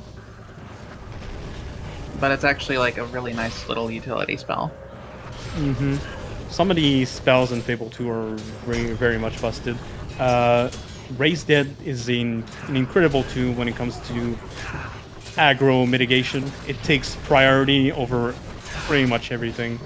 And it's a big part of the no-hit run if you're going for that. Because otherwise good luck. Yeah, some of these spells in Fable 2, like Raise Dead. Well, like Raise Dead and Time Stop are really broken in this game, obviously. Which is funny because like in Fable 3, they pretty much realized that. Which is why in Fable 3, the spell don't exist, it's a potion. Like the summons are potions and Time Stop is like potion based. Yeah. Which also means that you don't have an infinite supply of them, which means that they are really scarce in important resources. It's kind of like getting a mega elixir in like Final Fantasy, where like it's too good. It's too good to use. Like Yeah, it's the so curse good of you don't want to use RPGs. them. Yeah. The classic RPG curse. Just gonna ignore everything and I'm out of MP. we're about to Use an ether. But I only After- have 87 of them. Nice. I saved 37 seconds. I Nice. saved 30. Heck Okay, yeah. stop. By the way, sorry. Stop the timer. Oh, We're going to start the timer here. This is the pause. perfect. Break a time. So yeah, during these longer runs, we take breaks every hour, so just so everybody can get up, stretch, get some water, anything y'all need to do. Just a quick reminder, registration for AGDQ 2025 went live like an hour ago, so if you want to register for the event, you can go register now over I almost said youtube.com/gamesdonequick, it's just gamesdonequick.com. Don't go to the YouTube channel to register, but it's not going to work. I mean, but we'll see. You can I try, think you know what? I'm not sure how well it would work, but you can try. If you watch every video on the GDQ YouTube channel, maybe it'll unlock registration for you. Alright, we'll see you in a few minutes, everyone.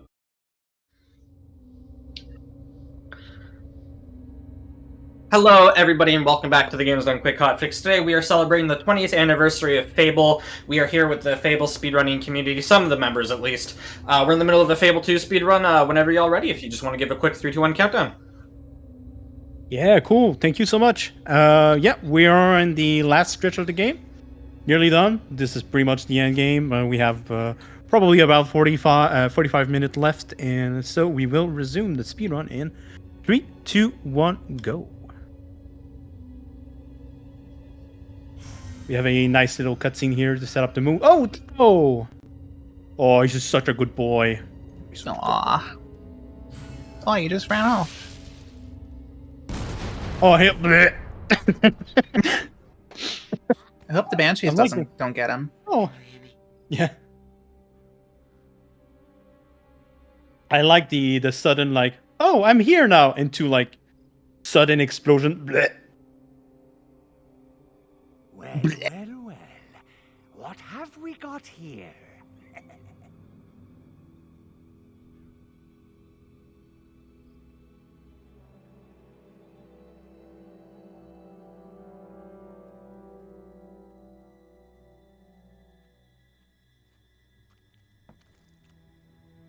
Now this is another fairly lengthy cutscene. Pretty cool cutscene, but yeah, this is what I would usually take for another pre-break if I need to. Now I cannot do it right now, but I will be able to change just some of my spell during this cutscene in a bit, which you know, depending on the route and what you're doing, it's useful to take that time to do so. Specifically in this very case, because I use Raise Dead level 3 during that previous segment, I no longer need that, but I will need Time Stop level 3 back for the first side quest we'll be doing in a bit. So we'll start out with that, and then afterwards, we won't need Time Stop 3 anymore. I will switch back to Inferno level 3 for the next side quest. Right here I can change. So change back to Time Stop level 3, and then eventually I will change to Inferno level 3, and yeah.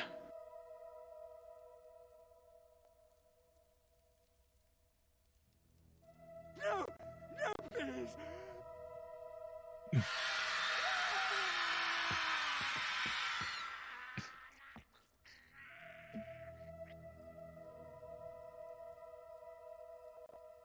Sounds normal.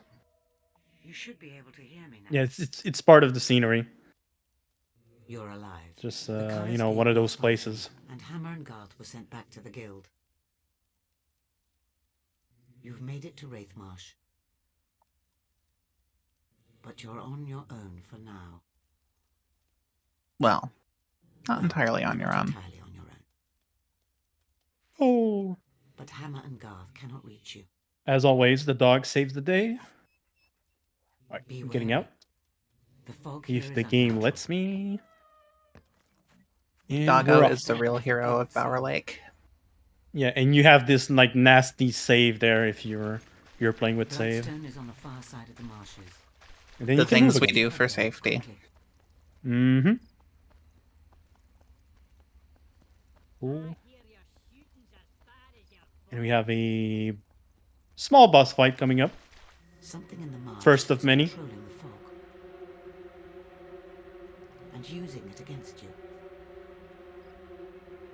You need to find the source and destroy it.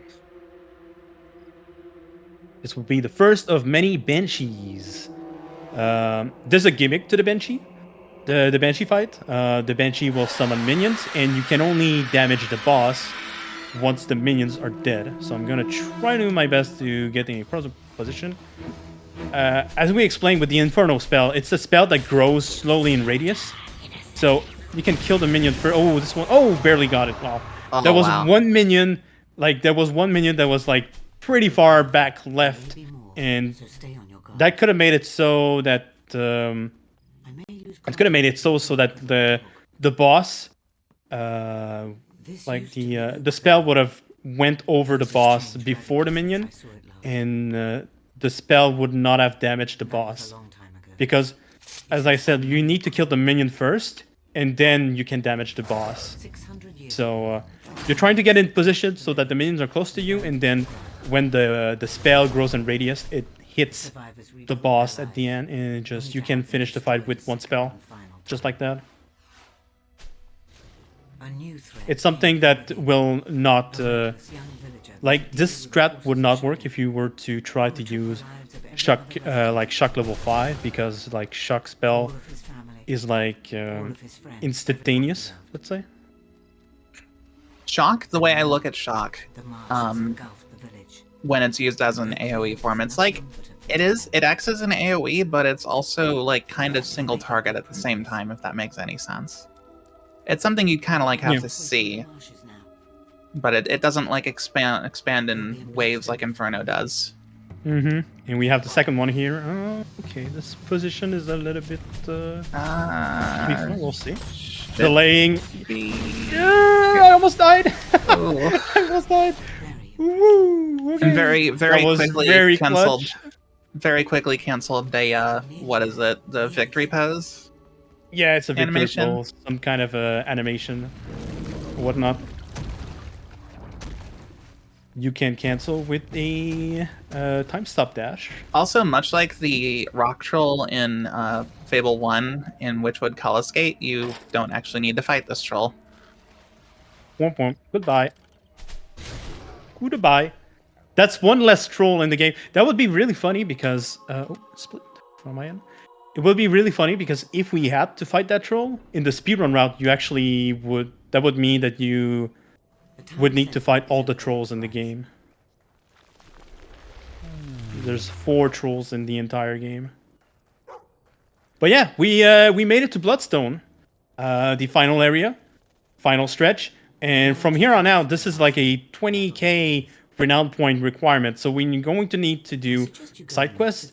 First side quest in order will be Something's Rotten, but first I'm going to trigger the waterfront because we're going to need this warp point for later. So Something's Rotten, there you go. That is going to be our first side quest necessary to proceed with the game. Activate the quest like so. I find it actually really interesting how if you're doing this with one controller, there are different strats for pretty much all of the trolls. Yeah.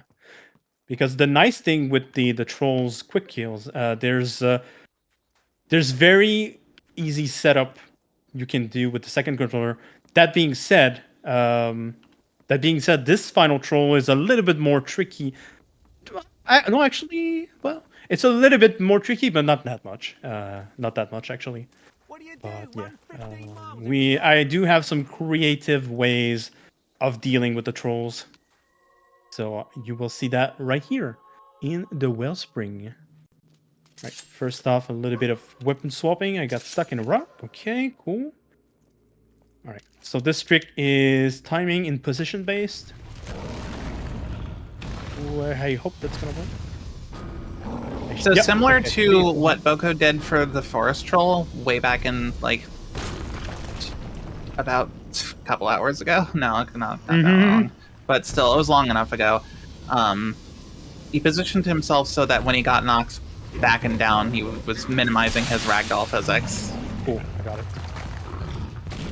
it. This scale with Inferno is And not let him- guaranteed, so that's cool. Yeah, that was... Very glad that went perfectly there. Yeah, like trying to kill the trolls with the Infernal spell is a lot of times is a big gamble. It makes me so in this nervous. route, yeah, but with the glitchless route, like we're so low on resources that we can't really afford shock, unfortunately. Tell you what, I'll give you a friendly discount. Well, if you're you can't afford shock if you're doing one-player strat. You are now famous enough to use. If you're doing two-player strat, you definitely want shock for the final boss. So like, give me a second. I'm just gonna change. Oops, I forgot to do that again. Perfect. Split. So yeah, with depending, yeah, that's actually pretty interesting. Depending on if you want to use two-player strats. So if you're using two-player strat, you want to put points into shock. If you're using one-player strat, you want to use these points that you would use on shock on accuracy and speed instead. And time stop, level 5, actually. So that's kind of interesting to think about.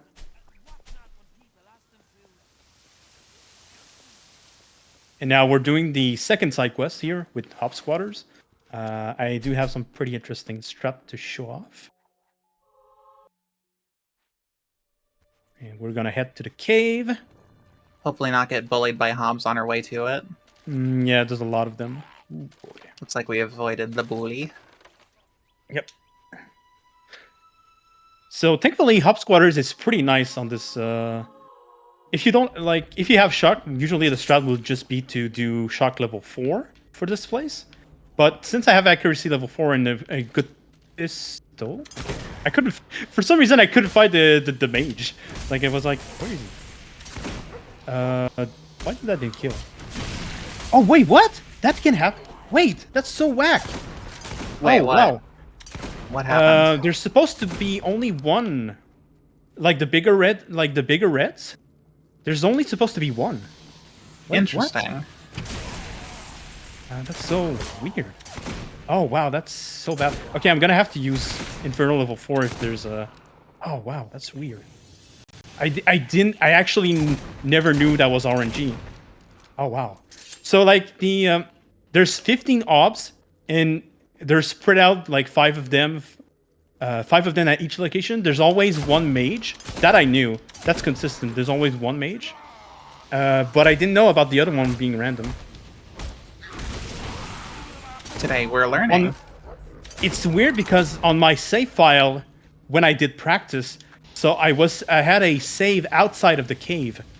Oh, I had a Lottie save coming. outside of the cave. Okay, he's gone. Yeah, he's gone. Boop. Just a level 4. This hop on the floor was like glitching out.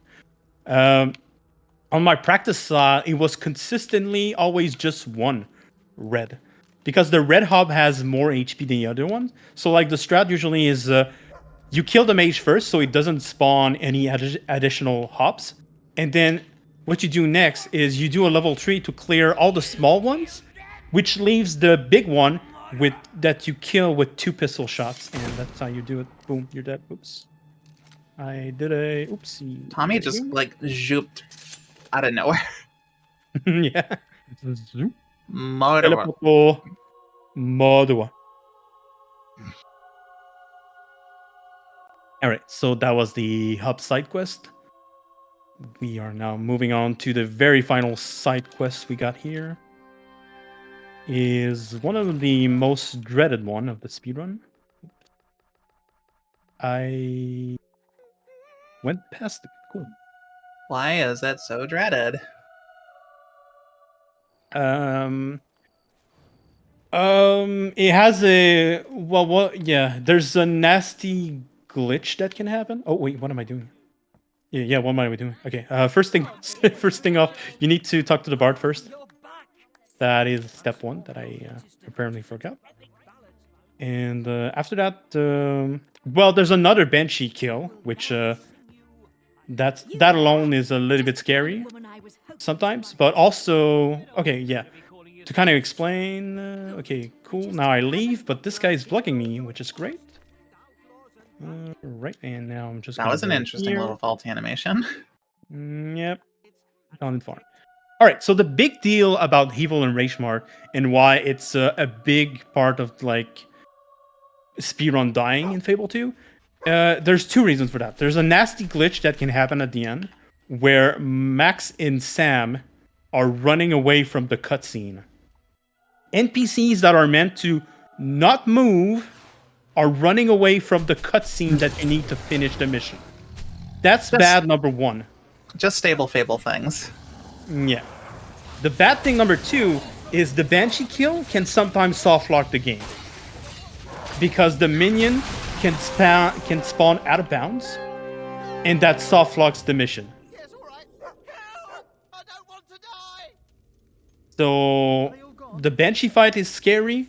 It can soft lock, and then the Max and Sam at the end can like cause a semi soft lock of the mission. So that's fun. But unfortunately, like this quest is by far the quickest way to deal with this like final grind of renown points, so we kind of don't have a choice to do it. Sam and Max, by the way, their character models are kind of inspired by Dean and Simon Carter, the co-creators of the games. Yeah, that reminds me. Nice. We should really get back to Bowerstone. Yeah, once it's safe. Yeah. The other thing I will note here is I do have a plenty of HP now, so I'm gonna be able to take some hits with the minions coming up. So yeah, you want to be mindful of your HP coming up to this fight because you don't want to die while you're charging the spell. Oh, this is awkward. Oh no, this could be bad. Oh yeah. That's Yep. That's the funny thing number one that can happen. What are you doing? Oh, I'm taking a lot of damage too. What are you doing? Where are you going? What? What is this? What are you doing? What? Banshee, what? What are you doing? Excuse me? Wait, where did it just go? Take two. Okay.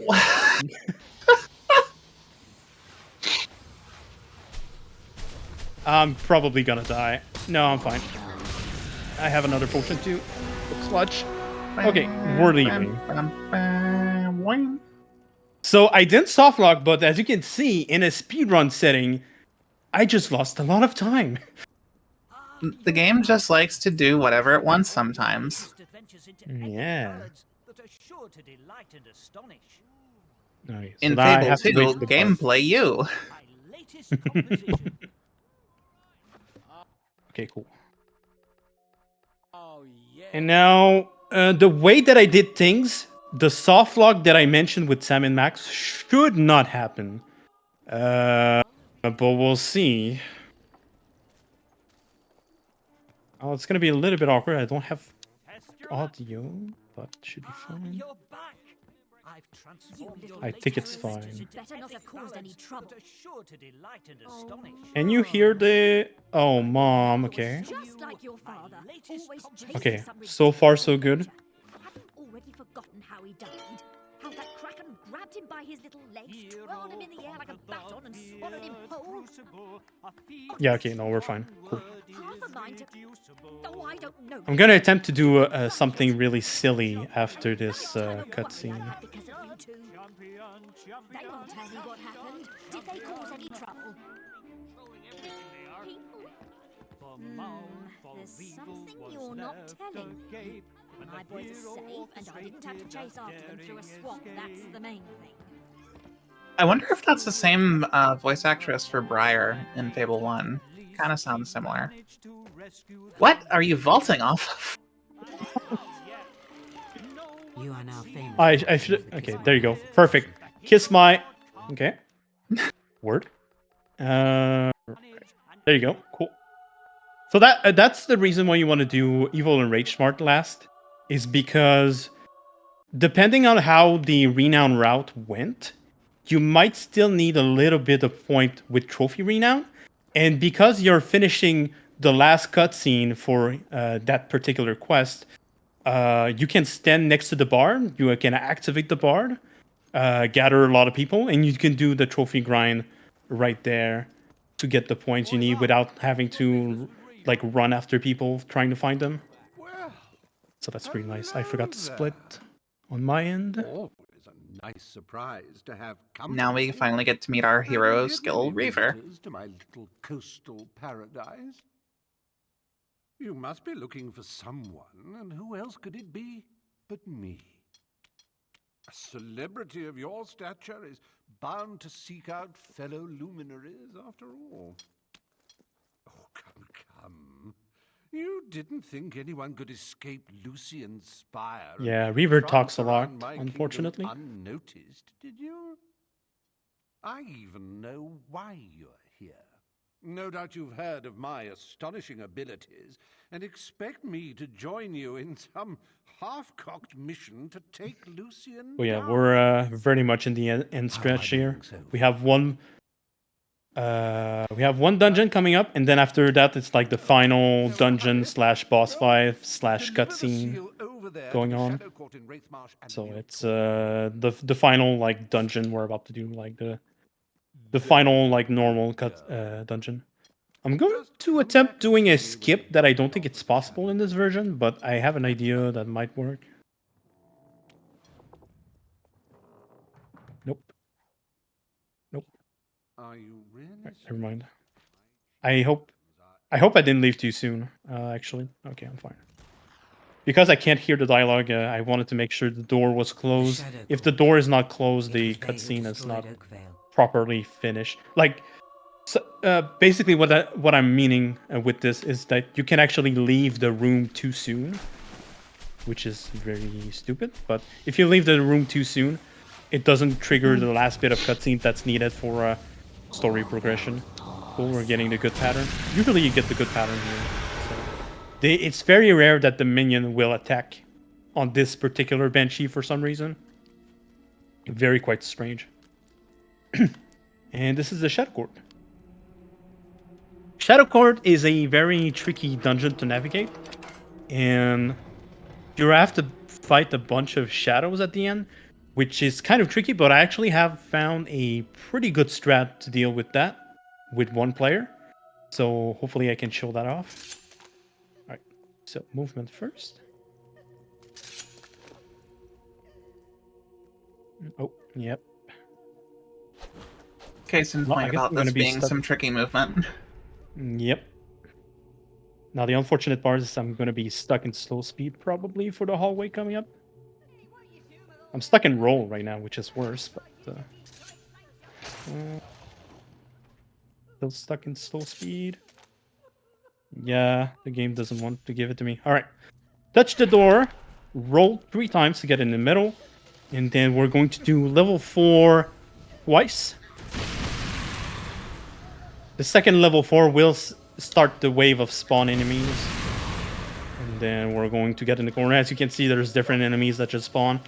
And then from here, we're doing a level 5 first. And then on this one, I should be able to get away with the level 4 unless I miss. Perfect. Balverine's spawn. That means everything's fine. 2 more level 5, and that should be GG. As you can see, like they're not attacking at all, pretty much. And that's GG. That is a very handy corner, my goodness. Mm-hmm.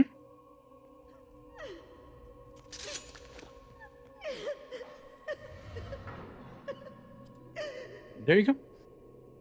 That was the Shadow Court. Now we have a special guest. Also, get ready to say hello to Totally Not Teresa. Yeah, we're playing Legend of Zelda now. Be careful about reading books, chat. If the mummy has taught me anything, it's that harm can come from reading a book. If you're not careful. Shadow Teresa. Welcome. Welcome. One of you carries the dark seal. But there are two. Only one is required. One will trade their youth and beauty so that the King of Thieves may retain his. This is the bargain we honor. Oh, Adam, I'm so glad. I'm so glad. Oh my god. Okay, I need to explain something. I'm so glad you wrote that because I was okay. For years, I've been making that joke on stream, and I feel like nobody got that. I feel like nobody got that. I'm so happy you typed that out. Welcome to Zombocom. Anything is possible about Zombocom.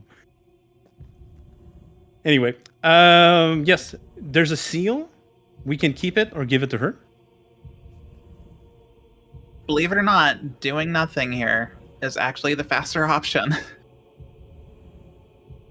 Yeah, it's all about the amount of time the cutscene take. And yeah, it just happens that the keeping the seal is the faster option here. Oh no, my eyes and my non-existent hair have been dyed. That's cool. I have laser eyes now. I can shoot lasers to kill my enemies. Pharaoh's an X-Man. Fable II X-Men Edition. You are truly I am truly selfless, and we are going to teleport back to the Bloodstone Mansion for the final epic tale, final battle, The final stretch. Beep, beep, beep, beep. That kind of deal. Beep, beep, beep, beep. Saving the game a whole bunch because the games. Are you really sure you want to go in this room? The game's about to be done. Are you sure you want to do that? If you have left anything unfinished, now is your last opportunity to resolve it. Hi, Barnum. Everybody, say hi to Barnum. We're done. He took a nice photo of my chest. Look like me. Exactly like you, sir. I'm the superstar In 3 now. months, the picture will be developerized and 3 months. That's no good. Well, but oh dear, not as vivacious as you once were. Those judges can be a nuisance, can't they? You have my eternal... Sorry, am I boring you? All right, what exactly was that? Bark, bark. Reaver, the city's under attack. By By a bloody army! Right, I'm leaving. Coming along? Right, we're gonna let Reaver pass here, and we're going to attempt sneak on by. I recommend we flee down this rather handy... Sarah, I have a question for you. Oh, she's muted. I might have an answer for you. Yes. Do you mind explain what is this location? Oh, Reaver's Rear Passage. It is a very handy escape tunnel that smugglers built ages ago. The goal here, unbeknownst to me the first time I tried to speedrun this game, you literally just need to run past everybody. Yep, a Fable classic. Ignore all the enemies, just run. And of course, it's also a cave, so there's going to be some slow tiles. Mm-hmm. Tricky movement. So here I'm gonna pull up my sword. If I need to swap again, I'm gonna use the first person button. I'm gonna pull up my gun before these enemies spawn. So that way, if I have to swap, I'm gonna swap to my sword first. So there's an aspect of like managing what weapon you have in your hand, because if there's an enemy in front of you and you press the gun button, you're gonna stop and shoot at them. Compared to the weapon, the sword, you can pull it up whenever you want. You'll be fine. Oh, ouch. And oh wow, they were quick on the trigger. Yep. Now there's this can be a little bit scary here because the enemies. Okay, well that's a very great example. I'm glad that happened because I can show that off. Well. Oh I can try to show gosh, that off. you're getting bullied. Try to show it. Yeah. Well, I mean, I don't have enough space. It's the problem. I don't. There you go. Fellows, personal space. It's not supposed to be that bad. It's just this time. It's just because there were so many enemies blocking me, I couldn't jump. But basically, if you're still stuck in battle stance, so whenever you're stuck in battle stance, the game does not allow you to jump down. But like the backup, if you do a time stop level 2, it actually like does like it kind of removes the aggro, like the battle state. It changes something to the battle state, and it allows you to jump down again. Far away, I hope. And so that's very important to know if that happens. Otherwise, like I would have to fight them all, which no. No thanks. Yeah. I'm also leaving. Oh yes. 3, 2, 1.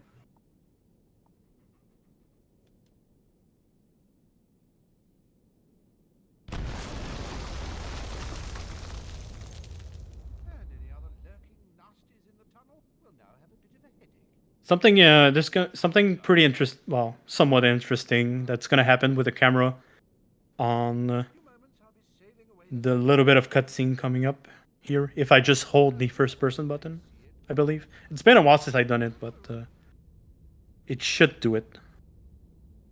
So you can see like the shard's gonna explode the boat, and if I keep holding the first person button, what the?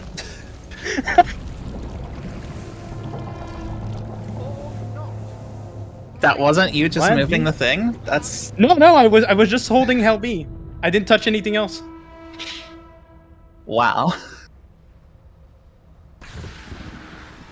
Very impactful explosion. Mm-hmm. Lots. All right. Many concussive force. Oh, that's a lot of guard next to me. Oh my HP! Look at it. Okay, run. All right, HP. Bonk. Okay, we have the final bit of menu to do. I'm going to do this and then. Oh, I don't have enough really. Oh, 259. You can. Is that enough? Oh no, you need 259,000. Wait, how many? Two. You're like 6.5 short. Really? What if I grab EXP now?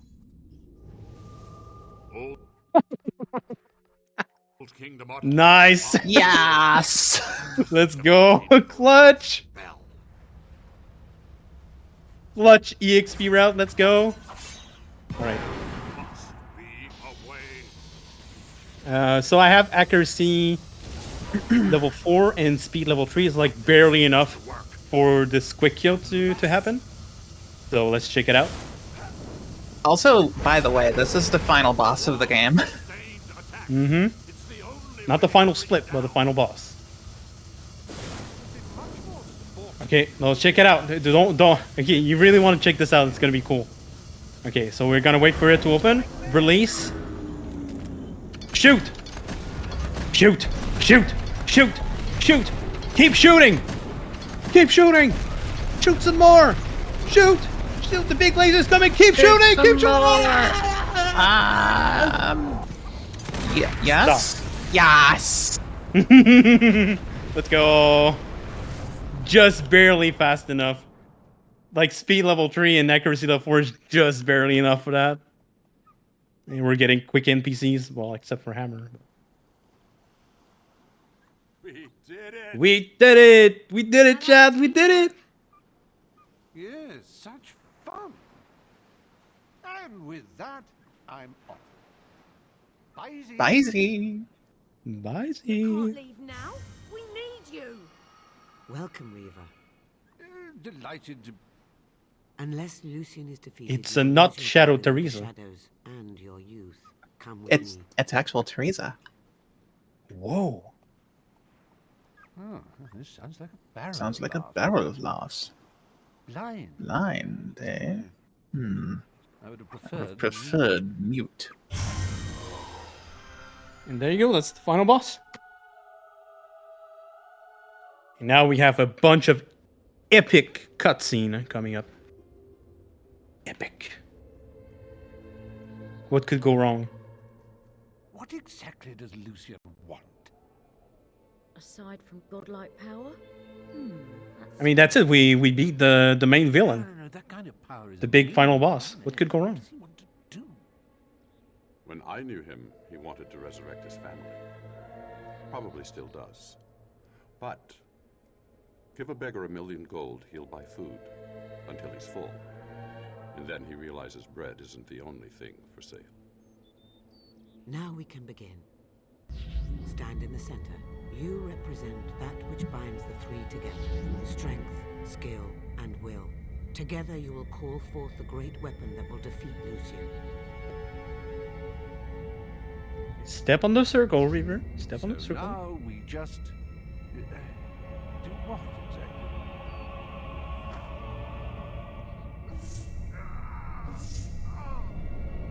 exactly? That looks painful. It doesn't look very comfortable.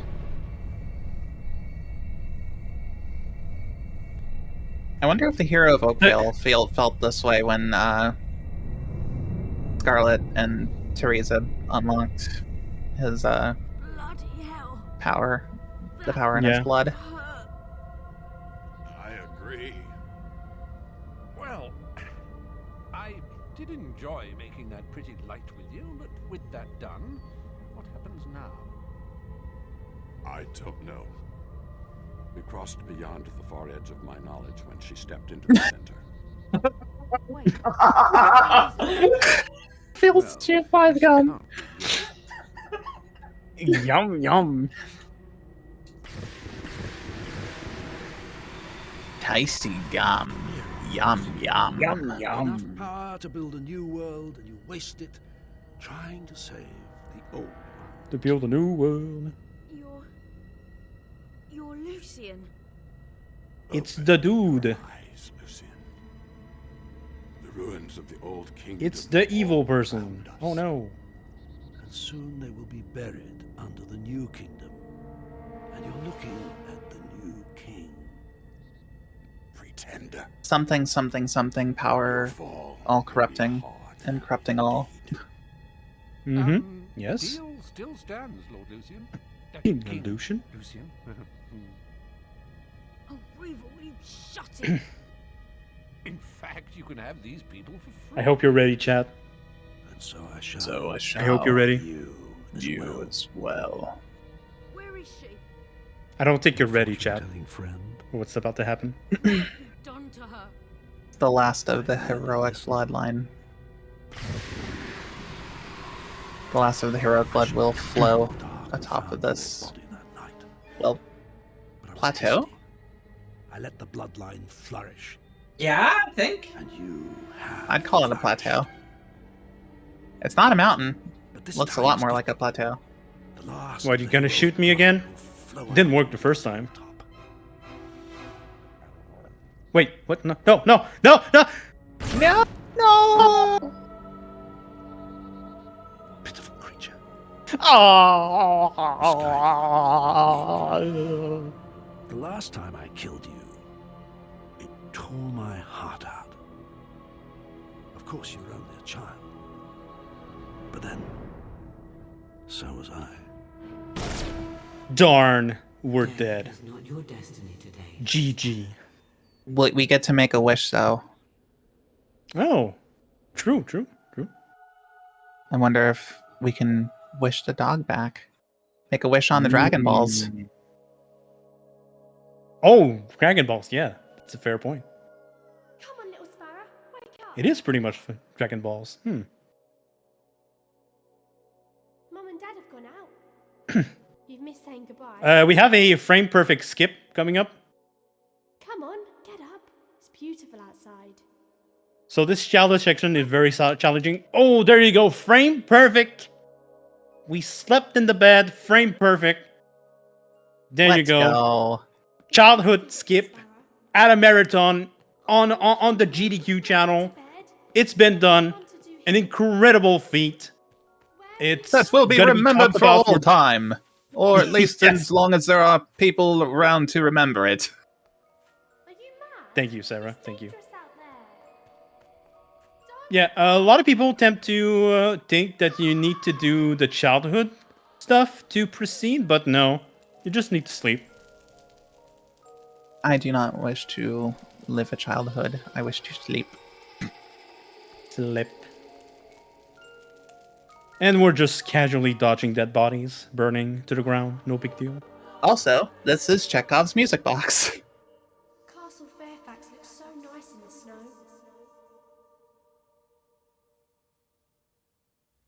Two and a You'll half see that in hours a later, bit. we finally see where that music box went to. Yeah. Perhaps that could be Honestly, it's more of a dead laser machine than a music box, to be honest. That, as you will see in a bit. Well, it doubles as a music box at the very least. Yeah, as long as it makes music, while it just lasers people to death. I mean, that's good. That's cool. Can you feel the power? I would like to take this time, Sarah, if you will. Would you like to plug a certain channel with awesome content coming up shortly to your television? Yeah, so if you have been enjoying this run and/or the Fable Anniversary run from earlier, there's going to be some more celebratory streaming going on in celebration. Well, that was redundant. It's going to be another stream, a few streams actually, on the Fablethon Twitch channel. That's FableThon. All one word. You will make an excellent soldier. Quite a few of us are going to be gathering up and putting on a show. On the actual 20th anniversary of the original Xbox version's release. Yeah, the real date. Gonna be a big Fable celebration. A lot of cool stuff. It's going to be a lot of fun. This well, we're going to be having like basically all of the games except for Fable the Journey, and I guess Fable 2 pub games, but you don't need to worry too much about those. Fable 2 pub games. But then so There's also it's going to be some neat stuff, including some stuff that we don't normally get to do because we don't get to meet up in person very often. So we're actually going to have a couch co-op Fable 2 run going on. Yeah, for sure. Understandable. Yeah. And I'm really excited for that one, but I'm excited for the whole shebang. If I'm being real. I do want to start to preface something before we run out of time to get to it, but well, you see, chat, Fable 2 is a great speedrun. It is so great that it has the same thing as some of your favorite speedrun. For example, Super Metroid. You know how Super Metroid has save or kill the animals? Well, Fable 2 being the cool speedrun that it is, it's just the same. At the end of this cutscene coming up, we will have a choice, and this choice involve either one, taking the money and letting everyone die, including our dog, and that is the fastest option. If you wish, though, there is a second option that's interesting, which is saving our faithful little dog. But that's slower. It wastes time. But he's the real hero of the story. Yes. So, chat, it is up to you. It is up to you right now. Do we save the dog? Let's hear some opinions in chat, please. Yeah. Or do we follow our true inner speedrunners something something and take the gold. Oh, I thought it'd never shut up. For I guess his fall was hard indeed. For academic purposes, is there a taunt option? Can we taunt the animals? I guess that would. I mean, the closest thing I could think of would be the third option, which like is the first literally choice? just reviving Yeah, yeah. everybody. Okay. Yeah, Except for reviving the dog. everybody except the dog. Yeah, that would be terrible. Terrible. It's all right, little sparrow. Don't Take my hand. All right. Well, I'm seeing some save the frames. I'm seeing some save the dog. The old kingdom did. It seems they're pretty split right now. Save the horse item. I'm sorry I don't have the DLC installed. I'm sorry. Sacrifice. You may choose to So the first option is where you revive everyone except the dog. It is a selfless gift. No good. Your only reward Nobody cares about that. of Albion. Love. Second option is love. Doggo. Will be restored Love. to life. We love the dog. You know you love the dog. Countless innocents who died in building the spire. I wish we would have done a. It would have been funny to do like a like Twitch vote thing. That would have been funny. Well, I'm seeing a lot of dog. I might pick up the dog. And will not witness your newfound I affluence. might pick up the dog just for you guys. Choose. No, we're speedrunning, boys and girls. That's brutal. That's brutal. Wow. Remember, chat, you don't have a choice. I'm in control of my own destiny. But bemoan their losses and seethe with envy. You are now evil enough to use the threatened expression. Anywho, we're nearly done. We have 2 minutes, about 2 minutes of cutscene left or something. Excellent choice. That's Nearly as done. close to taunt as we're gonna get. I'm okay with it. The only final thing that I can say about the speedrun at this point. Remember when I did the mass massacre after the Crucible? So the evil points matter for the very final part of the cutscene coming up. It's when Hammer is all alone and singing our final words to us. And that particular cutscene is decided by your the amount of like evil points you have. If you're evil enough, you'll get the cutscene that we need that is the quickest. And if we don't have enough, we'll have a slightly different cutscene that's a little bit slower. And that's pretty much it. Find the exciting bits. Fine. That also being said, the final choice at the end, like you get only 1 million gold from picking that option, which like in Fable 2, it's kind of nothing. Like it's the exact amount for buying the castle, but like it's so easy to generate money in this game that it's like only 1 million is kind of a joke, to be honest. I was so sick of Yeah. violence. Now I'm sick of causing it. That's like definitely the evil option at that point. Mm-hmm. Can't thank you enough for dragging me into this mess. And what's funny is if you choose the love option and actually go through with reviving, you know, your dog and anybody, you know, if you had any spouses in anywhere before the events of the Spire, she'll actually just be like, why not just take the money if you care so little about life? Mm-hmm. Yeah. You can count on it. She knows what's up. Yep. Guess I'll leave Albion to you. I'll leave Albion to you. About it. That's always the same. Okay, this part changes. Shame about all the Yeah, Shame about shame all about the all wrong the wrong stuff. If you don't see that line of dialogue, you got the wrong one. So that's the quickest one. Farewell, Hammer. And now it is time for you to leave. And there it is, chat. The world is yours to enjoy. There it is. That is But the Fable 2 Spire glitchless performed on the Xbox Series S. Be gone. Be gone. Time. That is split time. GG. GG.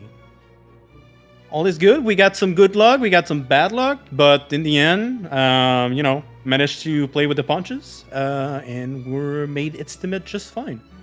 It was a very fun time. Woohoo. Yeah.